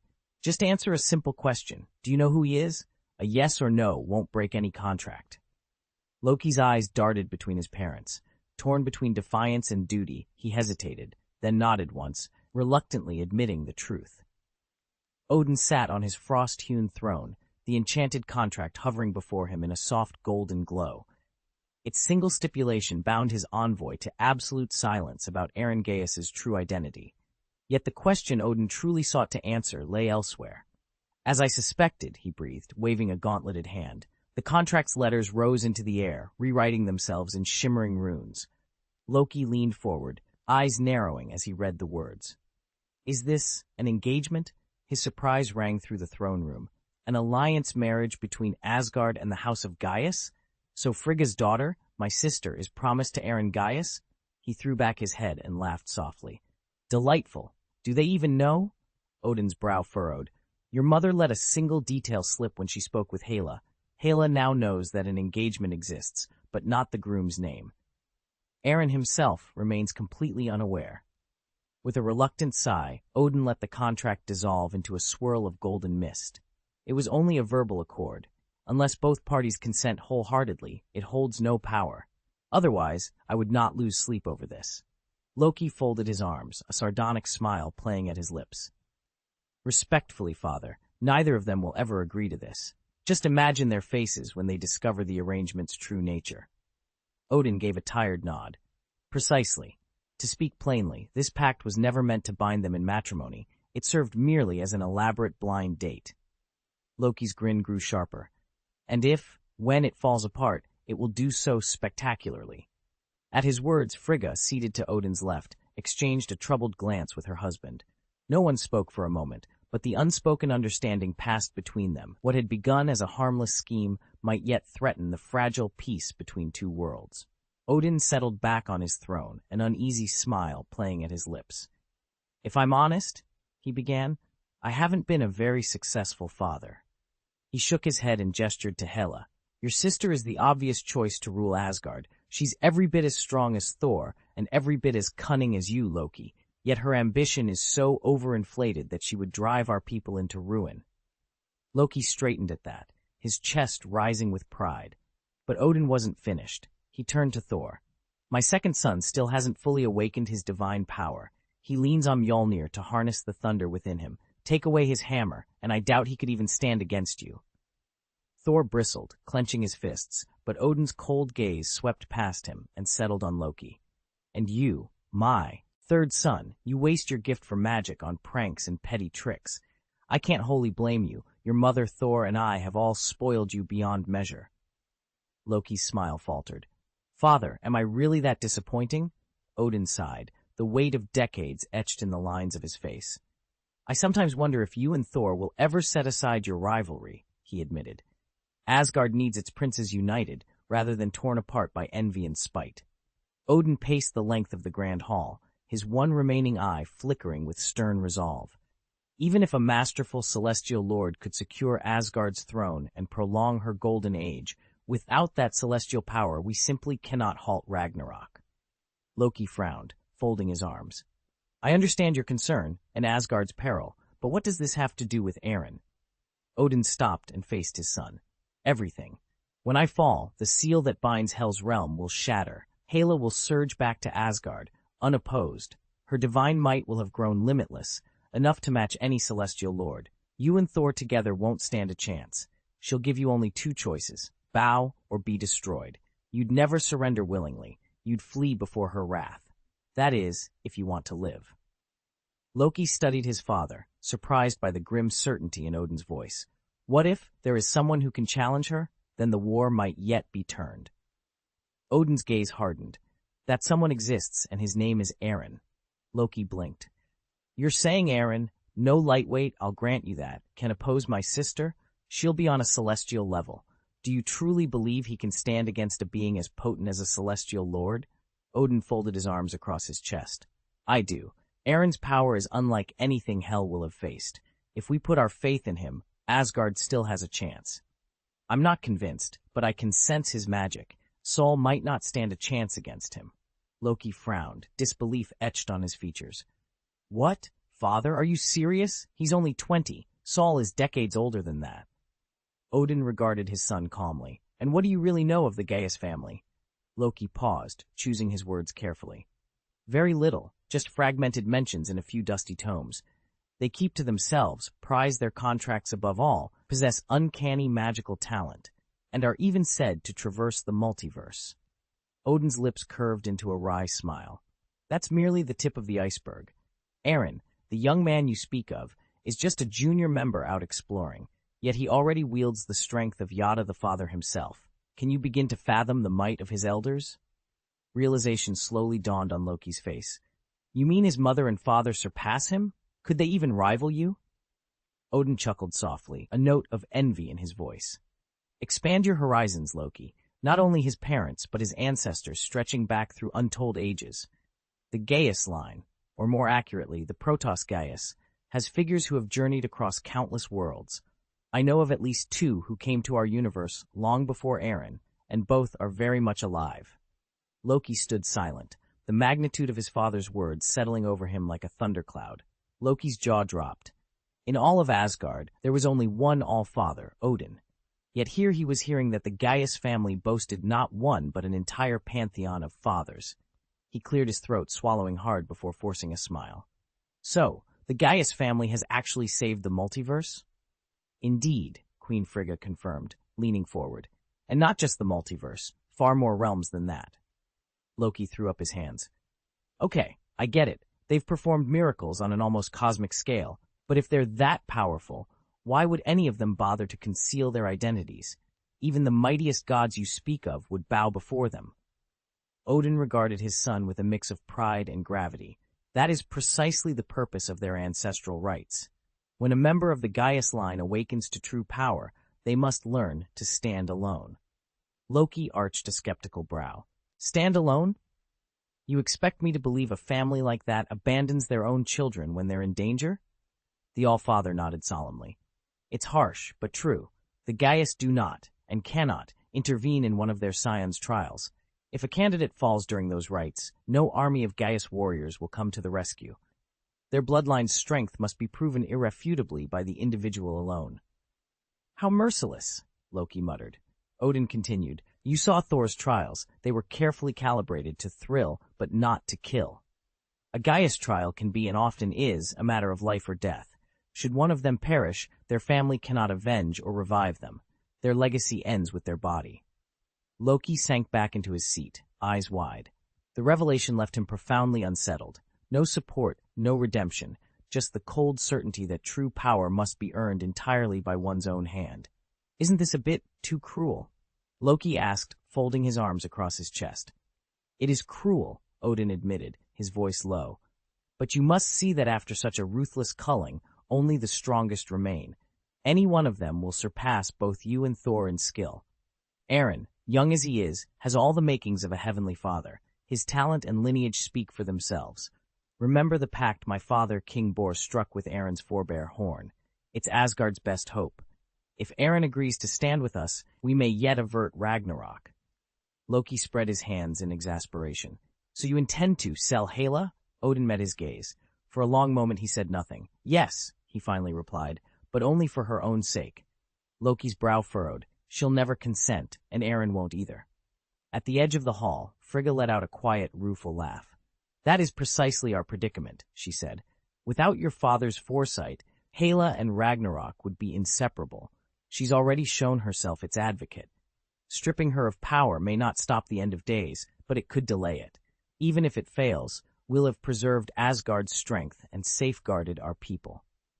Silence fell as father, mother, and son contemplated the terrible choice before them. The fate of a realm and of a goddess hung in the balance. Loki settled onto the marble steps, brows furrowed in thought. After a long moment, he looked up, his expression oddly tense. My father will die, he said quietly. None of us, Thor, Mother, or I, can stand against Hela, let alone the fire giant bearing down on us. If Asgard is to survive, we'll need help from abroad. Am I right? Odin gave a curt nod. You are. Loki continued, voice low. But who would willingly wade into our mess? We'll have to resort to creative persuasion to drag them in, won't we? With a thunderous crack, Odin drove his spear into the hall's stone floor. The echo rolled through the vast chamber, an unspoken warning. Loki only smiled, leaning forward with interest. "Tell me, father, what do you intend? Shall I lend my hand?"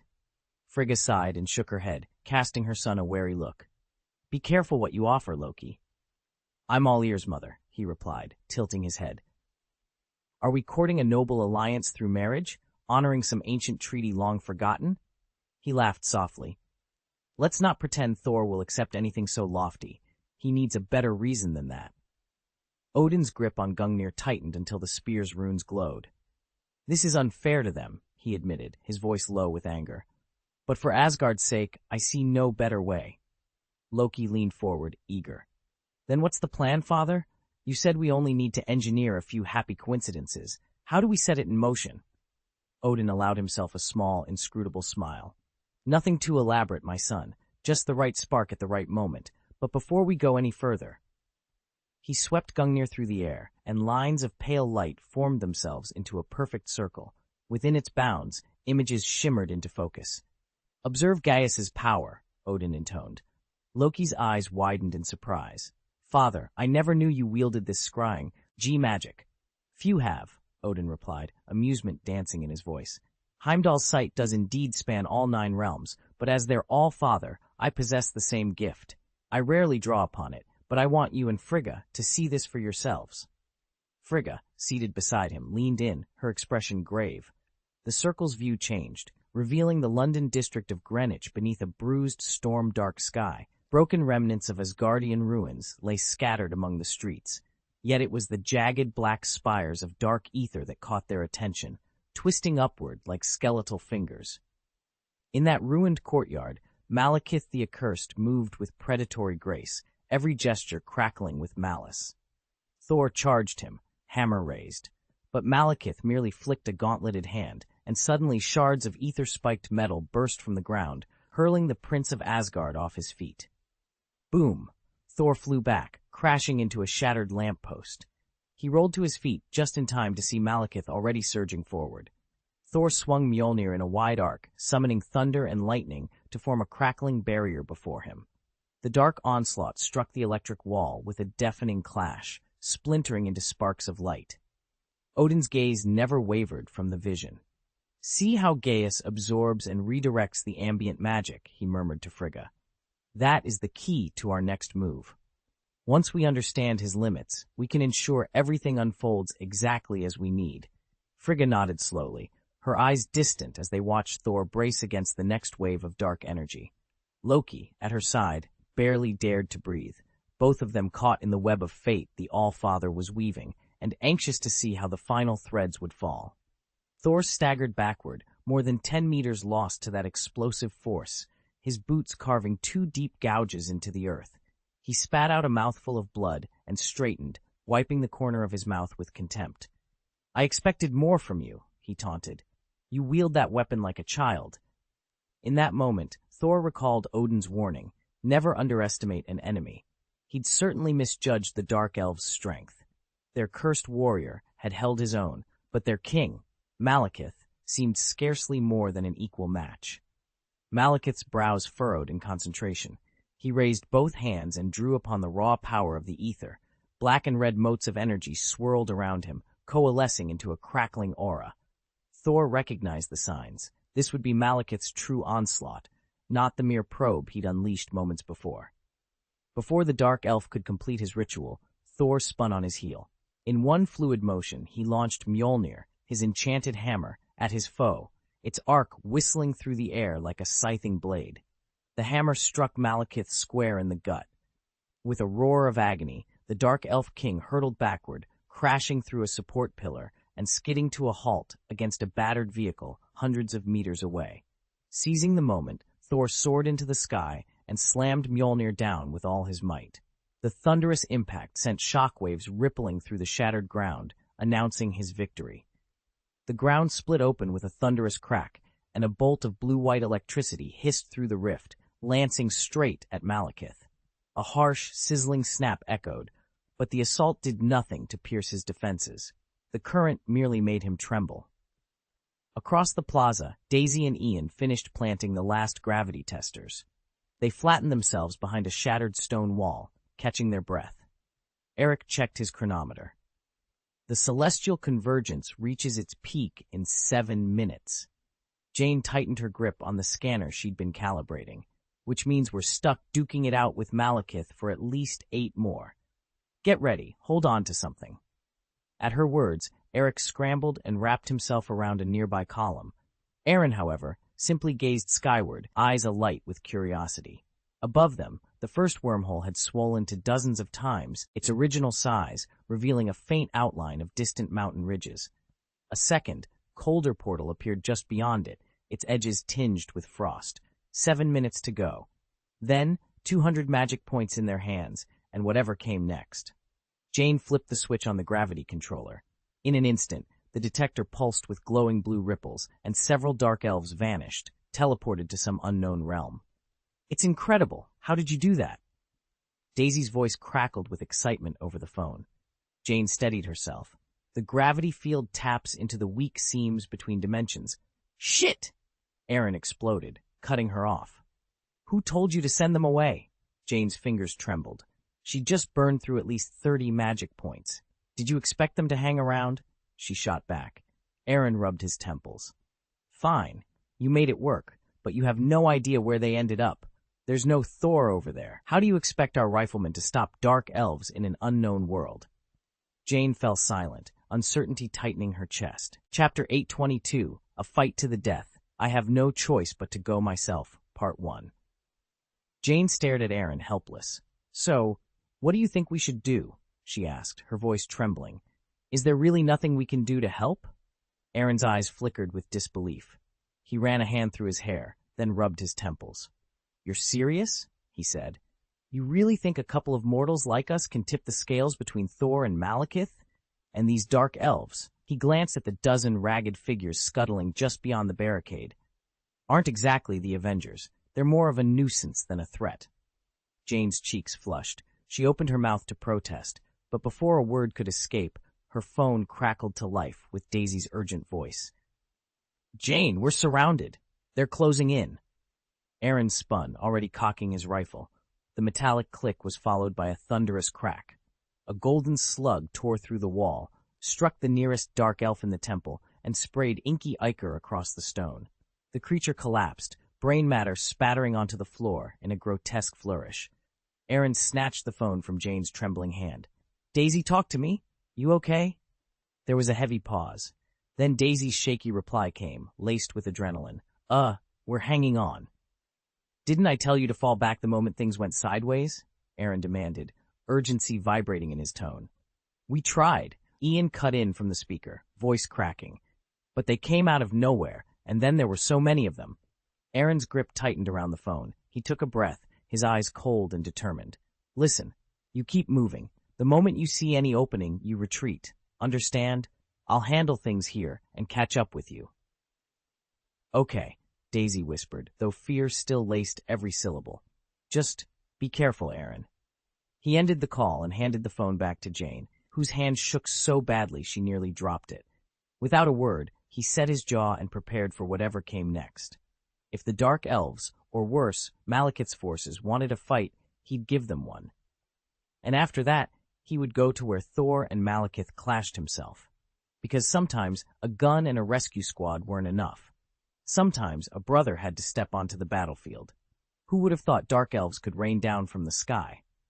Space Node, I'm starting to regret letting you tag along, Aaron muttered, pinching the bridge of his nose.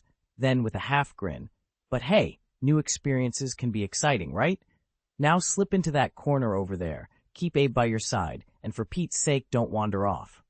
Huh? Space Node stared at him, bewildered. Do it, Aaron snapped. He handed the phone back to Jane without another word. You two stay here. Jane and Eric exchanged glances, but nodded in silent agreement. The moment Aaron turned his back, the campus of Greenwich University exploded into chaos. Dark elves swarmed the lawns and walkways, shrieking their inhuman war cries. Aaron didn't hesitate. He dropped into a combat crouch and swept his customized rifle across the onslaught. Beside him, Captain Jack's compass spun wildly on the pavement, its enchanted needle flickering toward the nearest target. No enemy would slip past his sights. Still, enchanted bullets were costly, and Aaron wasn't about to waste his premium rounds on fodder. With a practiced flick, he swapped out the high-grade magazine for an older batch. These shells weren't as potent, but each confirmed kill still netted him 5 magic points, enough to keep his momentum going. Boom! The first elf's head snapped back as a bullet tore through its helm. Boom! Another fell, clutching at its throat. Boom! Boom! Each shot sent a shower of dark ichor across the campus stones. Aaron danced between targets, reloading in fluid motions, his mind already tallying the mana he'd harvest. Above the din of magic and steel, Aaron heard only one thought. This was far more thrilling than any classroom lecture, but it sure beat regretting you never got to see it. Boom! Boom! Golden Bull! Et spat from Aaron's silenced pistol in rapid succession. Dark elves crumpled under precise headshots, their ranks thinning by the second. With no muzzle flash or telltale echo, they couldn't even pinpoint where the shots were coming from as each killer round found its mark. Jane and Eric watched, mouths agape. The kill rate was almost unbelievable. "Did he train specifically for this?" Eric muttered, astonished. "His aim's even sharper than Patton's archery." Jane shook her head, eyes never leaving the firing line. "He's a natural, hellishly well-trained and armed with top-tier alchemical weapons. But what really sets him apart is his speed, his pinpoint accuracy, and his utter ruthlessness. Besides, half a squad of dark elves isn't exactly a surprise assault. They never stood a chance." Eric threw up his hands in surrender. Fair enough. As Aaron pumped shot after shot and earned yet another surge of magic points, the true clash of titans raged just beyond the skirmish line. Thor met Malekith head-on in a storm of steel and sorcery. Boom! Thor summoned lightning into his hammer, charging it to blinding brilliance before bringing it crashing down. Malekith threw up dark wards at the last second, the impact erupting in crackling energy that threw both combatants off balance. The air around them tore with power, and the fate of the battlefield hung in the balance. A crackling blue bolt of energy sizzled across the battlefield, its shockwave rippling outward and cracking the ground inch by inch. Chunks of stone and dirt heaved skyward as the floor shattered beneath them. For a tense moment, Thor and Malekith glared at each other, each waiting for the other to strike. Then, with a sudden roar, Malekith thrust out both arms, sending a surge of force that caught Thor off guard and sent him tumbling backward. Before Malekith could press his advantage, Thor recovered midair and hurled himself forward, planting his hammer squarely against Malekith's chest and driving him through a glowing space node. In the blink of an eye, they were both swept through the portal into a dark, lifeless realm. They hit a jagged cliffside and tumbled uncontrollably down its slope, only to vanish again in another swirling node moments later. This time they emerged high above the London skyline, the wind tearing at their cloaks. As they plummeted toward the city streets, Malekith lashed out with a brutal blow to Thor's ribs. Thor countered with a thunderous swing of Mjolnir that slammed into Malekith's jaw. But just as they braced for impact with the pavement, a fresh, crackling node yanked them away once more. When the world reformed around them, it was another shadowed void, but this time they landed on solid ground. Thor regained his footing first and hurled Mjolnir at Malekith with all his might. The hammer sailed straight through Malekith's chest and vanished. Thor hurled the weapon again, but again it passed through empty air. Malekith's lips curled into a cruel smile as the ether particles coursing through his body flared in a blinding explosion, sending Thor crashing to the ground in a storm of dark energy. Malekith moved in a blur, his hand clamping around Thor's throat before the Asgardian even realized it. In an instant, the two of them vanished from the battlefield and reappeared hundreds of feet above a glass-domed rooftop in modern-day London. Neither could fly, and they slid comically across the smooth surface, scrambling for purchase, as their momentum carried them toward the dome's edge. Thor's heart pounded as he hurtled downward. Summoning Mjolnir was second nature, but free-falling from such a height without its protection was a risk he wasn't willing to take. He opened his hand and called, "Mjolnir!" The hammer shot through the air, spinning toward him, but before it could settle into his grip, a silver shimmer enveloped them both. Mid-flight, the pair vanished again. They reappeared in a harsh, frozen wasteland, Jotunheim. Sharp winds whipped icy flakes across the rocks. Thor and Malekith landed heavily on a glacial slab, bracing themselves as snow swirled around their boots. A low, feral growl rolled down the slope behind them. Thor and Malekith turned simultaneously toward a yawning cave mouth carved into the ice. From its depths emerged a massive frost beast, its crystalline hide cracking with each thunderous step. With a deafening bellow, it charged. "Watch yourself," Thor shouted, diving aside at the last second. Malekith leapt in the opposite direction, but the creature's powerful claws shattered the rock where they'd stood. Chunks of ice and stone exploded outward, sending shards flying like deadly missiles. As the beast reared for a second swipe, Thor scrambled to his feet. His hand closed where Mjolnir should have been, but the hammer was nowhere in reach. He shot Malekith a tense glance. If they didn't recover the weapon soon, this fight would be the end of him. Daisy and Ian tumbled together into a vast, cavernous space node. Before they could gather their wits, a deafening roar split the air, and a frost beast thundered out of the shadows. A battered car hovered a few feet above the rocky floor. Inside it, Daisy and Ian sat shock-frozen in terror. "Ah!" they screamed in unison as the frost giant halted, nostrils flaring. Its mouth stretched open wide, rows of jagged teeth glinting as it lunged toward them. Daisy's heart hammered. She squeezed the trigger of her revolver in frantic bursts, 6 shots in rapid succession. The beast bellowed in agony, but only 2 bullets found their mark. One shattered a forepaw, another tore a gaping hole in its tail. The remaining rounds hissed harmlessly past. "Daisy, what happened to your aim?" Ian's voice cracked with disbelief. "At this range, with a target that big, you miss 4 out of 6? Daisy's hands shook so fiercely she almost dropped the gun. I was brave enough to try," she snapped, her voice trembling. But as she met the beast's furious, blood-red eyes, fear overwhelmed her. If they didn't get out of here, it'd be game over. Just days after she'd finally found someone she cared about. A cold sweat broke out on her forehead. She swallowed hard, convinced this was the end, until, from the darkness beyond the car, a figure leapt into view. "Abe," Ian blurted in relief. In the next heartbeat, Abe plunged forward, knife in hand, determined to buy them the precious seconds they needed to escape. He raced ahead of Daisy, head held high as he confronted the towering frost beast. Unfazed by the monster's size, his eyes glinted with contempt. "Abe, run!" Daisy screamed, her voice cracking with terror. But Abe didn't bolt. Instead, he inhaled deeply, and with a mighty roar expelled a torrent of red flame that instantly engulfed the creature's icy skull. The heat was ferocious. The frost beast thrashed for barely 3 seconds before toppling over, its head severed and melting into nothing more than steam. Daisy stood frozen, her heart pounding. A fire-breathing cat? It couldn't be real. She swallowed hard. "That's definitely not an ordinary cat," she whispered. Kneeling in the snow, Daisy scooped the little creature into her arms. His fur was singed at the tips, but otherwise he seemed perfectly fine. A quiet thrill of relief surged through her. Of course, no wonder Aaron insisted I bring you along. With Abe by her side, she felt safer than ever. Charing Cross Station. Saul stepped onto the platform just as a tube train glided in, hissing through the tunnel. A stream of passengers poured out, while those still aboard stared at him in stunned silence, some even raising their phones to snap pictures. He took a steadying breath and approached a woman standing nearby. "Excuse me," he said politely, "could you tell me how to get to Greenwich?" "Take this train, and you'll be there in 3 stops, the attendant called out. Thor didn't hesitate. He stepped aboard immediately. Now wasn't the time to summon Mjolnir. A recorded voice crackled overhead.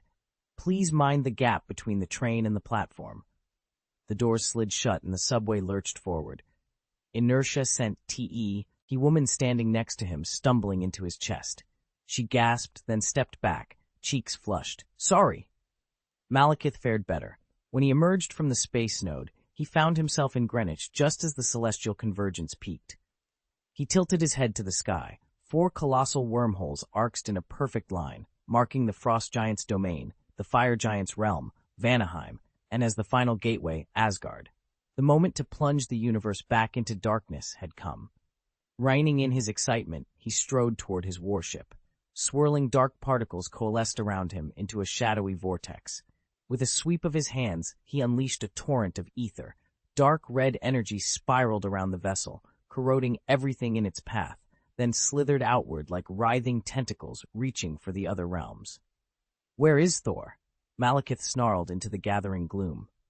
"Isn't he here yet?" Aaron whispered, heart pounding as he peered through his sniper scope into the gathering darkness. Eric's expression was grim. "He may have teleported away, and we don't have much time." Aaron braced himself against the tower's edge and drew a slow breath. "Then it looks like I'm the only one who can go after him." Jane stared at him in alarm. "You? Aaron, are you sure you're up to this?" He gave a wry half-smile, shook his head at her concern, and holstered his sniper rifle. Stepping down from the tower, he reached into his space ring and pulled out an old flintlock pistol, rusty on the surface, but deadly in his hands. Having just cleared out the last of Malekith's scattered minions, he'd planned to rest until Thor had him contained. But the plan had collapsed under unforeseen changes, and now he had no choice but to move in himself. "Wait," Eric called, urgency sharpening his tone. "Take this." He thrust a compact, futuristic device into Aaron's hand. "My peak gravity tester. If you can land a shot on Malekith, Jane can activate her teleport controller and send him to wherever we need, far away from here." Aaron nodded, sliding the tester into his belt alongside the flintlock. "Understood. Let's finish this." With that, he disappeared into the night, determined to turn the tide before Malekith could strike again. As long as the celestial bodies don't align, Malekith will have to wait another 5,000 years before he can claim dominion over the universe. "That's one way to look at it," Aaron said with a bitter chuckle. "But so long as Malekith lives, he remains a threat. He may not seize control in a single bound, but he'll carve out his empire one step at a time." Jane exchanged a helpless glance with Eric. 500 magic points, Aaron muttered. "That's enough to keep him contained for months. Why would I just hand them over?" "You should," Jane insisted, voice low and urgent. "I'm not trying to curse you, but if we can't stop him later, this is our last real chance." Aaron's eyes narrowed. "Are you seriously asking me to do that?" he snarled. Jane held up her hands. "No curse, just a warning." "Then shut up." With that, Aaron leveled Bianhua's gun at the black storm wall surrounding the enemy battleship. He squeezed the trigger. Boom! A volley of golden bullets erupted into miniature phoenixes, their flaming wings screeching through the night. They dove into the maelstrom, their fiery bodies ripping a jagged tear in the whirlwind's heart. Through that blazing breach, Aaron saw his path forward, and he wasted no time stepping into it. A single golden slug vanished into the swirling crimson ether like it had been swallowed by a sandstorm, then reappeared, slamming into Malekith's forehead with a sickening crack. He reeled backward and collided with the battleship's hull, bringing to a halt even the drifting motes of ether that streamed through the breach. Malekith staggered upright, eyes blazing as Aaron stepped coolly through the shimmering red field. Between his brows was a thumb-sized lattice of fractured bone. Inky blood oozed through the cracks, even as the dark ether swirled in to mend the foe. He wound. "You." Malekith's voice dripped with contempt. "Do you really think you can hold back the coming darkness? You're nothing but a Midgardian, an ordinary human, no matter what tricks you've mastered." Before he could finish, Aaron's revolver barked 6 times in rapid succession. Boom, boom, boom. A bullet shattered the lattice in Malekith's forehead. Others tore through each arm and each leg, and one found its mark in his heart. Black ichor sprayed from the wounds as Malekith's triumphant sneer twisted into a howl of agony. He sank to one knee, the world tilting violently around him. Clenching his teeth against the pain and the shock of betrayal, Malekith's injured heart thundered in his chest. "Don't talk to me about honor," he seethed in silent fury, every fiber of his being consumed by rage and disbelief. Malekith lay gasping on the cold stone, blood seeping through shattered armor plates. 7 enchanted bullets had torn through his ribs and lungs, enough to kill any mortal, but ether swirled in his veins, sealing wounds and knitting flesh almost as soon as it bled out. The alien energy was the only thing keeping him alive. He forced himself to his feet, eyes blazing with fury. "Damn Midgardians," he spat. "Without this ether nonsense, I'd be dead already." Aaron Ravenwood strolled forward, his battered flintlock resting casually on his shoulder. A confident grin curled his lips. "You sure know how to stay alive, Malekith. 7. No, 8 enchanted bullets, and you still stand. Ether's indestructible, they say? Maybe so, but when the root of the problem walks the earth, sometimes you have to cut it down to make the world right again. Malekith's face twisted in rage. With a gesture, tendrils of ether burst from his fingers, condensing into countless razor-sharp spikes that tore through the air toward Aaron. They splintered stone and rattled armor plates, each one hungrier for flesh. Aaron didn't flinch. He leveled his flintlock, the hammer falling back with a single click, only one shot left. He took a steady breath and squeezed the trigger. The blast cracked like thunder. The bullet pierced the roiling storm of ether, and in a blinding flash of gold solidified into a magnificent unicorn. Its coat shimmered with raw magic, its horn a beacon of light. With a fierce neigh, it charged straight at Malekith, hooves striking sparks from the floor. The warlord roared as the unicorn bore down on him, the promise of a final reckoning shining in its eyes. Chelan unleashed a thunderous roar as he charged forward, shattering the swirling ether into countless glittering fragments. But Malekith had warned that ether could not be destroyed. Almost instantly, those fragments coalesced once more, reforming into a writhing mass of darkness that swallowed Chelan whole. Chapter 823, The Sense of Being Watched, Sealing the Ether Particles, half. Seeing the swirling ether particles engulf the astral unicorn, Malekith allowed a triumphant smirk to curl at the corners of his mouth. At last, the raw power of the ether was his to command. But before he could bask in victory, an unsettling chill ran down his spine. Aaron had vanished from sight. A flash of silver erupted at his side, followed by a rushing gale of air. Boom! Aaron reappeared in an instant and drove a devastating punch straight into Malekith's jaw. His fist was sheathed in an Isban iron finger tiger, its razor-sharp claws biting deep.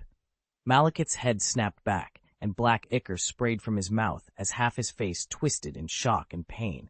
He crumpled to the ground, teeth clattering on stone. Aaron didn't give him a moment to recover. He'd seen how the ether had thickened Malekith's skin, making him unnaturally resilient, too tough for a drawn-out contest like the one with Thor. As Malekith lay dazed, Aaron advanced, his right fist blurring into an afterimage. Each strike landed with brutal precision, the iron claws raking across Malekith's skull in a relentless hail of blows. Malekith groaned, clutching his battered head, but Aaron showed no mercy. With every punch, the ground trembled beneath them, and the very air crackled with unleashed power. The Dark Lord had mastered the ether, but Aaron was determined to prove that raw skill and speed could still conquer even the most formidable transformations. The ground trembled as Malekith's form sank deeper into the earth, inch by agonizing inch. Pain flared through his body, dimming his vision and clouding his mind. With his collapse, the etheric corruption that had spread across the 9 realms finally stalled, and the choking darkness began to recede. Far away in Asgard's golden halls, Loki pressed a hand to his chest, struggling to steady his breath. He'd been so captivated by the savage clash between Thor and Malekith that he'd devoured half a plate of fresh fruit, leaving only a few pieces for the duel's endgame. But everything changed the moment Aaron stepped onto the field. His unorthodox brutality, so frighteningly direct, stirred memories of Thor's own monstrous allies and sent a chill through Loki's cunning heart. "It's remorseless," Loki murmured, eyes widening. "He fights like a creature from the darkest nightmares." Odin, standing nearby, let out a low chuckle laced with contempt. Even after draining all he could of the ether particles, Malekith hasn't unleashed more than a sliver of his true strength. Loki's brow furrowed. A sliver? He nearly plunged the 9 realms into eternal shadow. How can that be so little? The All-Father's voice grew solemn. Ether particles don't just grant power, they rewrite reality itself. Malekith has only just begun to scratch the surface of their force. As Odin's words hung in the air, the last vestiges of darkness dissolved, and light, at once blinding and beautiful, bathed the realms once more. They rival the cosmic cube in power and date back to the universe's birth. A wielder's own strength determines how much of the ether they can channel. Too weak, and the backlash tears them apart. In his natural state, Malekith couldn't even match the power of a lesser god. After absorbing the ether particles, he barely reached that tier, and he can only truly wield it during the celestial convergence that happens once every 5,000 years.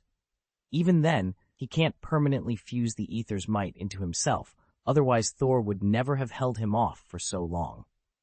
Standing over the nearly helpless Malekith, Odin raised his eternal spear. Frigga shook her head, her voice soft but urgent. "Odin, please, don't." He met her gaze, a faint smile on his lips. "I'm not going to kill him," he said. "I just want to give him his moment to perform. Every opponent deserves a proper challenge." Frigga's worry lingered in her eyes. "I'm more concerned about you. You've pushed yourself so hard." "Fear not." Odin lowered the spear, but his posture remained commanding. "We're not the only ones who know how to draw power from the celestial convergence." With that, he turned back to the battlefield, ready to see just how much ether Malekith could truly wield. Odin's grin widened as he raised Gungnir toward the atrium.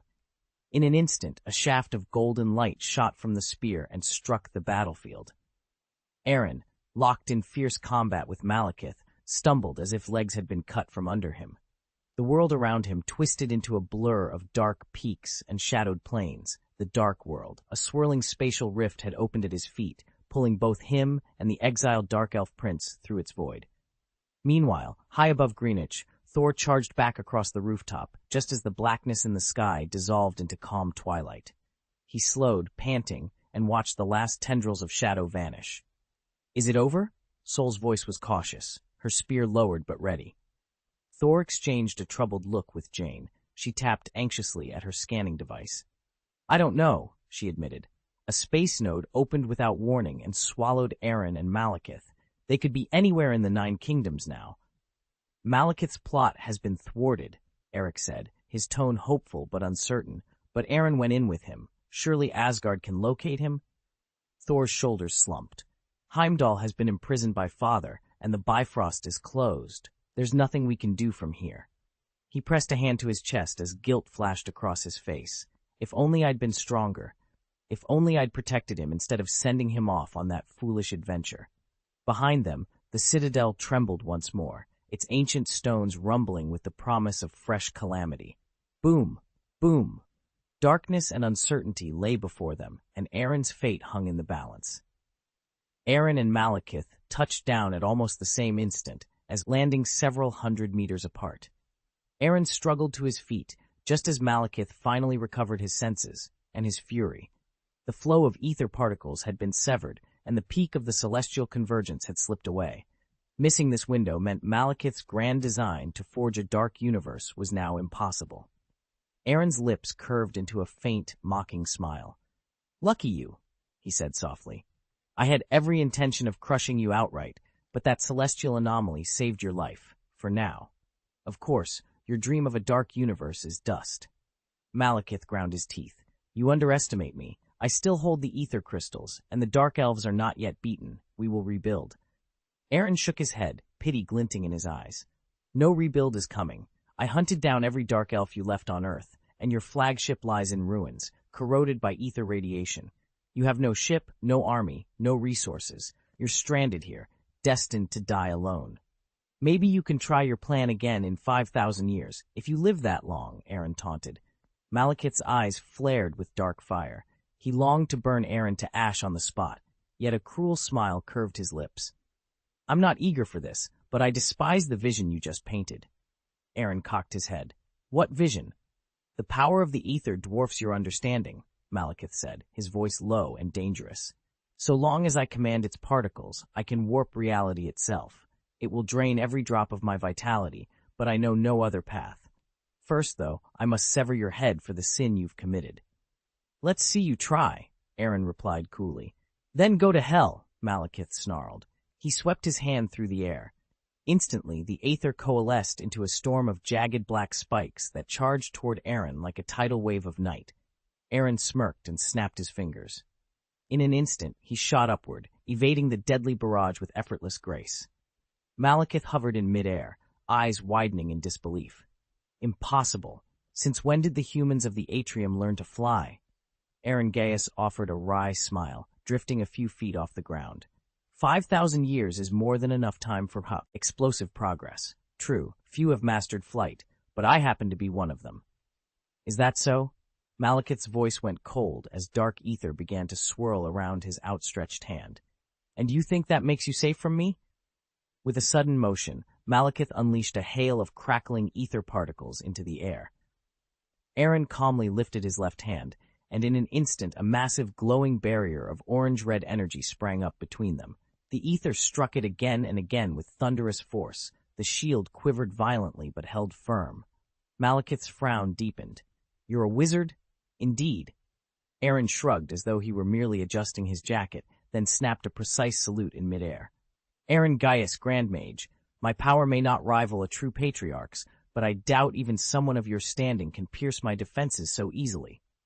Loki stared at his father in astonishment. "He really isn't joking, is he?" Odin met his son's gaze with a measured nod. "His confidence is well placed. You know that the cosmic power tiers, Celestial Father, Demi-Celestial Father, Mortal Tier, are only broad categories. They don't imply an unbridgeable chasm between one tier and the next.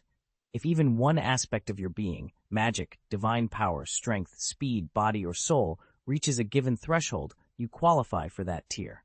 However, raw power isn't the same as battlefield prowess. Within each tier there are peaks and valleys. You understand this?" Loki shook his head, still doubtful. "Of course I do, but I can't help feeling incredulous." "You'll witness true magic soon enough," Odin promised. "Frigga and I are eager to welcome an extraordinary son-in-law into the family." Loki bristled with pride. "I am the Nine Realms' premier sorcerer." Odin allowed a soft chuckle. "Titles count for little when you stand before someone stronger." At that, Loki's brow furrowed. "Father, did you notice how familiar Aaron's spell looked just now?" Odin's expression darkened as he recalled the shimmering barrier that had erupted between them. "Seraphim Shield," he said slowly. "That's a ward they teach in Kamartaj. That can't be mere coincidence." "The Ancient One still doesn't know who he truly is," Frigga mused, setting down her teacup. "If she did, she would have sent him to Kamartaj long ago. And if Gaius's bloodline could produce a genuine Sorcerer Supreme, she'd have retired by now." Loki narrowed his eyes. "Sorcerer Supreme?" Frigga met his gaze steadily. "The Sorcerer Supreme is the mystical guardian of Midgard, Asgard's equivalent of a god king." Loki sank back, stunned. "What?" "The universe is far more intricate than you've been led to believe," Frigga continued. "The 9 realms you know are only the beginning." Loki forced a rueful smile. So this was how ignorant he truly was, a frog in a well. Next time he set foot on Midgard, he vowed he would hunt down this enigmatic Sorcerer Supreme. Across the chamber, Aaron's expression darkened. "I never planned on using magic," he said, voice low and deceptively calm. "On Earth, a sorcerer risks exposure, and that rarely ends well. But in this shadowed world, no one would notice. So I'll take advantage of that. I promise to make your death as painful as I can." Despite his bravado, a flicker of caution guarded Aaron's eyes. A caution born of survival, the very instinct that had kept him alive in this realm far longer than most. A cold dread crept through Aaron's thoughts. What if someone was watching the dark world? The concern wasn't unfounded. He could almost feel unseen eyes tracking his every move. To stay off the radar, he resolved to rely solely on Kamartaj sorcery. Even if he were spotted, anyone but the Ancient One would assume he was simply a Kamartaj magician, nothing more. Malekith's voice cut through the murk like a blade. "You're insufferably arrogant. Your puny spells can't begin to contend with the ether's power. The moment your magic fails, you die." A faint smile curved Aaron's lips. "I never claimed otherwise." With a crisp snap of his fingers, an iridescent, orange portal burst open beneath Malekith's feet. Caught off guard, the dark elf plunged straight through. Before he could gather himself, a second portal yanked him from midair, sending him into a deadly free fall. In the instant that followed, Aaron summoned a chain of glowing crimson energy. It whipped around Malekith's torso, binding him tight, and yanked him back to terra firma. The dark elf hit the ground with a bone-jarring thud, only for Aaron to deliver a single, thunderous palm strike to his chest that echoed through the shadowed realm. Malekith's soul was flung clear of his body. In the empty vessel of his spirit, a faint crimson glow, ether particles at work, began to pulse. Aaron raised his hand for a follow-up strike, but the glow suddenly flared, and Malekith's soul shot back into his flesh and bone. He jerked upright, panic blazing in his eyes. "What have you done to me?" he spat, voice edged with fear. "Calm down," Aaron replied smoothly. Your spirit proved stronger than I expected. One palm was enough to knock it free, but not to destroy it, especially with ether in the mix. Malekith snorted, fury twisting his expression. I told you, ether's power is beyond your reckoning. He clenched his fists, forced to admit this wizard might be more formidable than rumors suggested. Very well, let me show you real power. With a roar, he summoned the dark red energy. The swirling ether seeped into the chains binding him, hissing as metal links begun to corrode and snap. Aaron's calm features darkened. He stepped forward, palm crackling with force, and struck Malekith squarely in the chest again. The impact sent shockwaves through the dissociating ether, rattling the broken bonds and driving a grunt of pain from the Dark Lord's throat. Malekith staggered, but the battle was far from over. Even as he fought to remain standing, the air hummed with the promise of more power yet to come. The ether particles surged back into Malekith's body, and the chain around his chest flared crimson once more. No, he gasped, agony twisting his features as his soul was drawn back into its vessel. Despair echoed in his roar. Everything he had fought for felt irretrievably lost. Save your lamentations, Aaron sneered. A king should at least uphold his dignity. He studied Malekith with cold amusement. I could have slain you first, then harvested the ether particles at my leisure. Instead, I chose to reverse the order, just to prolong your suffering by a few precious seconds. Malekith swallowed his panic and straightened his shoulders. You can't remove the particles without killing me first. Aaron laughed, unhurried. You're naive. Extracting ether particles isn't as difficult as you imagine. Magic and technology both offer methods. If a lowly dark elf can do it, why not someone of my caliber? With that, he reached into the void of his space ring and produced a small, triangular prism the size of a fist. Its facets shimmered with runic engravings. Allow me to introduce Wei Jiang's jar, he announced, voice rich with anticipation. A sealed magic artifact, brand new in my collection and never before tested, but today it finds its purpose. He held the prism aloft, its runes pulsing ominously as the crimson chain around Malekith glowed in warning. After all, ether particles are alive. I can't treat them like ordinary objects. Then will you hand them over yourself, or shall I do it for you? Aaron teased. Don't even think about it. Fine, Aaron said with a nod. He pressed his palm to Malekith's forehead and unleashed his extraction magic. One by one, the glowing ether particles drifted free, tumbling into Wei Jiang's waiting jar. With each particle gone, Malekith's face grew paler, his strength draining away until only a hollow despair remained. Chapter 824, A Contract Crafted to Insult. If you value your dignity, turn back now. What's the situation? Loki peered at the floating projection, perplexed. He's able to isolate ether particles. It doesn't look complicated, so why is he? He's concealing himself, Odin cut in. The moment a sorcerer named Gaius shows up in this cosmos, he draws scrutiny from every corner. The demon lords of the dimensions, the ancient gods, the celestial deities. Many of them wield power rivaling even the All-Father. Some are his friends, some are his foes. But none of us expected he'd learn the forbidden art of camouflage. That spell lets him hide his true identity entirely. Frigga's brow furrowed. But how did he dupe the Supreme Mage? Camouflage's power originates from Emperor Weishan. If Gaius tapped into the Emperor's strength, the ancient master would have detected it immediately. Here is a polished, fully rewritten version of the scene. Odin sat at the head of the high table, his expression grave. You will have to wield it with your own power, he said.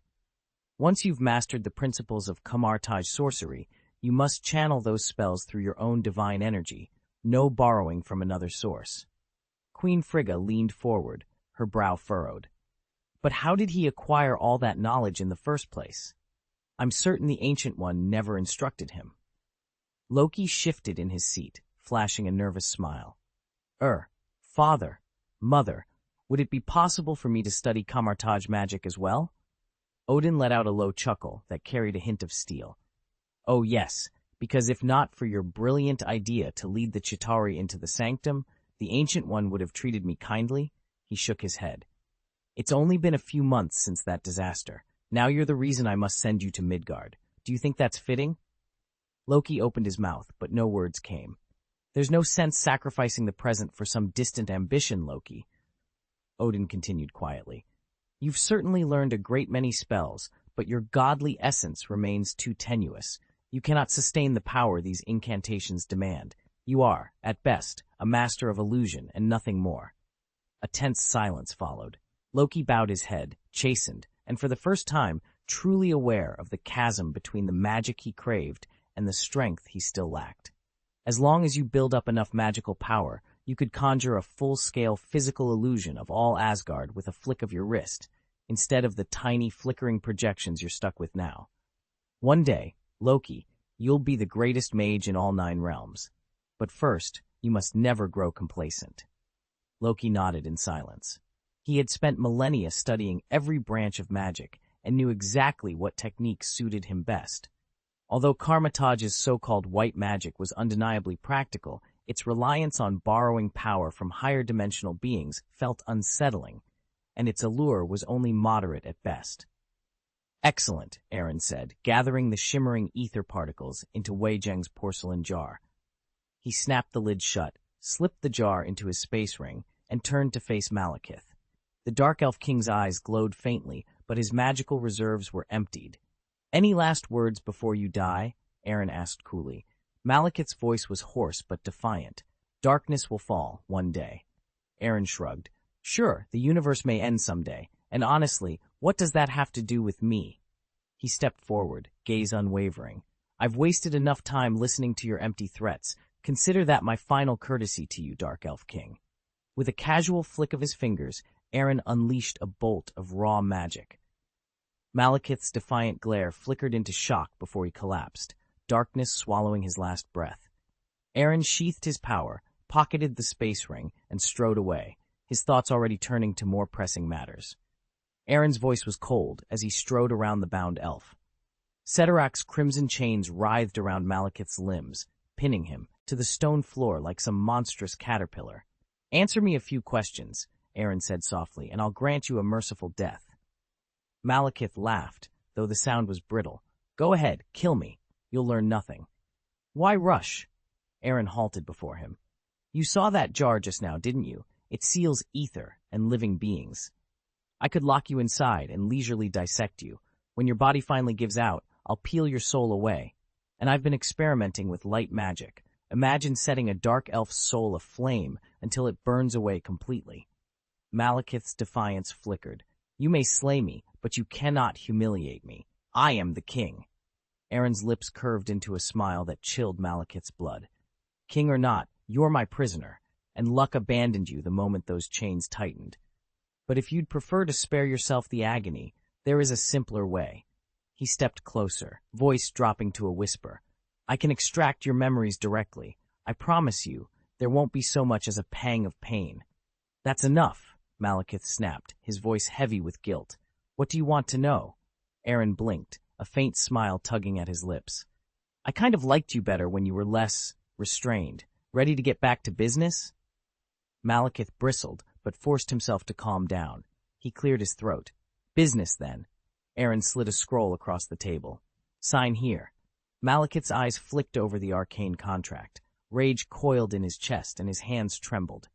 "You can't be serious," he growled. "Why should I kneel through Asgard, groveling and hiding behind lies?" "Because I don't trust you," Aaron said bluntly. "Isn't that enough? Break this contract, and your punishment will be an insult far worse than death. I believe you'll make the sensible choice." Malekith ground his teeth. "I refuse. This agreement is nothing but a personal affront." He leaned forward, voice low and dangerous. "Let me remind you who holds the real power here. You're the swordsman. I'm the prize, meat on your bone. You think you have a choice? Sign this, and you die with your honor intact. Refuse, and you'll suffer a slow, agonizing end, or worse. Either way, it's death." Aaron's smile didn't waver. Malekith's defiance faltered, and for the first time the Dark Elf's gaze flickered with uncertainty. The quill hovered above the parchment, and the balance of fate tilted on a knife's edge. "Don't go playing the hero in front of me," Aaron said, voice sharp. "I've run into too many heroes like you. You've got 3 seconds to decide. Sign the contract or walk away." Malekith's lips curved in a bitter smile as Aaron began the countdown. 3, 2. "All right," he snapped. "I'll sign." He knew better than to resist. With a mage capable of extracting memories standing over him, his options were gone. A quick, dignified end was more than he deserved. Excellent. Aaron's grin widened. I'd rather not force anyone, but for the sake of safety. Malekith's glare cut him off. Do you really expect me to believe that? Aaron inclined his head gravely. Now, if you please, your signature. Malekith snorted. You've bound me in chains. How exactly am I supposed to sign this thing? Aaron's lips twitched. My oversight. With a flick of his wrist, he released Cedarak's crimson chain from Malekith's wrists. There you go. Still scowling, Malekith pricked his index finger against the dark vein running along his forearm. A drop of black blood welled at the tip, and he pressed it onto the parchment, tracing his name in the looping script of the Dark Elves. As the ink glowed, the contract rose into the air, fragments of light spiraling outward until nothing remained. Aaron watched it dissipate, nodding in satisfaction. Then he paused. You can't read Dark Elf script, he said. Aren't you worried I might have put down a fake name? Malekith's eyes narrowed with suspicion, but Aaron chuckled and waved him off. Don't worry. He turned and tucked the last of the luminous motes into his robes, already moving on to whatever came next. Names are just labels, Aaron said with a teasing smirk. It's the blood that truly matters. Now, first question. Have you ever heard of Aaron Gaius? A lot of folks assume he's one of my ancestors, but the truth is, I'm not related to him at all. Malekith studied him for a moment, weighing every word. No, he finally replied. Aaron nodded, unsurprised. The Dark Elves had lain dormant for 5,000 years, and during that time the House of Horn had ventured out into the wider universe. It made perfect sense that the newcomer wouldn't recognize the name. Second question, Aaron continued, leaning forward.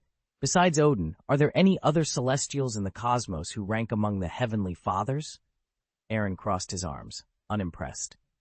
None of those scare me. Show me someone you actually fear, the informant bristled. You dare call them worthless? Fine. Surtur, the Fire Lord. Aaron rolled his eyes. I know Surtur. He's not even on my radar. Next. The frost giant King Laufey, ruler of Jotunheim. A smirk flickered across Aaron's face. Laufey's been dead for centuries. His greatest treasure, the icebox, sits locked away in my private vault. My private vault? The informant's voice wavered. Who are you anyway? Not your concern, Aaron said curtly. Proceed. The Collector, Tanya Tavan, an elder of the universe, billions of years old, sovereign of the void. Aaron raised an eyebrow and pulled out a small leather notebook, jotting down her name. Next. Gao Tianzun, another elder and Tanya's brother. He reigns over Sakar. Aaron wrote that name as well. Then he looked up. The elders of the universe, are they allied in some way? The informant hesitated before answering. Not exactly an alliance. They're primordial forces, survivors from the universe's earliest age. Aaron snapped the notebook shut. I see. That's all. For now. He gave the informant one last cold stare before turning away. Chapter 7. The True Elders of the Cosmos. Aaron leaned back in the command chair, eyes fixed on the swirling tapestry of stars outside the viewport. Every one of these cosmic elders, he mused, is virtually immortal, wielding powers we can barely comprehend, and each carries the quirkiest personality I've ever encountered. His companion, the ship's AI interface known as Lyra, flickered to life on the holo display. Indeed, they are ancient beyond reckoning. I trust you haven't crossed paths with any of them yet? Aaron sighed, rubbing his temples. I certainly hope not. It would be problematic to find myself on the wrong side of an elder's grudge. Lyra's projector pulsed. What was that remark? Nothing, Aaron said hastily. Let's keep moving. Who else among the universe elders might still be out there? Lyra's circuits hummed as she sifted through star charts and forgotten lore. Aside from the Collector and Gao Tianzun, both of whom have made themselves known in recent cycles, the others remain elusive. There's the Runner, fleet beyond mortal ken, the Explorer, master of forbidden realms, and the Gardener, who tends entire worlds like so many potted plants. Aaron nodded, leaning forward. And the rest? Surely there are more names on your list. Lyra brightened. Of course, we cannot forget Sithorn, the Lord of Dimensions, whose hands shape entire realities like clay. Then there's Professor Arcanus, better known as the god of black magic, whose sorceries twist the very fabric of life. The Crimson Lord Cedarak, too, looms large in the eons-old treatise of cosmic balance, and Beholder, the Chaos Lord, whose unpredictable impulses have toppled worlds. Those four are already enough to keep me awake at night, Aaron muttered. But I sense there are still hidden masters, those who command slivers of dimension or guard shards of primordial power. Lyra's image shimmered in agreement. Precisely. Hundreds more lie in wait across the multiverse, some dormant, some stirring, each with strengths ranging from godlike to merely prodigious. Any encounter with one of them could tip the scales of cosmic order. Silence fell between them as Aaron stared into the starfield once more. The elders' names echoed in his mind like distant thunder, each promise of power matched by the threat of untold peril. Whatever challenges lay ahead, he knew one thing for certain. The deeper he delved into the unknown, the more he would have to reckon with these unfathomable beings, and none would suffer fools or uninvited guests lightly. Aaron flipped open his small notebook and scribbled the last entry. "What else?" he asked quietly. "There are creation gods," Malekith replied, his voice low and wary, "but only Galactus has actually shown himself." Aaron glanced up. "Anything more?" The dark elf shook his head. "That's all I know." Aaron tapped his pen against the page, then raised it again. "Third question. What advanced civilizations in the universe have you encountered?" Malekith's crimson eyes narrowed. "Why do you care?"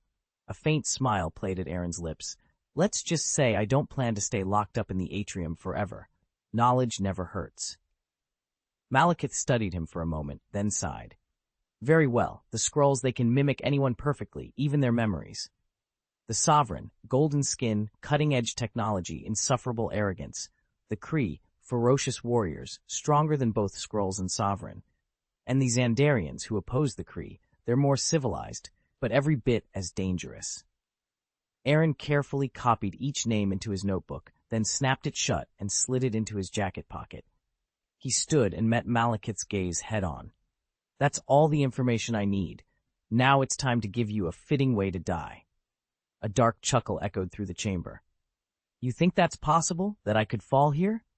Aaron's grin was cold. "We're about to find out." An orange-red blade of light slashed across Malekith's throat, and in an instant, a jet of black blood spurted from the cut. Staggering back, the dark elf prince clutched at his neck, eyes wide with shock, then crumpled to the ground. Aaron regarded him coolly. "You really thought you'd get away with this?" he said. With a slight shake of his head, he reached into his belt and produced the black hole grenade he'd taken from the cursed warrior. In one smooth motion, he tossed it onto Malekith's chest. The grenade exploded in a swirl of black and white space, and Malekith was swallowed within the void. Aaron sheathed his sword and drew forth the holy sword of Emperor Waishan, its blade gleaming in the dim light. He set it carefully beside him. "I keep my word," he said quietly. "If you refuse to be dignified, I'll force you into it. This sword is yours, worthy of your rank." He then pulled out Captain Jack's compass and studied its glowing needle. The celestial convergence was nearing its end. If they didn't leave before the alignment broke, their only way home would be the unstable portal. Loki appeared at Aaron's shoulder, a crooked smile on his lips. "If you won't behave like royalty, I'll see that you at least look the part," he purred. "I must say I rather like this arrangement." "Have you been listening only to his words?" Odin arched an eyebrow. "Did you not notice what he was doing?" "Precisely," Loki chimed in with admiration. "He drained every ounce of leverage from Malekith, all the while playing the innocent little mouse pretending to be a timid cat, and never once did it feel contrived. Astounding. We could learn a lot from his subtlety." Frigga gave her son a mock stern look. "Loki, enough levity. Be serious." Loki drew a steadying breath and adopted a grave tone. "Very well. He's extraordinarily cautious. No, hyper-vigilant. He confronted Malekith using only the mystic arts of camartage, never dropped his disguise, and even went so far as to distance himself from House Gaius in conversation. Had we not personally verified his lineage, we'd have been fooled into thinking he was just another camartage sorcerer. With all due respect, mother, father, he must have suspected he was under surveillance." Odin snorted. "Hardly a brilliant deduction." Frigga's expression softened into concern. "Their slip into the dark realm could be chalked up to chance, but if he truly advances, he won't even need to guess who's pulling the strings." "Be patient, Frigga," Odin said with a casual smile. It doesn't matter whether he figures it out or not. As long as I don't admit a thing, he's powerless.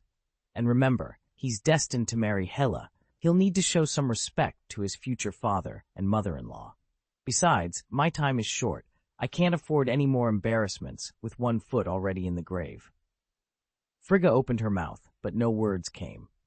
Loki, however, clapped delightedly, his eyes shining as he turned to his father. Father, my admiration for you flows like a mighty river, endless and boundless. Today I've truly seen the chasm that separates us. It's not just power that sets you apart, but so much more. Odin chuckled. I'll take that as a compliment. With that, he raised the eternal spear high above his head. A prism of blazing light erupted from its tip, cascading into the void beyond. Chapter 825, Death Goddess Hela, Wielder of the Free Night Sky Sword, Part 1. Aaron strode across the scorched plain, his gaze flicking to the iridescent task panel hovering at his side. 2 mission entries glowed emerald, both already stamped completed. He allowed himself a brief, satisfied nod. Mission log. Witness the convergence of celestial bodies at close range. Reward, 200 magic points. No penalty for failure. Status completed. Stop the dark elves from enveloping the universe in darkness. Reward, 1,000 magic points. No penalty for failure. Status completed, with an extra of 1,580 magic points awarded for eliminating the key enemy. A smaller notation reminded him of the individual bounties: 5 magic points per dark elf slain, 500 per cursed warrior, and 800 for dispatching Malekith himself. Aaron closed his eyes for a moment and let the numbers sink in. 20 years of relentless training had brought him here, to this pivotal hour when the fate of countless worlds teetered in the balance. He slipped the shimmering panel back into his inner robe pocket and resumed his march, every footstep echoing with renewed purpose. All items received. Congratulations, host, Aaron Gaius. You have completed the system task and earned 2,780 magic points. Opening personal panel. Okay, host. A translucent interface sprang into view before Aaron. Host, Aaron Gaius Magic Power. Physical, 16,908, Intermediate Grand Mage. Astral, 16,908. Total, 33,016, Original Rank Holy Mage Subfather. Talent, once in a lifetime, daily +4 magic power, +2 physical, 2 astral. Items, Magic Carpet, Captain Jack's Compass, Prophecy Book, Wei Zheng's Jar, Sealed Ether Particles, Meditation Basin, Icebox. Magic points available, 5,556. Aaron's eyes lit up, 5,556 points, enough to buy 2 ghost masks at the system shop. He swiped toward the mall icon, finger poised to spend his hard-won points. In an instant, though, everything changed. The black sands and craggy earth at his feet dissolved into nothing. The mountains that ringed the horizon vanished. Even the sullen black sun that had hung low in the sky was gone. In its place stretched an endless night, dense with drifting fog that glowed faintly in the darkness. An oppressive silence pressed in on him, broken only by his own shallow breath. Aaron's pulse quickened. This was a place he had never seen before. Cold, lifeless, and utterly forbidding. Whatever the system had in store for him next, he realized it would be unlike anything he had faced so far. Aaron stared at the compass in his hand. The needle swung wildly, it settling nowhere, proof there was no space node here to guide him back to the atrium. "What the hell is this place?" he muttered, sliding Captain Jack's compass into his pocket. With a practiced flick of his wrist, he drew the red spider lily and calmly chambered 8 enchanted rounds. In a world this strange, the first rule was to be ready for anything. Footsteps echoed from the darkness ahead, deliberate, unhurried, yet closing fast. Aaron's grip tightened on the pistol. "Who's there?" he called, trying to keep his voice steady. From the gloom emerged a woman of such arresting beauty that Aaron almost forgot to breathe. She was tall and lithe, her curves wrapped in form-fitting leather armor patterned in black and green. Long, raven-black hair framed a face so pale and flawless it might have been carved from marble, yet the eyes that assessed him were ice-cold. A flicker of surprise crossed her features as she studied him. Aaron's heart pounded, and despite himself, he took a cautious step back.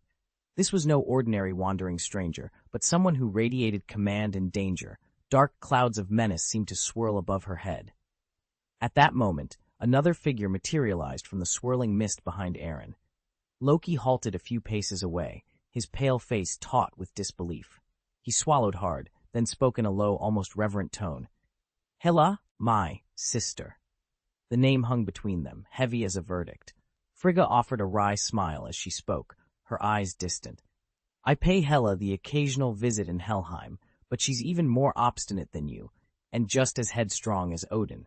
Between the two of us, we're not too worried as long as we stay within the dungeon walls. But if Hela ever escapes, mark my words, her very first move will be to challenge Odin himself, even if she has no hope of winning. Odin's deep voice rumbled in agreement. Asgard is the wellspring of her strength. The moment she sets foot there, she'll draw on endless divine power, and nothing will stand in the way of her claiming the title Father of the Heavens. Loki's brow shot up in surprise. Father of the Heavens? Is she truly that powerful? Odin nodded gravely.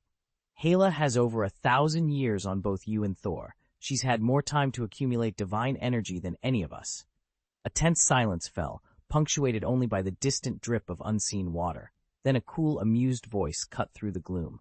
Hela eyed Aaron with a disdainful tilt of her head. And who might you be? Aaron forced a friendly smile, hoping to appear harmless. Aaron Gaius, just a traveler who lost his way. Her lips curved into a mocking laugh. Gaius, you say? The name rings a bell, though I'm sure it's purely coincidental. She leaned forward, eyes glittering. In over 2,000 years, you're the first soul ever to wander into Helheim by accident. Aaron's grin faltered. Yeah, I guess I do have terrible luck. Aaron's words trailed off as the landscape came into focus, and his face lit up with astonishment. You're telling me this is hell? Hela glanced around at the lifeless terrain. Why wouldn't it be? Chilling fog, barren earth, a sky drained of color, and the Styx, the only river, guiding Asgard's dead to their rest.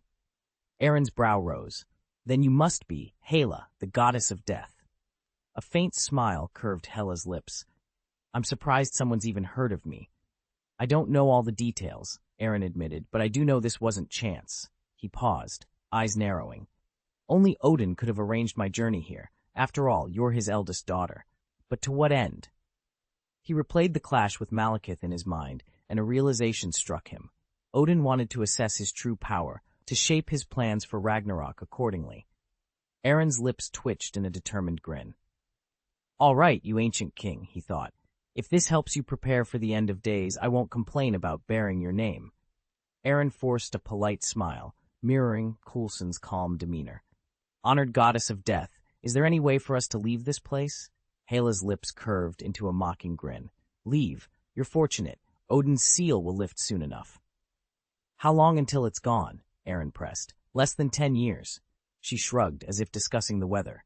10 years. Aaron's chest tightened. Is there another way out sooner? Of course, Hela replied, nodding. Shatter the seal with a power beyond all others. And if we don't have that, he asked, voice low. Hela's grin turned enigmatic. There is one more option, but I doubt you'll like it. She studied him. I sense you're different. Aaron's heart thudded. How different? Kneel, she said, producing a wicked blade that pulsed black light. Submit to your queen. Sick. Deranged. Aaron seethed inwardly, but kept his voice steady. There's no need for theatrics. We could discuss. Hush, Hela interrupted, raising the sword. Kneel now, and then we may talk. Aaron stiffened. You're insane. The goddess's smile never wavered. With a single fluid motion, she swung the night blade toward him. Darkness rippled along its steel edge. Aaron drew himself up. Fine. If you want a show of submission. He lunged to the side as the blade sliced a crescent of shadow through the air. Sparks of otherworldly energy crackled where steel met stone. Hela's laughter rang out, chilling and triumphant. So stubborn. Very well.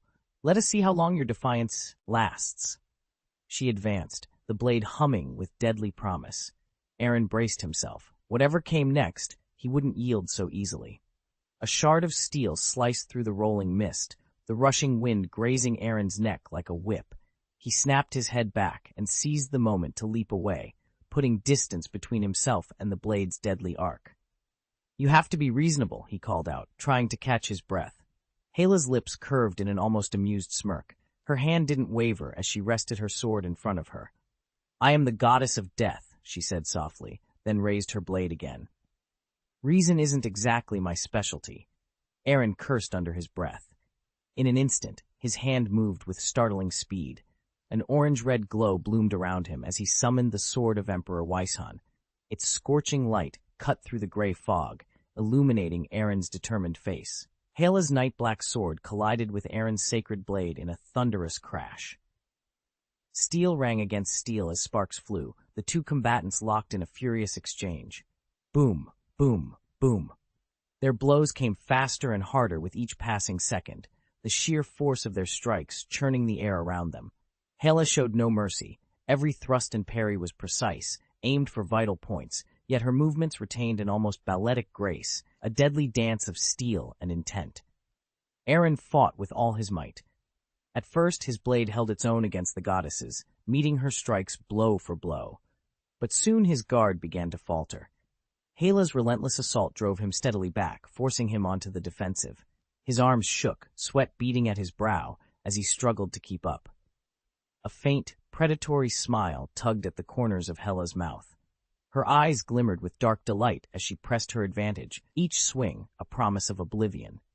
Aaron gritted his teeth, bracing himself for the next collision, knowing all too well that he was dangerously close to being overwhelmed. This was the first time in the millennia since her sealing that Hela had faced an opponent of such caliber.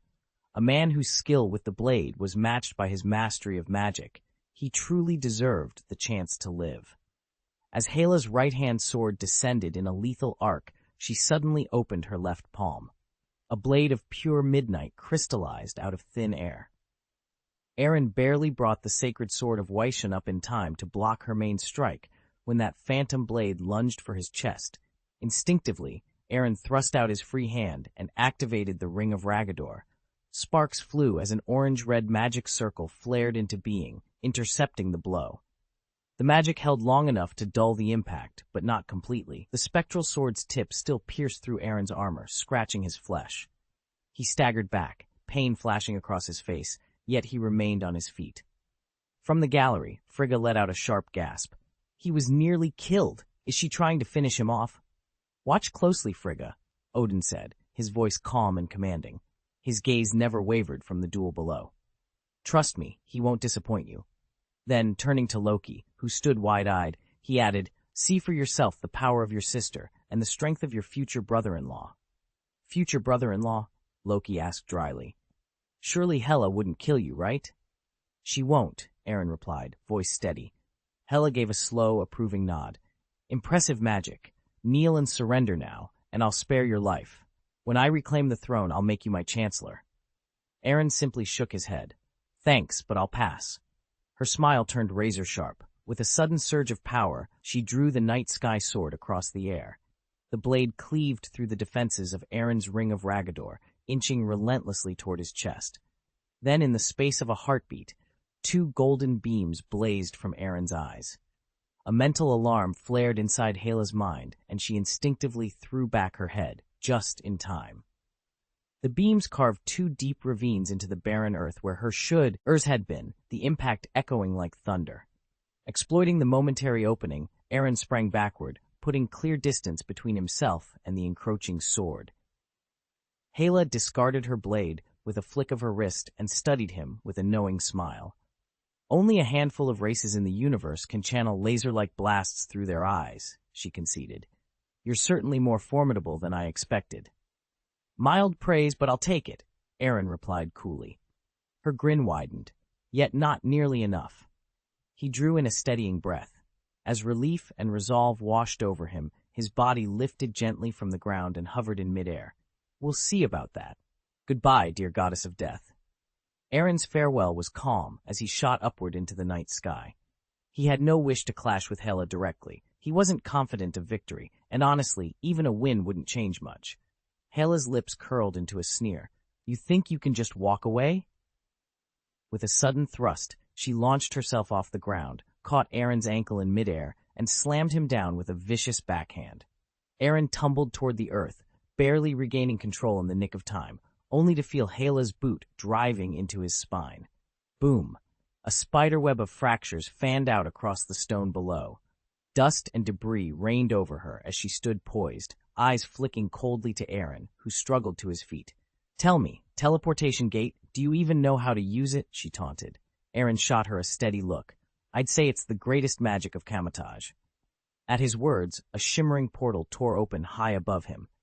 In an instant, Hala was yanked from his attack radius and spat out dozens of meters away, just in time to avoid his counterstrike. It's a shame this is Heim Hades, and its portal is completely sealed from the outside. Otherwise, I might actually be able to leave. We'll figure out a way out together, Aaron replied without hesitation. Hala's pale eyes flickered. Very well, but first, kneel. Aaron bristled at the command. Goddess of death, he began, forcing calm into his voice. With your temper, you'll never get married. For a heartbeat, Hela's lips parted as though to speak, then snapped shut. Her expression darkened into a storm. The queen doesn't need, she cut herself off, jaw clenching. So this whole time, she was talking about you. What? Aaron's heart pounded. His mind raced. Had he misjudged her? Specters of dread gathered in his chest. Death, he whispered, as if naming a curse. With a furious roar, Hela sprang forward. In an instant, a ring of pitch-black blades like slivers of the night sky whirled into being around her, each one hurtling toward Aaron. Shield of the Seraphim, he shouted, slamming his palms together. A three-dimensional orb of amber-red light blossomed around him, intercepting the dark blades in midair. Clang! Hala thrust her own night-forged sword against the barrier. It screamed, a piercing, grinding shriek that resonated like 10,000 cat claws scratching against glass. Yet the shield held firm. Do you really think that cracked shield can stop me? Hala taunted, her voice cold and unyielding. For now, it's all you've got, Aaron replied, tightening his grip on the Seraphim's shield. With a soft hiss, Hala's night sky sword glowed with a pale green light. Aaron's eyes widened in alarm. Instinctively, he called upon the sacred sword of Emperor Weishan, its blade shimmering as divine power poured into it. Under that blessing, the night sky sword slammed against the sacred sword and shattered the shield's defense. Aaron pivoted the Emperor's blade upward just in time, avoiding a fatal strike to his heart. But before he could regain his footing, dozens more night sky swords whistled through the air, closing in on him like falling stars. Activate iron armor, he shouted, raising his shield defensively. Clang, clang, clang! The fragments of metal hammered against Aaron's magical armor. He staggered backward, the spell on the brink of collapse. Hala watched him coldly, small mote, as of light spiraling around her. She summoned yet another night sky sword, palm outstretched. With a decisive gesture, the gathered swords surged forward in a relentless barrage, striking like cannon fire. Aaron braced himself, shield aloft, as the deadly hail of blades bore down upon him. Aaron reacted instantly, summoning two swirling rings of Ragador that glowed with molten orange-red light. The rings spun into his grasp, just in time to meet Hela's first barrage of night sky swords, each spinning blade shattering against the wards. No sooner had he caught his breath than a second, faster wave of swords erupted around him, far more numerous than before. As he struggled to keep his defenses intact, Aaron caught sight of dozens more ethereal blades materializing in a circle around the death goddess herself. This is madness, he thought, heart-pounding. Does she have an infinite supply of these things? Passive defense wouldn't hold. They were closing in too quickly. He knew the only way out was to seize the initiative, even if a direct assault on Hala spelled danger. Teeth clenched, Aaron hurled both Ragador rings toward her in a desperate gambit. Hala merely lifted one elegant brow. With a graceful flick of her hand, she summoned a third torrent of night sky swords. The blades darkened the sky as they swept forward, engulfing the rings and shattering them like shards of glass, effortlessly, inexorably. Chapter 826. This is the first time I've been pushed this hard. Stop flattering yourself. Part 1. The night sky shuddered as countless swords converged in midair, their forms coalescing into a massive, spiked stegosaurus that hurtled toward Aaron with a keening roar. In an instant, Aaron summoned a shimmering portal at his side. The stone-scaled monstrosity vanished into the vortex and reappeared moments later above Hala's shoulder, snapping at its master. With a single bored glance, Hala watched the construct shatter into emerald motes and drift away on the wind. Aaron exhaled, wiping sweat from his brow. That was truly a nuisance. Hala's eyes narrowed. A nuisance, yes, my magic isn't borrowed power. Even if it were, it couldn't sustain that level of strain.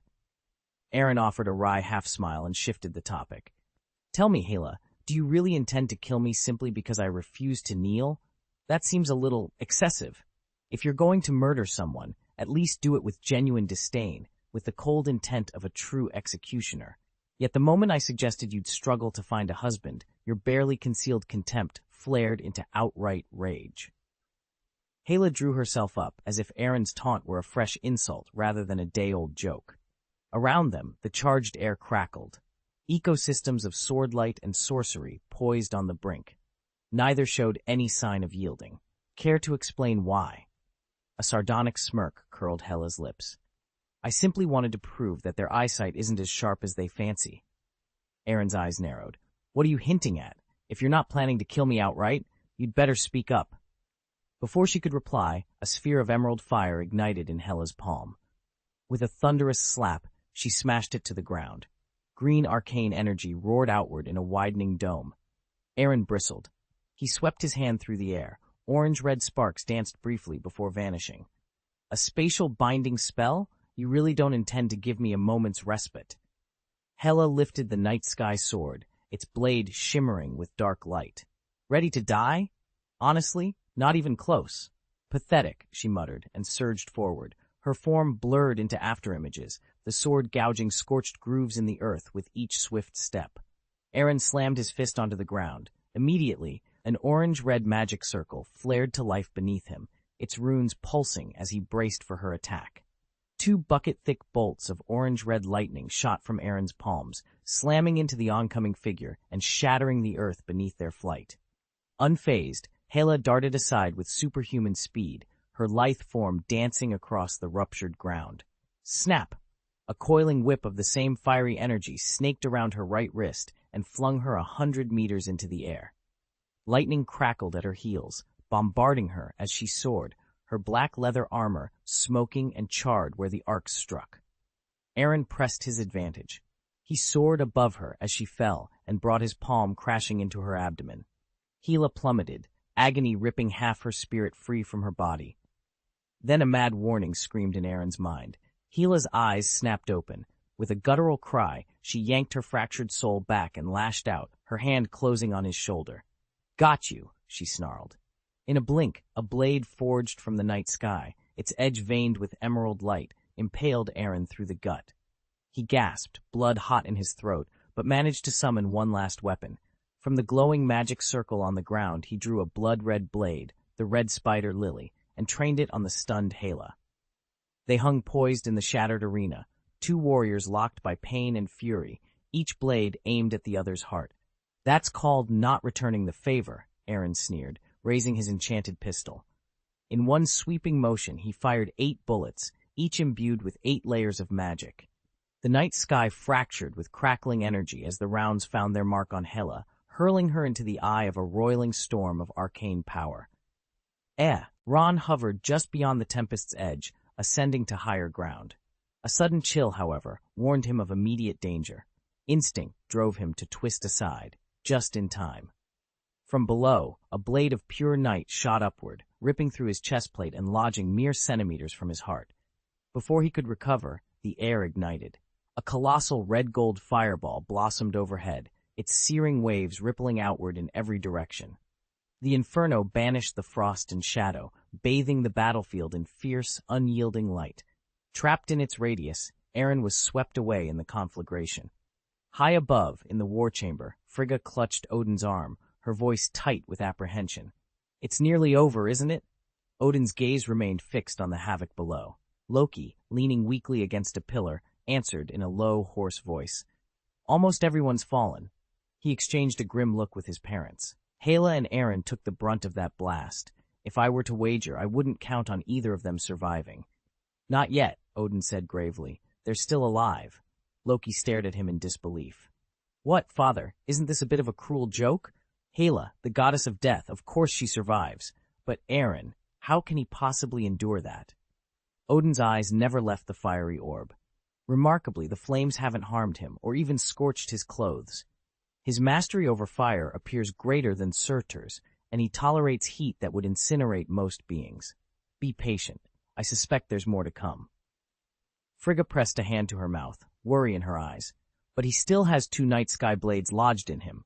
Even to test his power, isn't this excessively cruel? Do not fear, my queen, Odin replied, gently covering her hand with his. If his life truly hangs in the balance, I will intervene without hesitation. The crimson gold sphere plummeted toward the ground, shrinking perceptibly as it fell. When it struck, the impact carved a vast, smoking crater into the barren earth. At its deepest point lay 2 motionless figures. Seconds passed in tense silence, then Hela's eyes snapped open. Staggering to her feet, she paused to gather her strength before standing fully upright. Her body was crisscrossed with tiny wounds, but emerald magic flickered across her flesh, knitting every cut shut in an instant. As the Lady of Helheim, Hela's regenerative power was unrivaled, a true death goddess. I still won, she declared, her eyes gleaming with triumph, and a flicker of regret as she surveyed Aaron's motionless form. There really is a chasm between mortals and gods. That's one way to put it. A soft voice cut through the tense silence. Under Hela's astonished gaze, Aaron rose to his feet. His hand went to the sword of the night sky protruding from his chest. With a single steady pull, he freed the blade, and the 2 mortal wounds it had inflicted sealed themselves instantly, leaving not a scar. Waltfalk. Loki leapt down from the cold stone steps, his face drained of color. Is he a god? Did he just use magic to heal himself? Odin, leaning on Gungnir at the edge of the clearing, let out a dry chuckle. You tell me. Loki stared at Aaron in disbelief. Him? Aaron met Loki's gaze, a faint smile playing on his lips. Don't look so surprised. Back in my training, I studied physical enchantments, things like canine runes and equine runes to strengthen the body. Trust me, my life's been harder than you'd guess. And here's something you may not want to hear. Killing me isn't nearly as easy as it looks. Of course, it comes with drawbacks, Aaron admitted, rubbing his temples. There's no sense of urgency. I can feel my instincts dulling, and my close-quarters combat isn't what it was 2 years ago. Hela froze for a heartbeat, then threw back her head and laughed. How amusing. If your skill really peaked where you just demonstrated, I'd question not only your vision, but your intelligence as well. Goddess of Death, Your Highness Hela. I am the Queen, she interrupted, her tone cool. All right, Queen Hela, Aaron conceded with a tired sigh. I don't wish to be your enemy. A duel between us is pointless. Can we call a truce? By all means. Hela's lips curved into a playful smile as she leveled the sword of the night sky at Aaron's chest. But first, kneel. Aaron stiffened. Can't we at least discuss terms? Either you bow of your own free will, she replied, or I'll compel you. Aaron's shoulders slumped. Very well. Then our strength will decide. You'll find you're outmatched. Hela's voice was matter of fact. Though Aaron's power could shatter any ordinary divine, she was at the pinnacle of her class. Had Odin not used his divine might to restrain her, she would rival the mightiest heavenly fathers themselves. Aaron gave a rueful shake of his head. I can't beat you, he admitted. After all, you're hundreds of times my age. Hela's lip curled in amusement. So, patience, Aaron said, lifting a hand as if warding off a blow. I'm only stating facts. Time means very little to either of us. Age, even less. Her dark eyes narrowed. Are you trying to flatter me? Not at all, he replied. I'd just like you to understand what I've been through before I act. I've lived in this world for more than 2 years now. Whenever I could, I held back. Whenever it served me, I yielded. I never made a scene. The longer I stayed, the more cautious I became. I've only ever used magic a handful of times. Hela frowned. And your point is?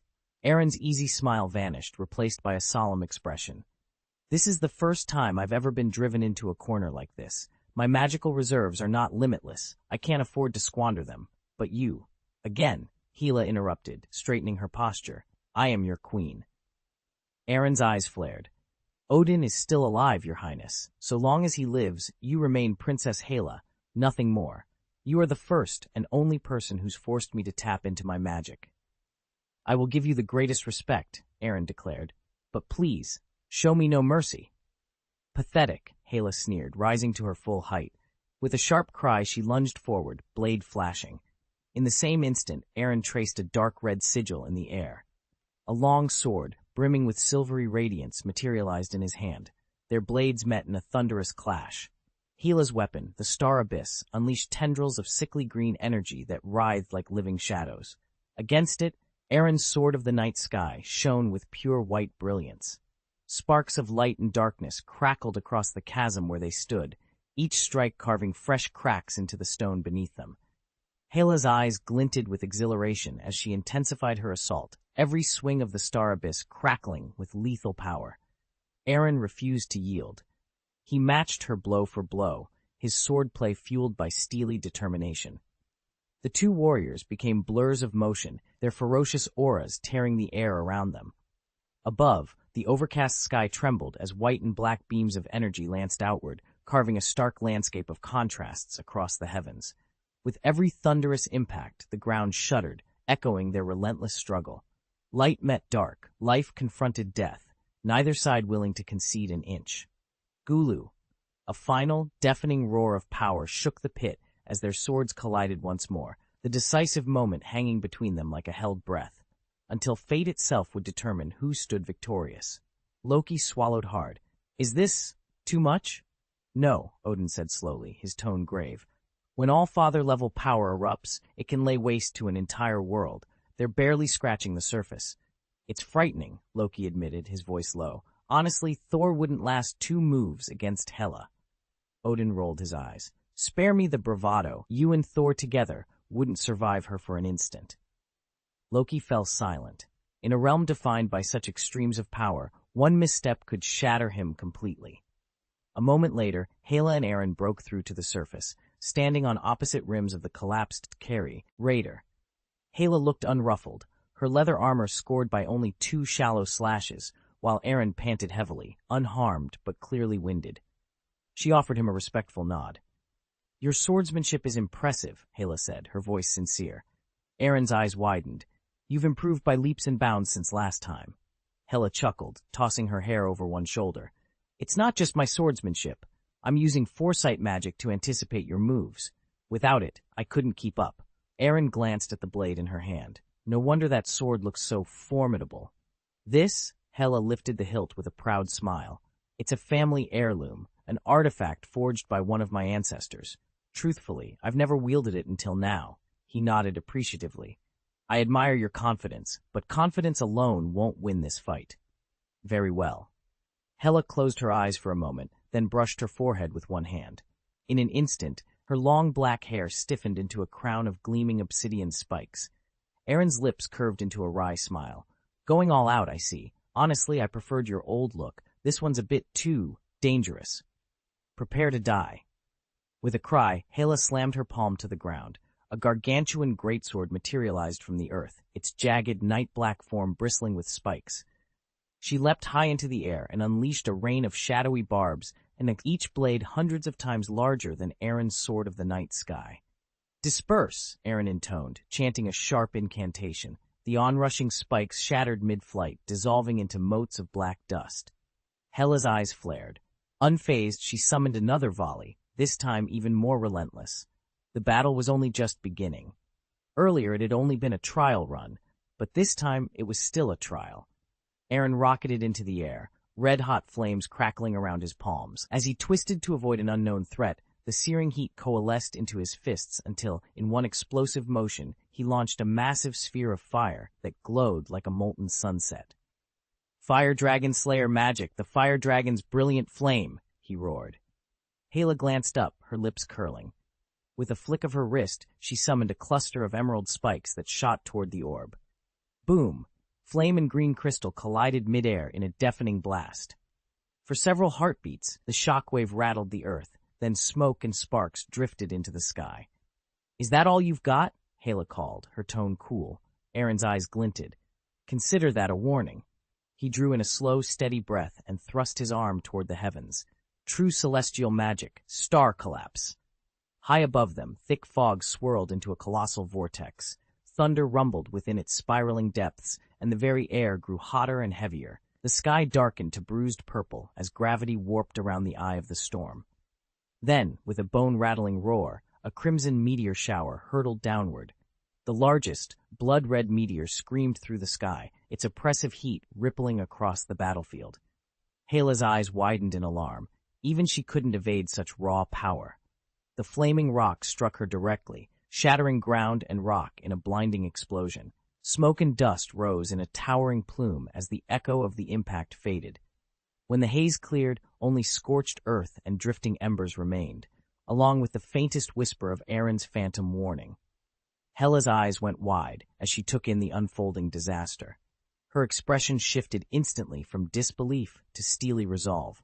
If that meteorite shattered on impact, even she wouldn't have an easy time containing the fallout. Green arcane energy flared around her. With a swift gesture, she propelled the night sky sword from beneath her feet upward, slowing the meteorite's plummet. At the same moment, she summoned several more colossal blades of the night sky. They converged from every direction, fusing into a single grotesque claw of emerald thorns. The spiked talons slammed into the descending rock just before it struck the ground, arresting its mom, Entum, in a resounding clash of magic and stone. Boom!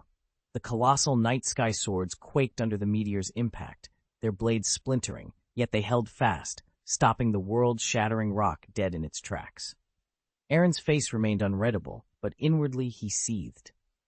After splitting off his astral form, his mana reserves were halved. He was effectively only a mid-tier archmage now. And with Kamartaj's runic spells, the infusion magic for enchanted bullets, precognitive wards, and celestial incantations all in play, he'd already burned through over a third of what little power he had left. He couldn't sustain this much longer. At some point, he'd have to tap into the Shadow Realm prematurely, and he needed an exit strategy fast. If Odin detected him here, even his astral form would be compromised, much less the dimensional demon he'd hidden away. Aaron made his decision. If push came to shove, he'd expose the demon before sacrificing his own ethereal self. Because dimensional demons come in all grades of power, Aaron could be classified as a weak demon, but he certainly wasn't a mighty holy mage. When he recovered his wits, he looked at Hela with keen interest. "How do you like that move?" he asked. "Not bad," Hela replied, folding her arms. "But tell me, how many more can you summon?" Aaron's lips curved in a confident smile. "More than you'd expect." "Then let's see." Hela spread her arms wide. Instantly, countless night sky swords materialized overhead, their black blades blotting out the starlit sky as they converged on Aaron.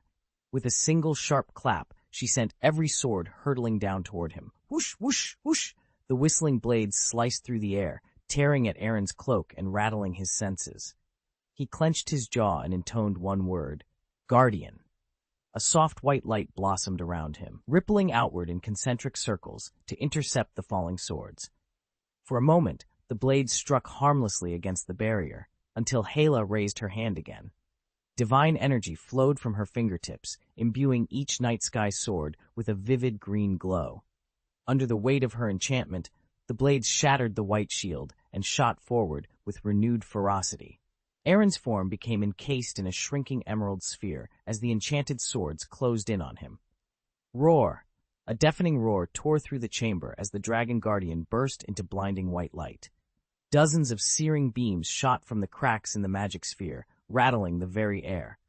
Within that colossal tens of meters long body, Aaron unfurled his mighty wings. With a powerful sweep, he scattered the swarming black blades, no bigger than locusts, that had surrounded him.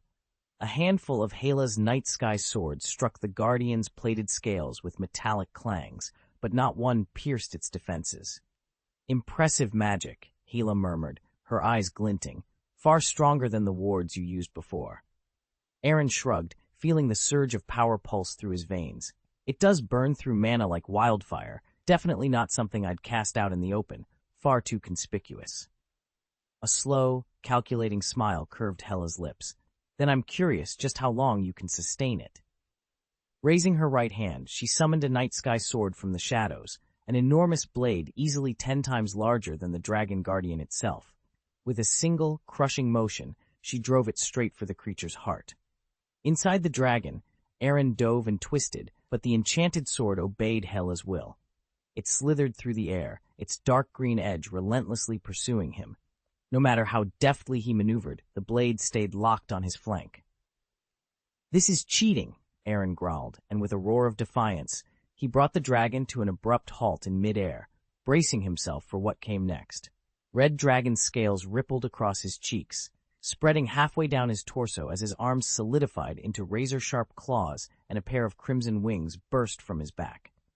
He raised his sword and cried out, "Dragon Slayer's secret technique, arcane fire type, Red Lotus Phoenix sword." In an instant, golden flames erupted around the White Guardian, wrapping it in a conflagration that gleamed like a holy phoenix reborn. With a powerful thrust of his legs, Aaron urged the blazing beast forward. They surged through the air at breathtaking speed, an infernal blade streaking toward its target. Facing him was Hela, her night sky sword poised in defense. The moment their weapons met, the world seemed to warp under the furnace heat. The Red Lotus Phoenix sword cut through the night sky sword as effortlessly as a hot knife slices butter, cleaving from tip to hilt in one fluid strike. Sparks and embers showered the sky. Hela's eyes widened in shock. She barely had time to fling up her arms before the sword's searing aura engulfed her green wards. The protective magic melted away in an instant, and a forceful blast of flame slammed her backward. She sailed through the air for over 1,000 meters before crashing into the distant mountainside, leaving a cloud of debris floating in her wake. Every step she took rent the earth itself, opening molten fissures that belched plumes of searing steam. Boom! The goddess slammed into the mountainside, burying herself beneath tons of shattered rock. Aaron snapped his blade, the Guardian, back to his side and slipped out of his dragon form, lungs burning from the transformation's toll. He hovered there, chest heaving, eyes locked on the collapsed mountainside. Not for a moment would he let his guard down. 10 heartbeats passed in tense silence. Then, with a sudden crack that echoed like thunder, a shaft of emerald light sliced through the rubble, carving a perfect hole in the mountain's core. Dust and debris rained down, and through it all, Hela strode free. Her armor was dented across the chest. Her arms bore deep gashes, but to Aaron's astonishment, she didn't stagger. Instead, with one deliberate step, her wounds glowed green and knitted shut in the span of a single breath. Aaron's jaw fell open. "Incredible regenerative power," he muttered under his breath. He had fought her long enough now to understand the terrifying truth. Unless he could overwhelm her with an absolute, unbreakable force, victory over the Death Goddess would remain nothing more than a fleeting dream. Hela gave a slow nod, her dark eyes betraying genuine respect. "You're impressive. Your perception is as sharp as ever, yet that doesn't mean I have to accept such a repugnant bargain." Aaron let out a bitter laugh. "Incredible. I have nothing more to say." He shook off the tension, a roguish grin creeping onto his lips. "I may not have the stomach to fight to the death, but I still plan to run." Hela's chuckle was low and hollow. "Absurd. As long as you remain within Helm's Hades, there is no escaping." With that, she swept her arms aside. 2 blades, dark as the night sky, blossomed into her hands. She dispensed with any ornamental gestures and unleashed the full force of her divine power. A sickly green aura burst forth, coalescing into a living cloak around her shoulders. The swords themselves seemed to exude the very stench of death. "Perfect," Aaron whispered, eyes glinting. He drew in a slow, steady breath. "Now I'm ready." At his words, 7 radiant sigils ignited above them in the air, rings of blue, red, yellow, green, purple, black, and white, each one a silent herald of water, fire, earth, wind, thunder, darkness, and light. 7 forbidden spells, each more magnificent and devastating than the last, unfurled in perfect formation across the shattered earth. Their unholy radiance pulsed in unison, and for a moment it felt as if the lid of the apocalypse itself had been pried open. Asgard, the fairy palace rumble. Loki's throat tightened. He swallowed hard, his face paling, sweat beading at his brow. "The greatest wizard in the 9 realms. Ha! What a joke!" he scoffed, though his voice trembled. Frigga stepped forward, offering what comfort she could. "He may be mighty, but he isn't of our universe. Give yourself time, and one day you'll rival him." "Mother, your encouragement only adds to my shame," Loki snapped. Odin's expression remained unreadable as he lowered his gaze. "This display," he said softly, "is no threat to Hela." Loki started. "What? Father, that's hardly a jest." Odin's eyes glittered with cold certainty. "Hela is the goddess of death. Helheim answers only to her. Still, I will admit Aaron's performance impressed me. He's barely 20. With enough time, he could master even my eldest daughter." Frigga's shoulders sagged. "Odin, I cannot continue like this." The Allfather gave her a sad smile and lightly tapped his eternal spear. I understand, my queen. I will wait for a better opportunity. Have no fear. I know my own limits, and I will not endanger them. Boom! A tremor ran through the palace, the echo of destruction rolling across Asgard's vaulted halls. When the 7 magics ignited in unison, they unleashed a deafening roar. The very air trembled as flames, ice, wind, earth, thunder, light, and darkness bared their teeth together, coalescing into a nightmarish vortex. Translucent ripples spread across the dim sky, shattering space itself like fragile glass. For an instant, silence fell. Then those 7 primal forces fused into a single gray-white column of light, hurtling toward the ground with the promise of total annihilation. Hela, unable to risk underestimating a power that could erase all in its path, sprinted forward, gathered momentum, and leaped high, twin night sky swords leveled for a deadly thrust. With a thunderous clang, her blades met the descending beam. A flicker of emerald ignited along the column's base, as if resisting her attack, and its fall seemed to pause, only to continue moments later, relentless and unbroken. Hela gritted her teeth, pouring every ounce of divine power into one final effort, but it was meaningless against the fused might of the 7 forbidden magics. With a thunderous crash, she was slammed into the earth. Boom! A gray-white shockwave burst from the impact, racing through the crust and even into the mantle below. Some unseen force rippled through the blow, dampening the destruction enough to contain it. Yet on the surface, a yawning chasm still cracked open. "Scan," Aaron breathed. From his vantage point, he unleashed his perception magic in all directions. Within moments, he found her. Hela lay motionless at the bottom of the rift, her body fractured like porcelain. Her crown had dissolved into tangled strands of black hair, but already a swirl of dark green energy coalesced around her, knitting wounds and drawing her back from the brink. Without a second thought, Aaron plunged downward. If she didn't recover now, everything would be for nothing. He recalled how her last attack had nearly sapped 90% of his magic reserves. He was left with fewer than 1,000 points of energy. Another strike of that magnitude would not only be impossible to dodge, it would leave them both exposed to any lurking threats. He needed to stabilize her, and fast. Aaron pushed his speed to the limit, igniting his fist in roaring flames, and then, with a crackling boom, Hela caught his fire, blasted hand in her pale palm. She tilted her head, a mocking smile flickering across her lips. "Impatient, are we?" Aaron didn't reply. He summoned Jingyuan's power in an instant, unleashing a torrent of energy toward her. With casual precision, Hela released his fist and sidestepped, stepping back out of the blast's path. Seizing the moment, Aaron scrambled away from her, then traced 5 glowing circles in the air. Each circle pulsed with a different element: water, fire, earth, wind, thunder, and together they formed a pentagram around Hela. "Elemental seal," he intoned. The overlapping rings flared, binding one another into a brilliant star that cut her off from any outside power. For a heartbeat, Aaron dared to hope he'd contained her. Hela rose to her feet within the trap, folding her arms as her eyes glittered with amusement. "Interesting," she murmured. "In the outside world, a seal like this might slow me down. But this is Helm's Hades, your standee, nang in my realm now. Your petty wards mean nothing here." No sooner had the words left her lips than the earth beneath the pentagram split open. Vines of emerald energy snaked up, slicing through the seal as though it were paper. The 5-layered barrier shattered in an instant. Aaron let out a breath he didn't realize he'd been holding. He forced a wry smile. "Heh! If that had held, I might have had a chance."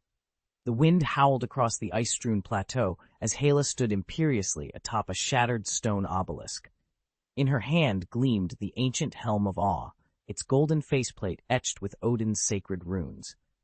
She turned to Aaron, her voice as cold as the glacial air. "If it weren't for this helm," she said lightly, "you would have died long ago. Odin's power courses through its runes, binding me but also shielding me from your full strength." Aaron forced himself to rise, blood trickling down his arm where bursts of raw magic had scorched him. He met Hela's gaze, resentment, mixed with exhaustion, flaring behind his eyes. Just suppressed, he thought. I've been fighting on half reserves all night. Hela's lips curved into a cruel smile. "Very well," she purred. "I'll grant you one last chance. Kneel and swear fealty to your queen." He clenched his fists, every muscle aching. I'm sorry, he said, voice ragged, but I can't. Her smile vanished. For a heartbeat, the world seemed to still under her icy glare. Then she shook her head, her tone eerily gentle. That's a shame. With those words, she swept forward, the helm's runes flaring to life, an omen that even the Valkyrie of Death dared not ignore. I was originally intrigued by you. Hela ran the blade of the sword of Nightfall along her palm, smirking. Any last words? Aaron paused, choosing each word carefully. I've shown you the utmost respect. Surely, you'll grant me one final glimpse of the Lord of Dimension's power? Hela's lips curved into a sardonic smile. Funny you should mention it. I never actually refined Helm's Hades to ascend as the true Lord of Dimensions. He blinked, taken aback. Then how do you command the energies of this realm? With a flick of her wrist, Hela straightened, pride flaring in her eyes. Because I am the goddess of death. While I stand upon this land, I rule Helm's Hades, but projecting its full force into the wider world is no small feat. If you insist on witnessing dimensional power before you die, I can oblige. At her words, the very air behind Hela shimmered and dissolved into an immense emerald-hued expanse. From the swirling mists, the river Styx thundered in torrents of inky black, its waves crashing like furious beasts. A howling wind swept across the plain as skeletal warriors crawled free of the Styx's depths. Their bones glowed with ghostly green light. Rusted blades and pitted shields hung loosely in their bony grips. They surged across the horizon in an unending tide, an army of the undead, and only a fraction of the horrors that lay waiting beneath those inky waters.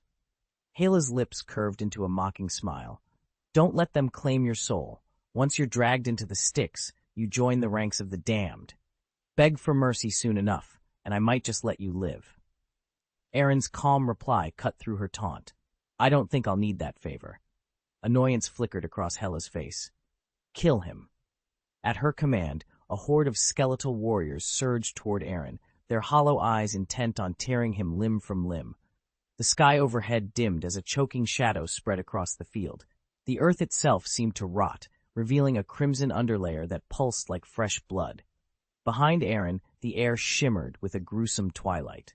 The world of the Black Shadow Kingdom. Countless nightmarish creatures, hunched figures with glinting eyes, slithered and hovered around him. Yet despite their terrifying forms, each bowed deeply in reverence to Aaron. Hela's smile froze as she recognized the specters of the Shadow Realm. You? Aaron held up a hand to still the advancing dead. Who says you own that title? He swept his that arm in a grand gesture. This is the Black Shadow Kingdom, a dimension I command. Admittedly, I'm at only half my usual strength, but you've yet to master the final relic of Hades. It makes us equals for the moment. Your arrogance knows no bounds, Hela hissed. With a flick of her wrist, the power of her realm washed outward, curling tendrils of spectral light that clashed against Aaron's darkness. A low roar rolled across the battlefield as two realms of the dead, one black as oil, the other pale as bone, collided in a furious, otherworldly storm. Aaron unleashed the power of the shadow dimension. Dead silence and the inky realm collided in a silent, ravenous struggle, each devouring the other in deadly equilibrium. Their conflict rent the fabric of reality itself, and at their junction a crack of deep violet began to widen. From this fissure, a voracious undercurrent of raw spatial energy, capable of swallowing everything in its path, surged forth with terrifying force. Chapter 828. The Struggle for the Portal. Loki and Hela's Scheme. The instant the rift in space tore open, Aaron and Hela both stopped cold, their eyes narrowing. Instinctively, they withdrew the energies of their respective realms and surged toward the breach. With a sharp whoosh, Hela sent her twin night sky swords hurtling at Aaron. She'd languished under Odin's seal for over 2,000 years and could endure no more. Alone, she lacked the power to shatter it, but the collision of two dimensions had rent the seal in two. This was her chance, and she would not let it slip away. Besides, the portal appeared big enough for only one ruler to pass through. There would be no second try. Every heartbeat now mattered. Boom, boom. Two bolts of crackling, electric-hot energy burst from Aaron's eyes, vaporizing the night sky swords before they even hit the ground. Years of dueling Hela had led him to this moment. He'd maneuvered her into channeling the Death Dimension's force to pry open the doorway. As the rift widened, Both Aaron and Hela unleashed forbidden techniques, each determined to block the other and seize the portal first. Hela hovered at the threshold of the rift, her dark cloak billowing in the crackling energies. With a flick of her wrist, obsidian spikes shot up from the floor, piercing Aaron's ankles and pinning him in place. "Goodbye," she said, lips curling in a triumphant smirk. But the victory never came. Before her eyes, Aaron's body shimmered into translucent bubbles and vanished. A heartbeat later, he reappeared, standing just one step from the portal's shimmering edge. "I'm not so easily trapped," he murmured, voice low. "I know your tricks." "Don't even think about it," Hela snarled, summoning the night sky sword in midair. She drew back her arm to hurl it, then paused. Aaron seized the moment. "Goodbye," he whispered, and dove forward, slipping through the rift's swirling light. His face was ashen, but he'd made it through. Hela's triumphant sneer died as the portal flickered and closed. She sprinted forward, heart pounding, but the void seized her the moment her boots crossed its threshold. A kaleidoscope of cosmic beams erupted from the rift, engulfing her in blinding radiance. "Odin!" Hela's cry echoed as the portal collapsed around her, sealing shut in an instant. In Asgard's great hall, Odin drew back the eternal spear and lowered himself onto the gilded throne, wariness in his stooped shoulders. The ethereal projection hovering midair flickered and then faded, leaving the All-Father alone in silence. Loki's eyes narrowed as he turned to his father. "What have you done?" Odin's expression was calm. "I sent her to the atrium." "The atrium?" Loki bristled. "I hate that place." "It served another purpose," Odin replied. "Most of her power is sealed there. Right now, she's as weak as Thor." Loki cocked an eyebrow. "So she can't threaten me anymore?"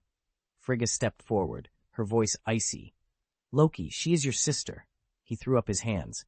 "And my dear sister might still kill me," he reminded her with a wry smile, one that faltered under Frigga's blazing glare. "Really, Mother, I was only asking. I never said I'd finish her." Odin snorted.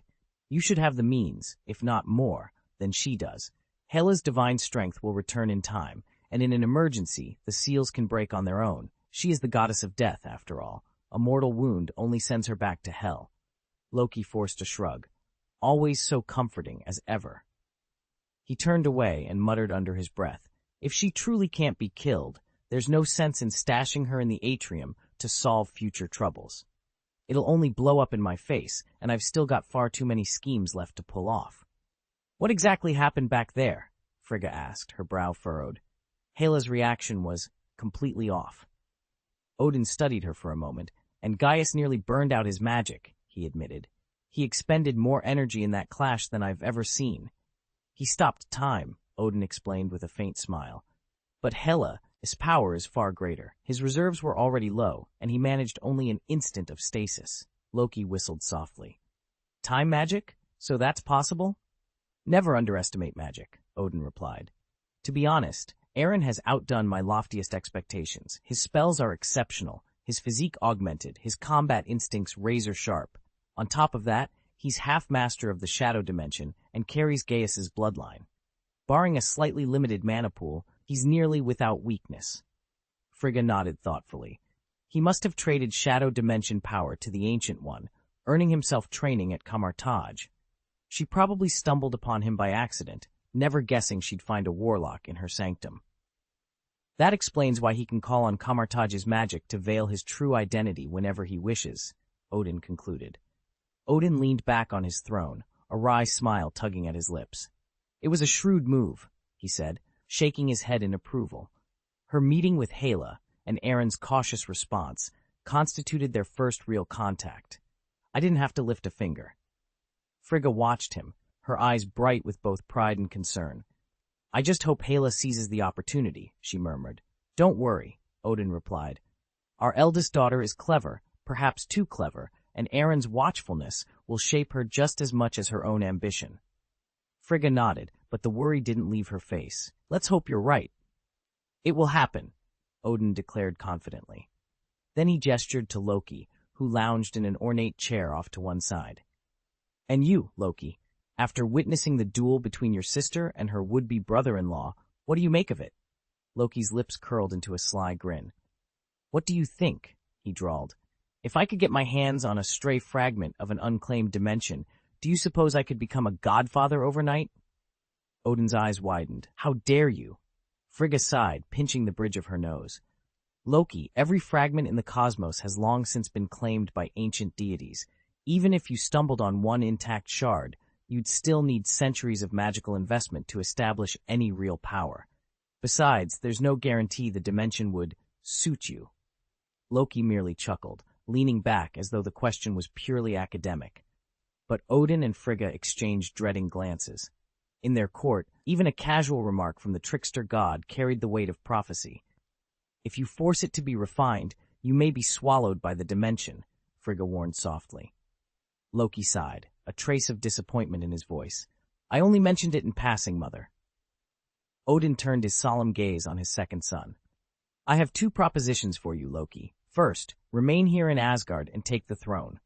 Loki's eyes widened. A slow, incredulous smile spread across his face. His father still cared, even promised him the kingdom. That seems rather forward of you, he stammered, paling at his own boldness. What if? You could use an illusion to switch appearances with Thor and me. No one in Asgard would suspect a thing, Odin continued. Your mother and I would journey the realms for peace and quiet. Before I die, I'd return to see my 3 children reunited under one roof. Loki blinked. You'd have me rule in your place? Odin's gaze grew stern. Think carefully. Would the Asgardians accept you, Thor's companions? And look ahead. Hela will rise. Do you imagine she'll yield the throne without a fight? Loki fell silent, his bravado slipping away. He shook his head, the weight of his father's words heavy on his shoulders. Loki lowered his gaze, still reeling from what he'd just witnessed. His sister's ferocity in battle was unmatched, and if he was to challenge her for the throne, he'd need more than ambition. Hela loomed beyond his sister, and beyond her stood Surtur, a fire giant on his father's level. How could he hope to stand against such foes? What then did he truly want with the crown? Odin's broad hand landed on his shoulder with a sonorous clap. Well, my boy, Atlia sent you to have a grand time of it. Loki's lips quirked into a half-smile. Fun as a king, strange but not entirely unappealing. He steadied himself. Father, you also mentioned a second option? Exile. Odin's voice was calm, but the single word hit Loki like a hammer blow. Exile. Loki managed a nervous laugh and glanced at Frigga, seeking confirmation. She sighed, her expression gentle but resolute. Your father and I have weighed this carefully. You're clever, resourceful, well-versed in politics, but you lack real experience. You've heard of Malekith's so-called champions, but how many have you actually faced in battle? A slow understanding dawned. You want me to travel the 9 realms, learn from the front lines, hone my skills for a few years? Frigga offered a reassuring smile. Think of it as a grand tour of education, not mere punishment. Loki arched an eyebrow. So I won't be treated like Aaron Gaius? You'll fare far better than him. Frigga promised. He drew a steadying breath. Exile, it seemed, was less a sentence than an opportunity, one that might finally prepare him to claim the throne he so coveted. How could I have missed it? Odin's voice filled the council chamber. He turned to Frigga and Loki. Even in the palace courtyard, Aaron must conceal his true identity. Yet you, my own son, the fact that you are Asgard's second prince should be enough to keep you safe, as long as I live. Loki blinked, a childlike uncertainty flitting across his features. He realized he was still seen as the boy who might never grow up before his parents' eyes. Gathering his courage, he squared his shoulders. Very well, he said. I choose the second path, but father, don't undervalue me. I won't let anyone discover I am Odin's son. Frigga stepped forward, her expression both tender and firm. Ambition is admirable, Loki, but be prudent. If you find yourself in peril, send for Heimdall. He will carry you home at once. I understand, mother. I know my limits, Loki replied, bowing his head. Odin's stern gaze softened into a knowing smile. Since your decision is made, begin your preparations. And one more thing. Before you leave, seek out Thor. Loki groaned. He'll likely thrust Stormbreaker, or the hammer, into my hands the moment he recognizes me. Then maintain your disguise, Odin advised. Thor will return to report on the Dark Elves and on his brother. Use that opportunity to meet him.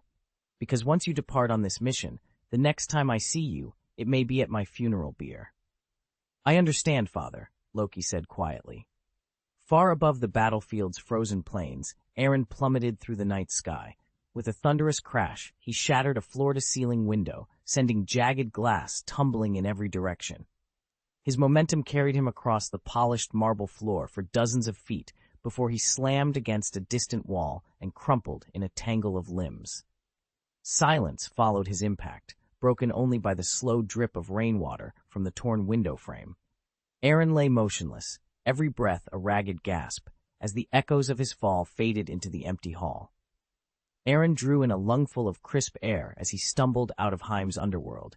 He blinked against the light, forcing himself upright, and that's when he saw the man at the small wooden table. Broad-shouldered and heavyset, he was slicing into a succulent roast with surprising precision. "Jin Bing?" Aaron managed, heart-pounding. "What a surprise! Sorry to intrude." Before he could step forward, the door crashed open. Half a dozen armored bodyguards burst in, boots clattering on the stone floor, rifles snapping up and leveling at Aaron's chest. "Boss, are you all right?" One shouted over the sudden chaos. The air thrummed with tension. One command, and they'd fire. Aaron froze, knowing he was at their mercy. But the man at the table remained unnervingly calm. Setting down his knife and fork, he looked up. "Stand down," Jin Bing said, his voice low and controlled. "We'll take him elsewhere to ask a few questions." A nervous guard hesitated. "Sir?" "He's under Mr. Gaius's protection," Jin Bing continued, eyes never leaving Aaron. "He's my guest." That was all it took. The bodyguards exchanged uncertain glances, then lowered their weapons without a word. They filed out and closed the door behind them, leaving only the soft glow of the candles and the crackle of the hearth. Aaron exhaled, his knees finally steadying. He offered Jin Bing a grateful nod and silently vowed to repay this unexpected kindness. "Long time no see, Aaron." Jin Bing greeted him with a friendly smile. "But I have to admit, I didn't expect to run into you here." Aaron managed a wry grin. "Believe it or not, it really was an accident. I was in London with my girlfriend when some cosmic alignment of the 9 kingdoms opened a space node under my feet. I tumbled through 2 different realms before spitting me out here in Hell's Kitchen. Thankfully, no one tried to kill me, and I'm still on this side of town, so I can just grab a cab home. Need me to call one for you?" Jin Bing offered. "No, thanks." Aaron waved him off. He paused, choosing his words carefully. "Actually, it's better if we don't cross paths again." Jin Bing's smile never faltered. "I think you misunderstand me. I'd be happy to have you as a friend." Aaron shook his head, lips quirking in a polite but firm half-smile. "I appreciate the sentiment, and I'm grateful you didn't send your people after me. But that's where it ends. A gentleman's friendship should be like pure spring water, clear and undisturbed. Let's just keep our distance." Jin Bing inclined his head once, silently acknowledging Aaron's wishes. Then he stepped aside, allowing Aaron to hail his own ride into the night. Aaron's reaction was exactly what he'd expected. He hadn't come away with a new friend, but as long as he wasn't an enemy, he could live with it. "What a pity," Jin Bing said, tearing off a corner of a napkin. He pulled a pen from his jacket pocket, jotted down a string of numbers, and slid it across the table. "Here's my number. If you run into any trouble, especially the small stuff, don't hesitate to call me." Aaron accepted the napkin without protest. This local power broker still commanded considerable influence, and it was only prudent to stay on good terms. "By the way," he said, "I hear you're an alchemist." Jin Bing arched an eyebrow. "Oh? And how did you learn that?" "I have some connections with Mrs. Gao of the Hand," Aaron replied with a polite smile. "She once asked me to give you a hard time, but I refused." That was a wise choice, Aaron thought, nodding inwardly. Even a criminal overlord knew when to pick his battles, but you should know the Hand is very interested in you, and I've heard they've even been in talks with the vampires. "You knew that too?" Jin Bing's eyes flickered with surprise. Aaron leaned back casually. "The Blood Clan isn't a single, unified force. Different factions can be approached or negotiated with separately. I've also worked with several dukes of the Blood Clan," Jin Bing said, leaning back in his chair. "I've picked up a few of their secrets, like how one of the Elder's heirs has really hit a dead end." Aaron's eyes widened. "You're incredibly well informed." Jin Bing steepled his fingers and offered a self-satisfied smile. "Information is the cornerstone of my success. Plenty of people want to see me fall, but even more depend on me to keep the city's underworld in check and safeguard their interests. Having reliable intelligence is a luxury I can't afford to do without. Aaron, if there's ever anything you need to know, don't hesitate to come to me." Aaron shook his head. "I appreciate the offer. If I do call on you, I won't turn it down, but I won't ask for help without giving something in return. Favors have a nasty habit of piling up." Jinbing's eyebrow twitched, but he said nothing. He must have realized it was wishful thinking to fully draw Aaron into his web. After a moment, he added, "Just a friendly warning. From what I've learned about my rivals and the association, they help at relentless when they set their sights on a goal. Stay on your toes and don't let them find an opening." Aaron forced a smile and nodded, though his mind was already racing through contingencies. Shouldn't we stay on guard around people who can kill at will? Chapter 29. Ether Particles Are Worth Real Stones. Farming Feels Good. Part 1. Aaron stepped through the threshold of Gaius's house of divination and immediately fished his phone from his pocket. His first priority was to let Daisy know he'd made it back in one piece. "Hey, Aaron, is that you?" Relief flooded Daisy's voice the moment she answered. If she could hear him, he was still on Earth. "I am," he said. "Where are you right now?" "Safe at home, but where are you?" "New York. Hell's Kitchen, actually." Aaron leaned against the hallway wall as he spoke. "Malekith and I took a trip through the dark world, then slipped through a spatial rift and wound up here. Fortunate for me, it's just around the corner." There was a rustle of movement, and another voice, deep and measured, interrupted. "Aaron, what's wrong with Malekith? Any ether particles?" Thor, of all people. Aaron pinched the bridge of his nose. "Thor, I appreciate the concern, but Daisy's on the line. I'll fill you in a few minutes." "But this is important." Aaron rolled his eyes. "Fine. Malekith's dead. No bones left. As for the ether particles, I collected them and sealed them away." Satisfied, Thor's voice softened. "Very good. Now give the phone back to Daisy." "Here you go," Aaron murmured into the handset. He set it on speaker, and Daisy's relieved voice filled the quiet hallway once more. "You're not hurt, are you?" she asked, her tone trembling with worry. Aaron exchanged a quick look with Gaius, who just appeared at the top of the stairs. He wasn't about to worry Daisy when he had bigger matters to sort out, but first he had to reassure her. "It can't be true, can it?" Daisy asked, her cheeks flushing as she stamped her foot in embarrassment under the curious gazes of everyone around her. Aaron grinned. "Well, they don't know how tough I really am, but if you don't believe me, you're welcome to come see for yourself." "Don't joke around," she snapped, though her blush only deepened. "Fine, I mean it. I'd really love for you to visit sometime." Daisy glanced nervously at Jane and Eric. I still have my job, you know. Why not come on as an intern?" Eric teased. She shook her head. "No, if I'm going, I want a full-time position." Aaron considered that for a moment, then shrugged. "As long as it makes you happy, but you have to promise you'll actually show up." "I promise. I'll come over during the holidays. Oh, and by the way, Abe can breathe fire now." "Shh, keep it to yourself," Aaron cut in, wagging a finger playfully. "I know. Don't tell when you shouldn't." Daisy lifted her chin in mock pride. "Don't worry, I won't blab, and Ian won't either."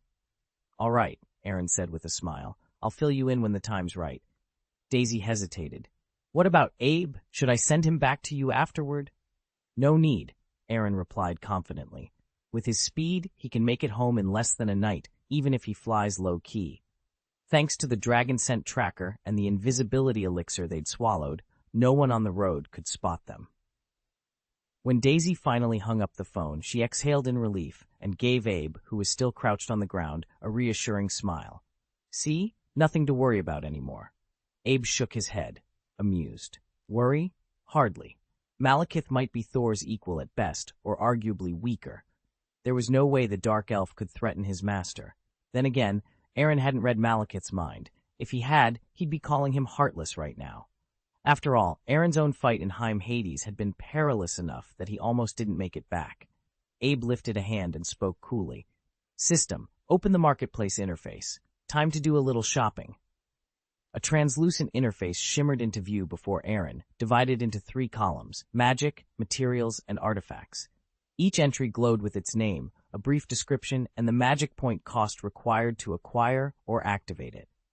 Magic spells, mind reading, 200, instantly tap into another's thoughts. In Fairy, 100 PS, reanimate corpses as obedient, alking zombies. Psychic communion, 300 MEPits, converse with spirits, requires tissue from the deceased. Arcane ingredients, ancient blood of the blood race, 800 megs per piece. Root of the tree man, 30 megs. Tion's demonic chi, 3000 ne. Harness the sky demon use power to control weather, forge heavens, toggle day and night, or even reverse reincarnation. Legend says the 8 demon energies and Panku's treasure chest can unleash hell itself. Heart of the fire demon, 300 memmin. Human-faced rose, 50 mapism. Magical artifacts. Lesu mask, 2500 par. Summon the black shadow core. 10 masks grant dominion over the shadow kingdom. Shiva temple bracelet, 300. Grow 2 additional arms at will. Blood shaper, hua hua. Master your flesh and blood for rapid regeneration, but beware the creeping madness. Druid stone, 100. An ancient rune-engraved relic brimming with dormant magic. The mummy, 10 nekapisi. A preserved warrior bound for resurrection. Aaron skimmed the list, mind racing. The Lesu mask, its promise of commanding the formidable Black Shadow Corps, was irresistible.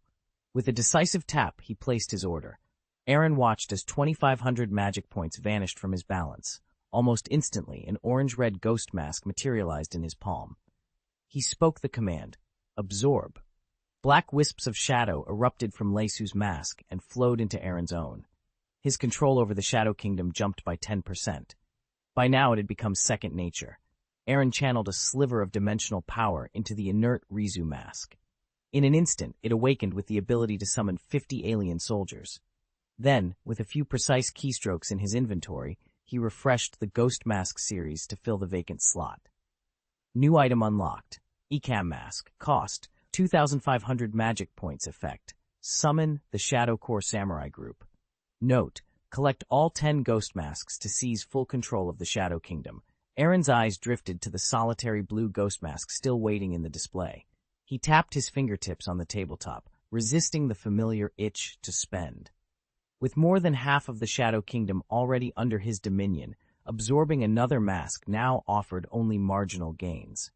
But if he converted his remaining magic points into pure arcane energy, the balance of power could tilt in his favor, dramatically so. Aaron let out a slow breath. System, allocate all available magic points to mana until I advance to intermediate Holy Mage. At once, a surge of power rippled through his body, something he hadn't felt in ages.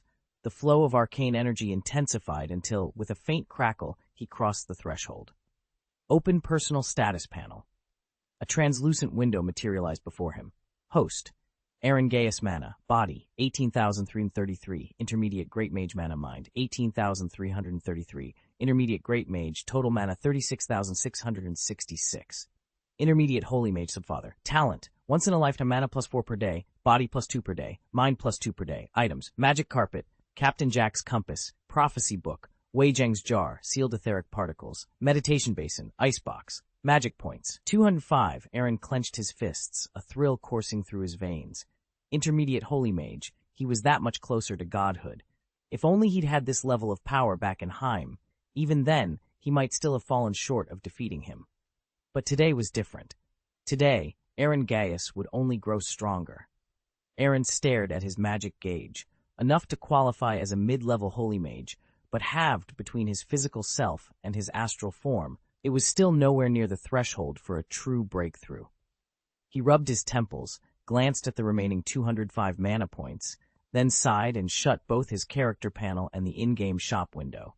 He reached for Wei Zheng's jar, hoping the Frost Giant's relic might help him spawn a new race. If that worked, maybe the Dark Elves' treasures would prove equally useful. Heart-hammering, Aaron lifted the heavy lid. He expected to see dancing ether particles, but found instead single pigeon egg-sized crystal, blood-red and unnervingly still.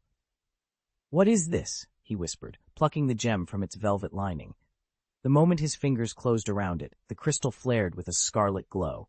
An endless nebula of light washed over Aaron, humming with raw power. When the radiance faded, 6 more crystals, identical in size but each a different color, floated before him, suspended in midair like jewels of a shattered rainbow. Aaron's breath caught.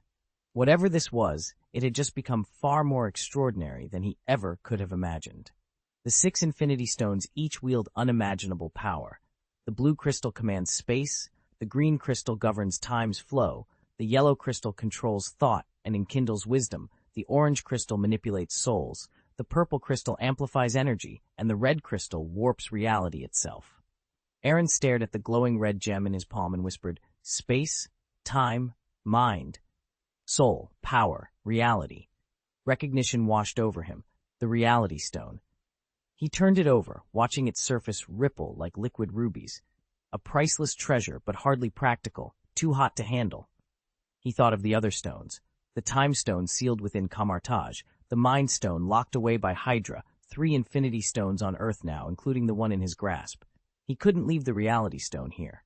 Its mere presence would draw every power-hungry force in the universe, yet carrying it openly was equally dangerous. Discard it? Unthinkable. Aaron closed his eyes and focused, reaching out with his mind toward his astral avatar in Asgard. He poured his decision into the ether, and in that instant, a crackling surge of energy flared through him. Bang!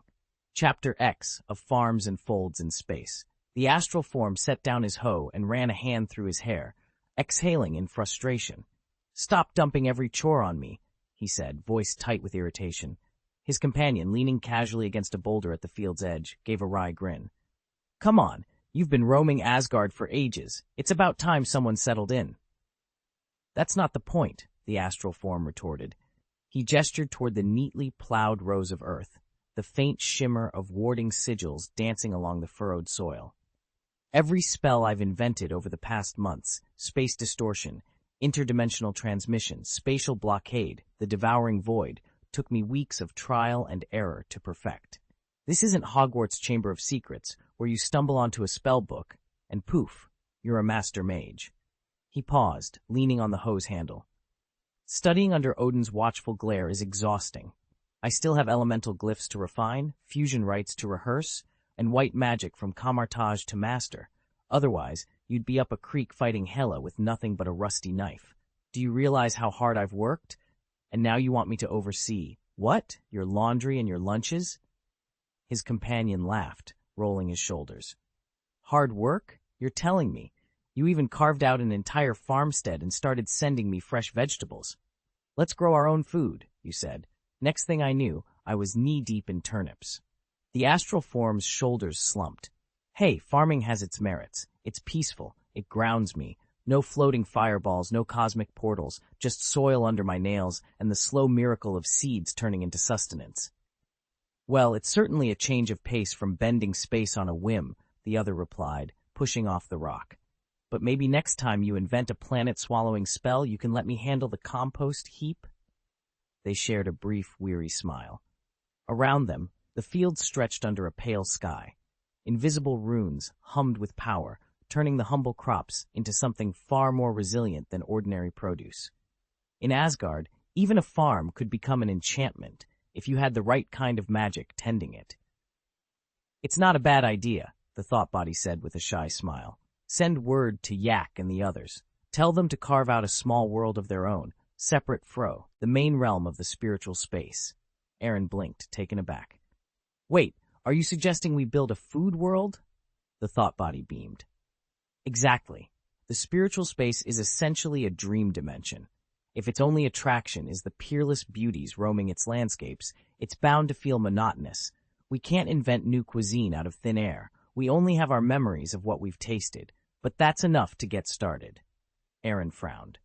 "That'll be a tremendous drain on our mental power." "That won't matter once you ascend to godhood and fully control the Shadow Kingdom," the thought body replied confidently. "Besides, I am you. My thoughts and yours are one and the same. There's no hesitation on my part, so you won't have any lingering doubts either. The main world is nearly complete. This side project will give us something to tinker with in our spare time." Aaron tapped his chin, considering the proposal. "Actually, I think it makes more sense to weave some of the food world's features into the main world, rather than build an entirely separate realm." "Very well. the thought body said, nodding. Let's finalize that plan. But first, we have more pressing matters to attend to. Can I simply refuse? Aaron asked, frustration edging his voice. The avatar, Gaius's projection, settled onto a nearby boulder, plucking a perfectly white apple from a small tree and biting into it thoughtfully. Come on, he replied, crunching. You know we can't leave the reality stone on Earth. It has to go, ideally off Asgard entirely. And while you're at it, you could hop to other worlds and collect more relics of value. Aaron ran a hand through his hair. That's impossible, the avatar continued, undeterred. First, my sign-in point is fixed in Asgard. I get 1 portal for every 5 magic points per day. Moving around would burn through my reserves too fast. Second, schlepping an infinity stone across the universe is a guaranteed beacon for trouble. Anyone with sense would sniff it out and trace it back to Gaius. You don't need me to remind you what happens if our secrets leak. Aaron felt a sudden pang of worry. He'd never considered those risks. The avatar finished his apple, tossed the core aside, and a light flicker of mischief crossed his face. But I have another idea, he said. Neither of us can leave our posts. You're stuck on Earth and I'm anchored in Asgard, but we do have allies, yes? You mean Frank or Banner? Aaron ventured. The avatar shook his head. No, they're powerful, sequence 9 individuals, but even that might not be enough for what we're planning. Though the realm lacked the resources for an interstellar armada, Yak and his companions had no such limitations. Their dark spirit stones channeled energies far beyond even the greatest archmages, and enough to sustain them in the vacuum of space. As for the spiritual realm itself, its foundations had long been laid. What remained was nothing more than decorative patchwork. In truth, the 3 of them were overqualified for the task. And remember, Aaron said, leaning forward, they've already ingested the growth elixir. In the spiritual realm, their advancement is glacial. Placed on alien worlds, however, they'd evolve at astonishing speed. There's no danger of upsetting the realm's balance. Send 1 abroad, station 2 here, then rotate them every 3 or 6 months. Problem solved. Yak inclined his head. You've sold it to yourself. Aaron tapped his fingers on the armrest. Good, I'll make the arrangements. And one more thing. You're not to slack off in Asgard.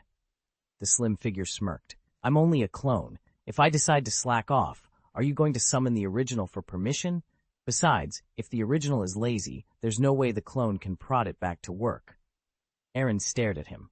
For all its absurdity, the argument made sense. He closed his eyes briefly. All right, he conceded, but don't press your luck. Earlier, he'd found himself pressed first into ice and stone at Hell's summit, so hard that the breath was knocked from all his lungs, and he finally understood how unworthy he was of godhood. Need any help? Came a calm voice in his mind. He forced a smile on his astral form. No, I've got it under control. But just as he prepared to explain, a new vision wavered before him, a graceful figure, seemingly searching the cleared path to his cottage. There may be a few surprises, he admitted, but I can handle them. Don't push your luck, Aaron's voice crackled in his thoughts. He bristled. In Asgard, only Odin could ever threaten me, and this was no plan of mine, just a wayward traveler wandering into my grove. All right, suit yourself, Aaron sneered, and then the mental link snapped shut. Left alone, the projection set down his hoe among the neat rows of vegetables and young fruit trees, as though nothing had happened. Moments later, a woman stepped into the clearing. Her hair was black and shining, falling in smooth waves over a rich green gown that clung to every curve. She paused in the dappled sunlight, her eyes drifting over the orchard, and then she looked straight at him, a faint, curious smile on her lips.